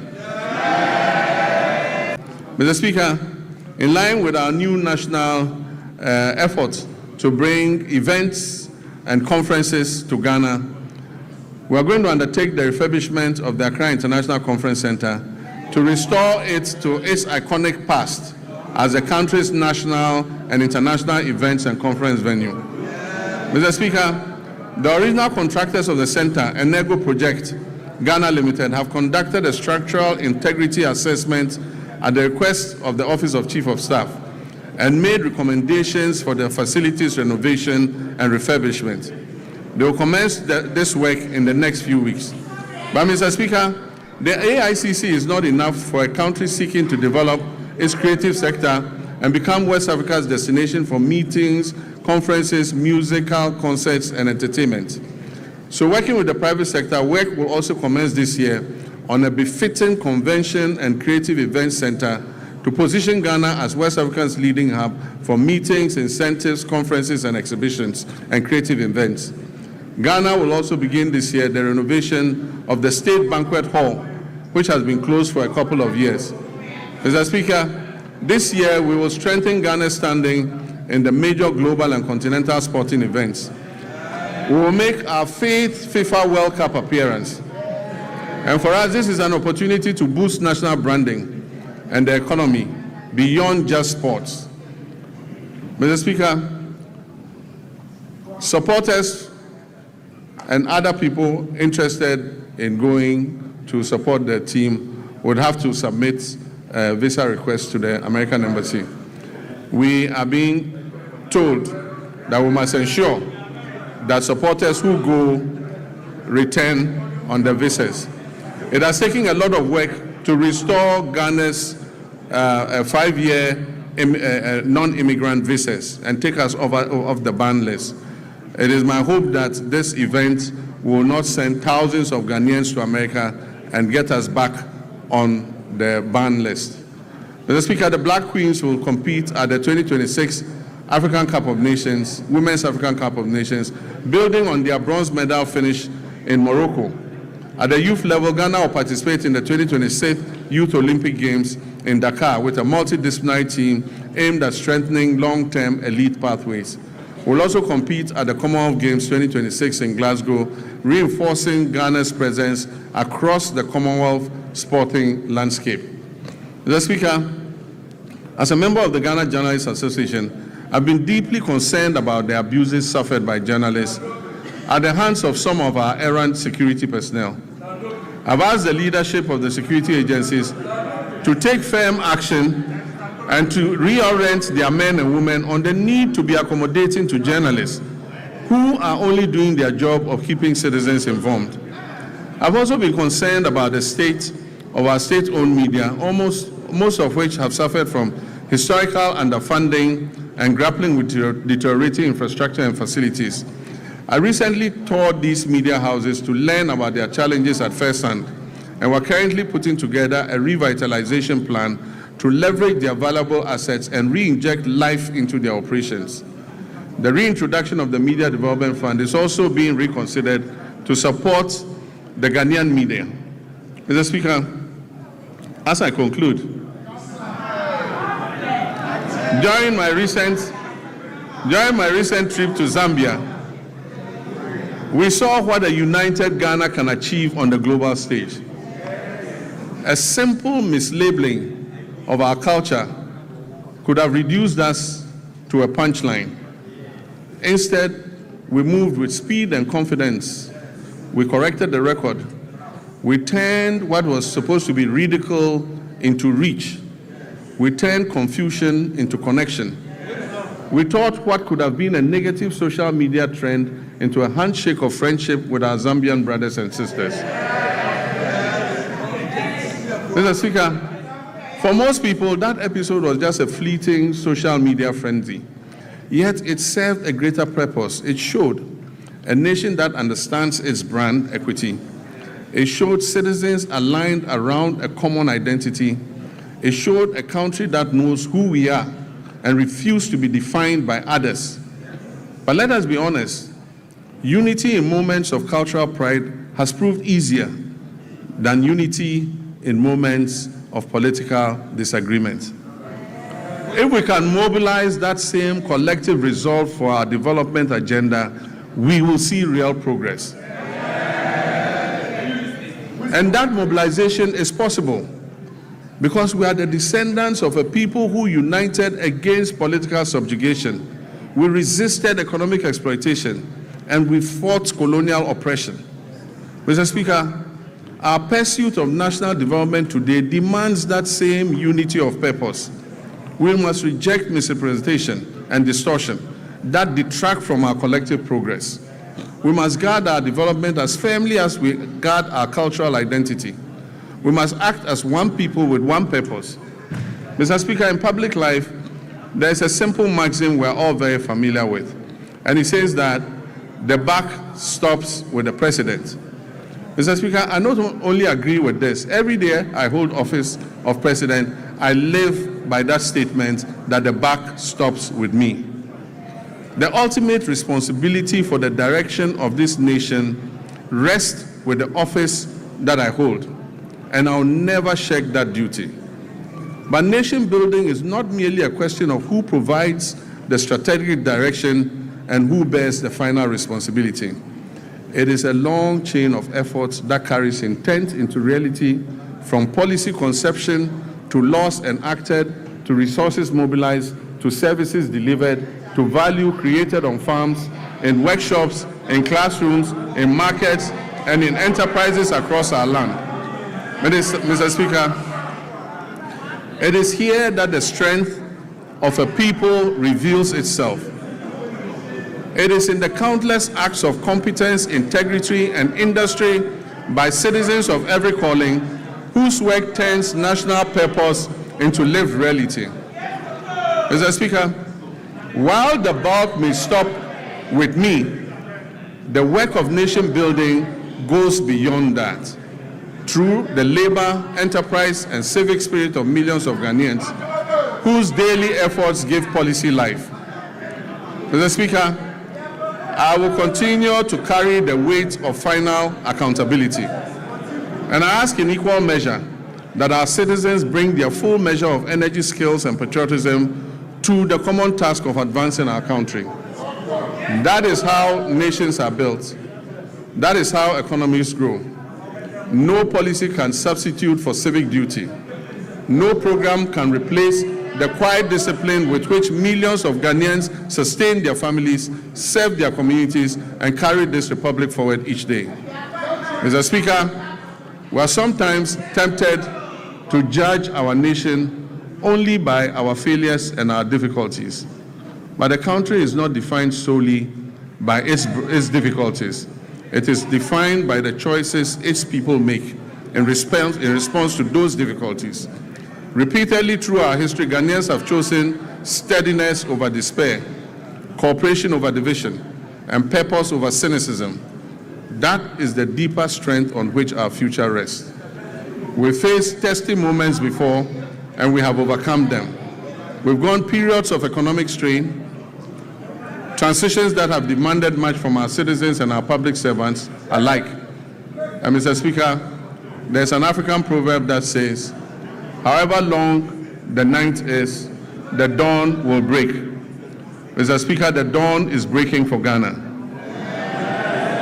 The moment we are in requires not only endurance, but also action.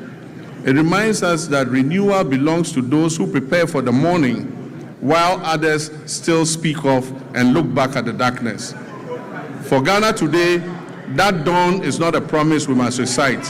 It is a reality we must build into our institutions, into our economy, and in the ethics of responsibility we pass on to the next generation. So let us live each day mindful that the Republic is larger than any one political party, any office, any individual. This Republic belongs equally to the farmer, the trader, the teacher, the nurse, the artisan, the entrepreneur, the parliamentarian, and the young citizen, and the elderly retired personnel. Mr. Speaker, each of these people has a stake in our nation, and each one has a duty. each has a claim on the future we're shaping together. Mr. Speaker, nations endure not because they are spared trial, but because their people refuse to surrender to trial. Ghana has been tested before. We did not surrender. We will not surrender now. And so with gratitude for how far we have come and with the resolve for the work ahead, I say, Mr. Speaker, the state of our nation is resilient, the state of our nation is renewing, and our nation is firmly in the hands of its people. Our nation is on the brink of takeoff, and so, ladies and gentlemen, passengers, fasten your seatbelts. I thank you for your attention.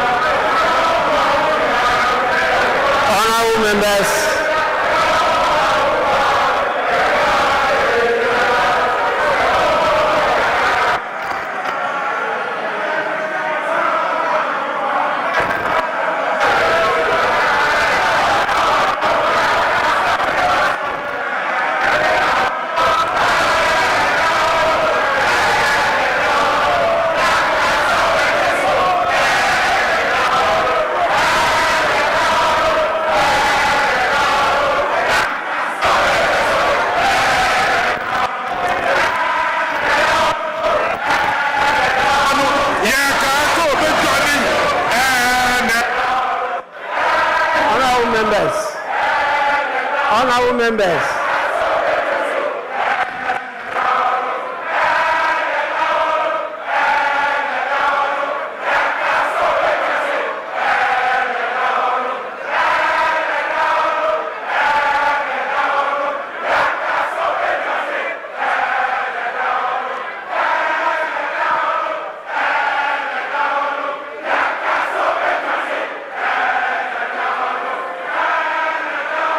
Honorable members.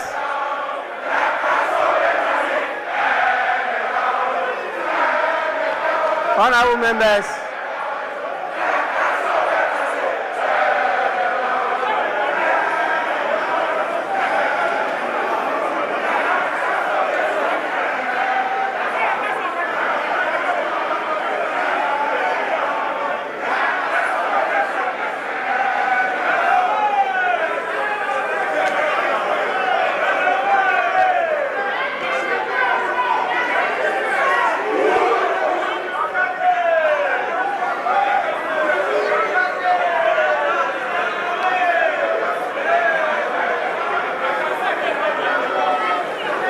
Honorable members, please. Honorable members, you know we are in this together, and you understand as accomplished parliamentarians that when the speaker is on his feet, every other person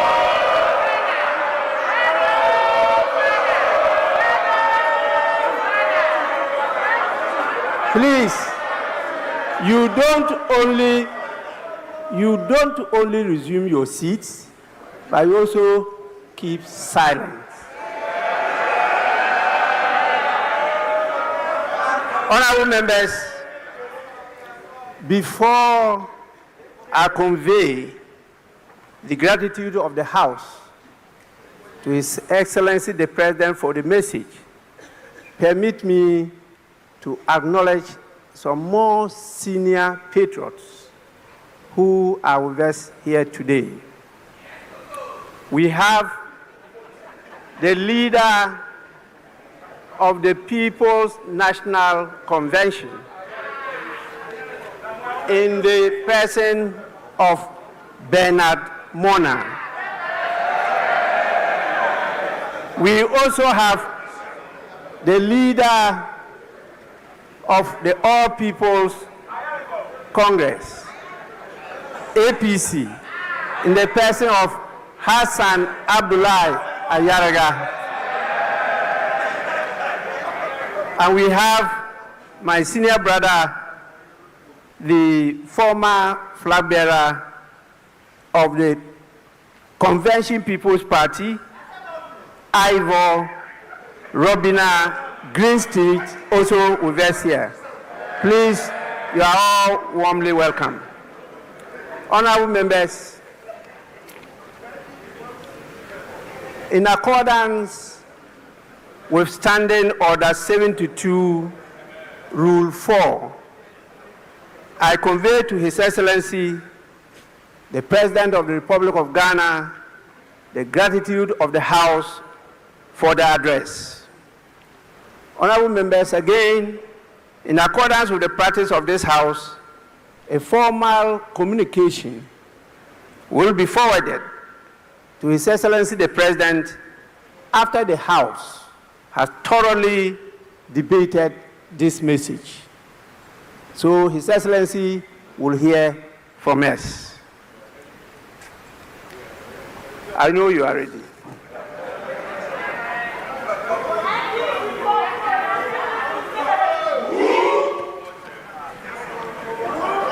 Honorable members, we, by our rules, are to sit for 5 hours per sitting. When it's not up to 5 hours, the motion for adjournment has to be moved. And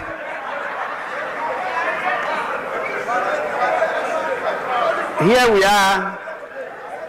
We have spent a lot of time, but not yet 5 hours. And so I'll have to call on the leaders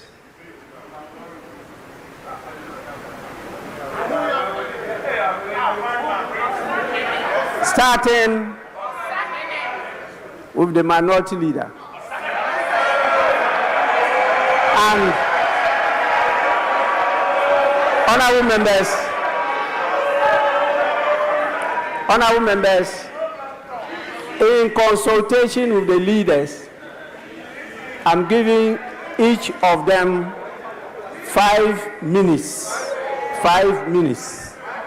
Please, we'll hear you for only 5 minutes. Then after that, I'll put the question for adjournment. Yes, minority leader. Speaker, with respect, let me thank you for the opportunity and thank Mr. President for living up to this constitutional obligation. But Mr. Speaker, what the president failed to tell the people of Ghana is that 1 year in government, he's still acting with slogans, no action. Mr. Speaker, electricity tariffs have skyrocketed and Ghanaians cannot afford electricity. We have thousands of Ghanaian youths who are, Mr. Speaker, can they be quiet and listen? Because if they misconduct themselves, we'll do the same thing to their leader. Be quiet. You can't take away my time.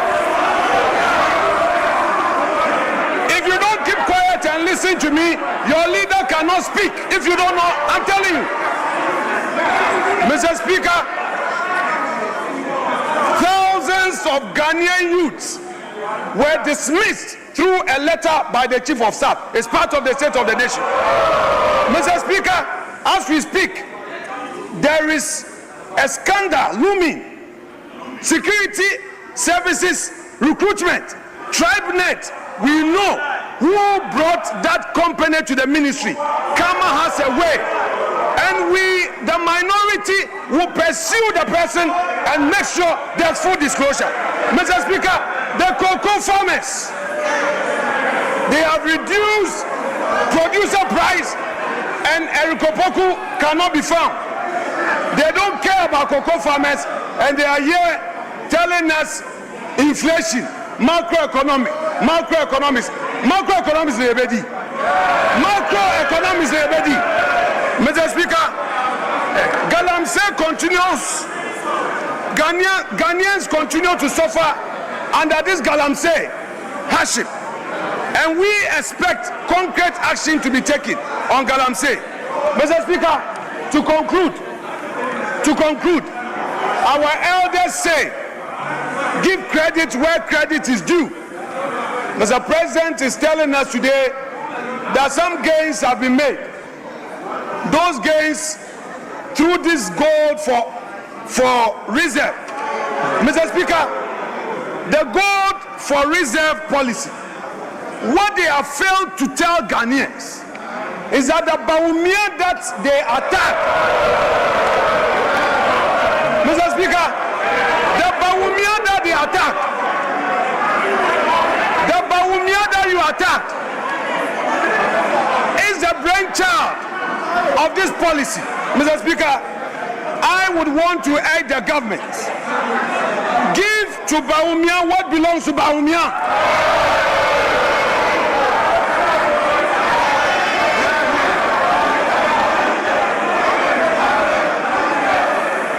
Mr. Speaker, we are happy they are showing a picture, trying to embarrass the former finance minister. We've seen, but very soon, let me assure you that somebody, a senior appointee who is in charge of this TribeNet, would go to jail.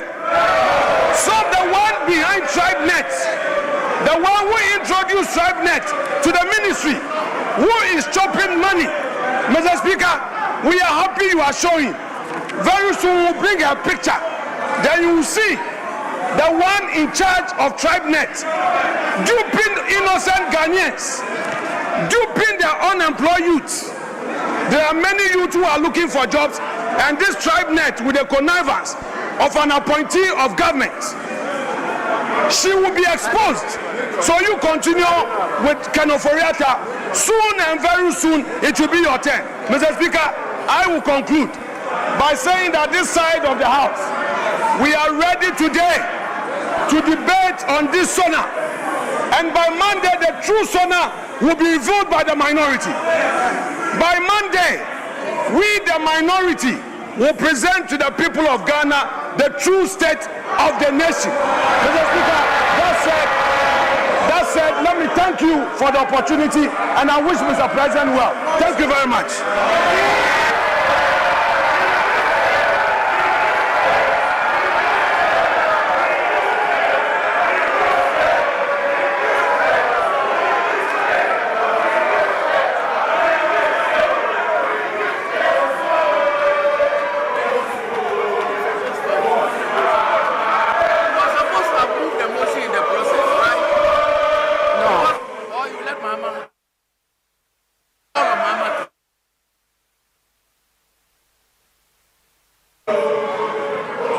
Honorable members, please.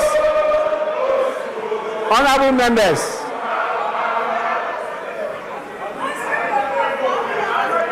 Honorable members, let's now listen to the majority leader. 5 minutes. 5 minutes.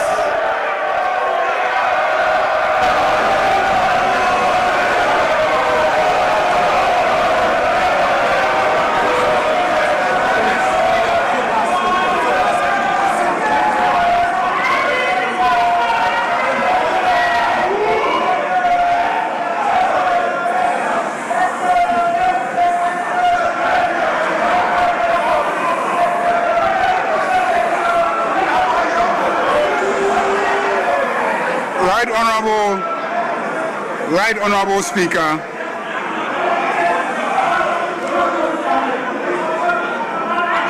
on behalf of my colleagues in this House, we want to thank His Excellency, President John Dramani Mahama, for his excellent leadership.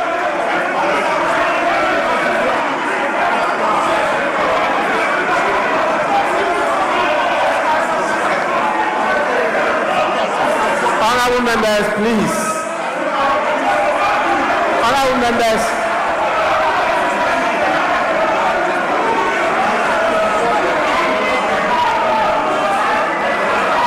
Honorable members, please.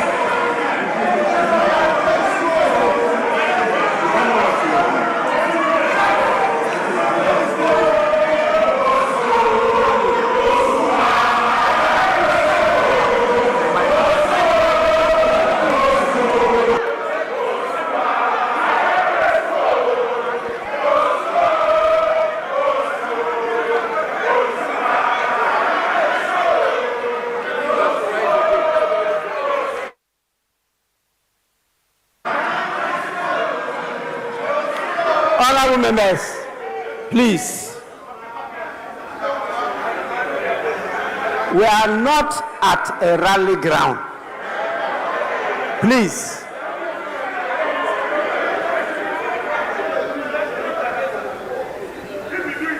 You must know that this House has the power to terminate, yes, by law, the membership of a member of parliament.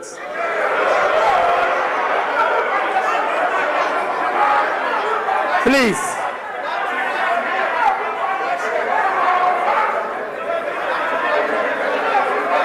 This is just a reminder to all of you. Again, this is a reminder to all of you. Majority Leader, you may continue.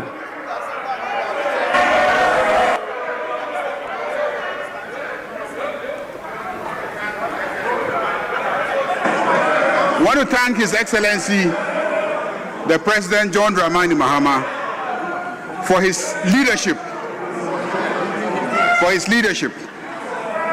Ghanaians are very grateful to you.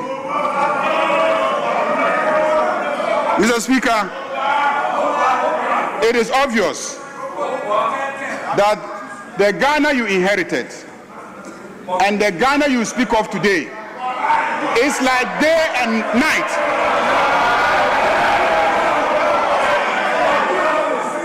The Ghana you inherited is as dark as the dark dresses that they are wearing on the other side. And the Ghana you speak of today is clearly as bright as the white dresses that we are wearing on this side.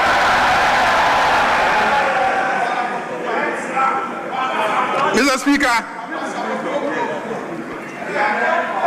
clearly everything that you have said here is true. Mr. Speaker, Honorable Afenyo-Markin will attest to that. he will attest to the fact that the big push is pushing through Winneba steadily.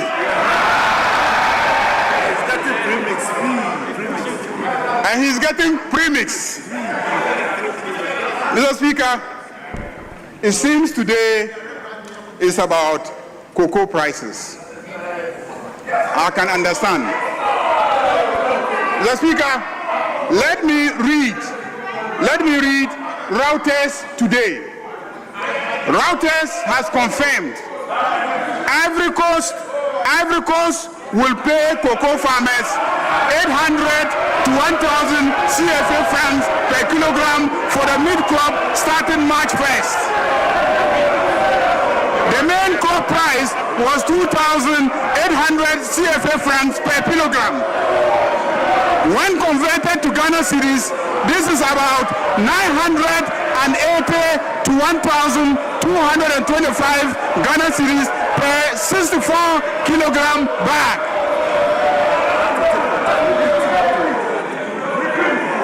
Mr. Speaker, Ivory Coast will pay cocoa farmers 800 to 1,000 CFA francs per kilogram from the mid-crop starting March 1st. The main crop price was 2,800 CFA francs per kilogram. When converted to Ghana cedis, this is about 980 to 1,225 per 64 kilogram bag. In Ghana, farmers are paid 2,587 per 64 kilogram bag, which is more than twice the price in Ivory Coast. This is confirmed this morning by Reuters. Mr. Speaker, I see written on the muffler of my friends in black that MPP Yaye Mobo Dodo. MPP Yaye Mobo Dodo. Mobo Dodo MPP. Yaye Mobo Dodo MPP. Mr. Speaker, this is a month of Ramadan, and Your Excellency, all Muslims in Ghana will pray for Allah's blessings on you. For your sterling leadership that has been recognized by the entire West Africa. That is why they unanimously elected you unopposed to lead in Africa. Ghanaians are proud of you. This Ramadan, many of our people could afford sugar and rice because the prices have come down. Mr. Speaker, Honorable Majority Leader, let me conclude. Your 5 minutes is up. Let me conclude by seconding the motion.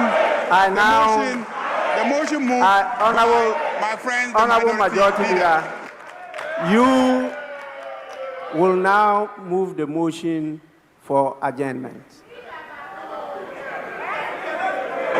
Mr. Speaker,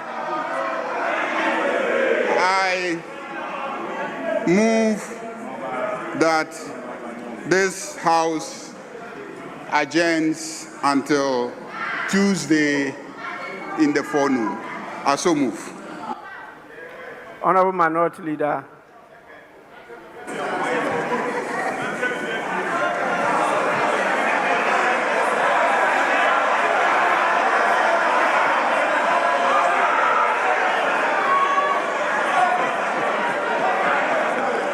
Mr. Speaker,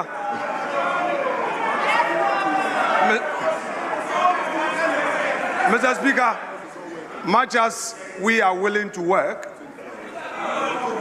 the majority is unwilling to work. So, Mr. Speaker, I will reluctantly second the motion to grant the pleasure of the majority leader who wants to go and rest. Thank you so much, Mr. Speaker.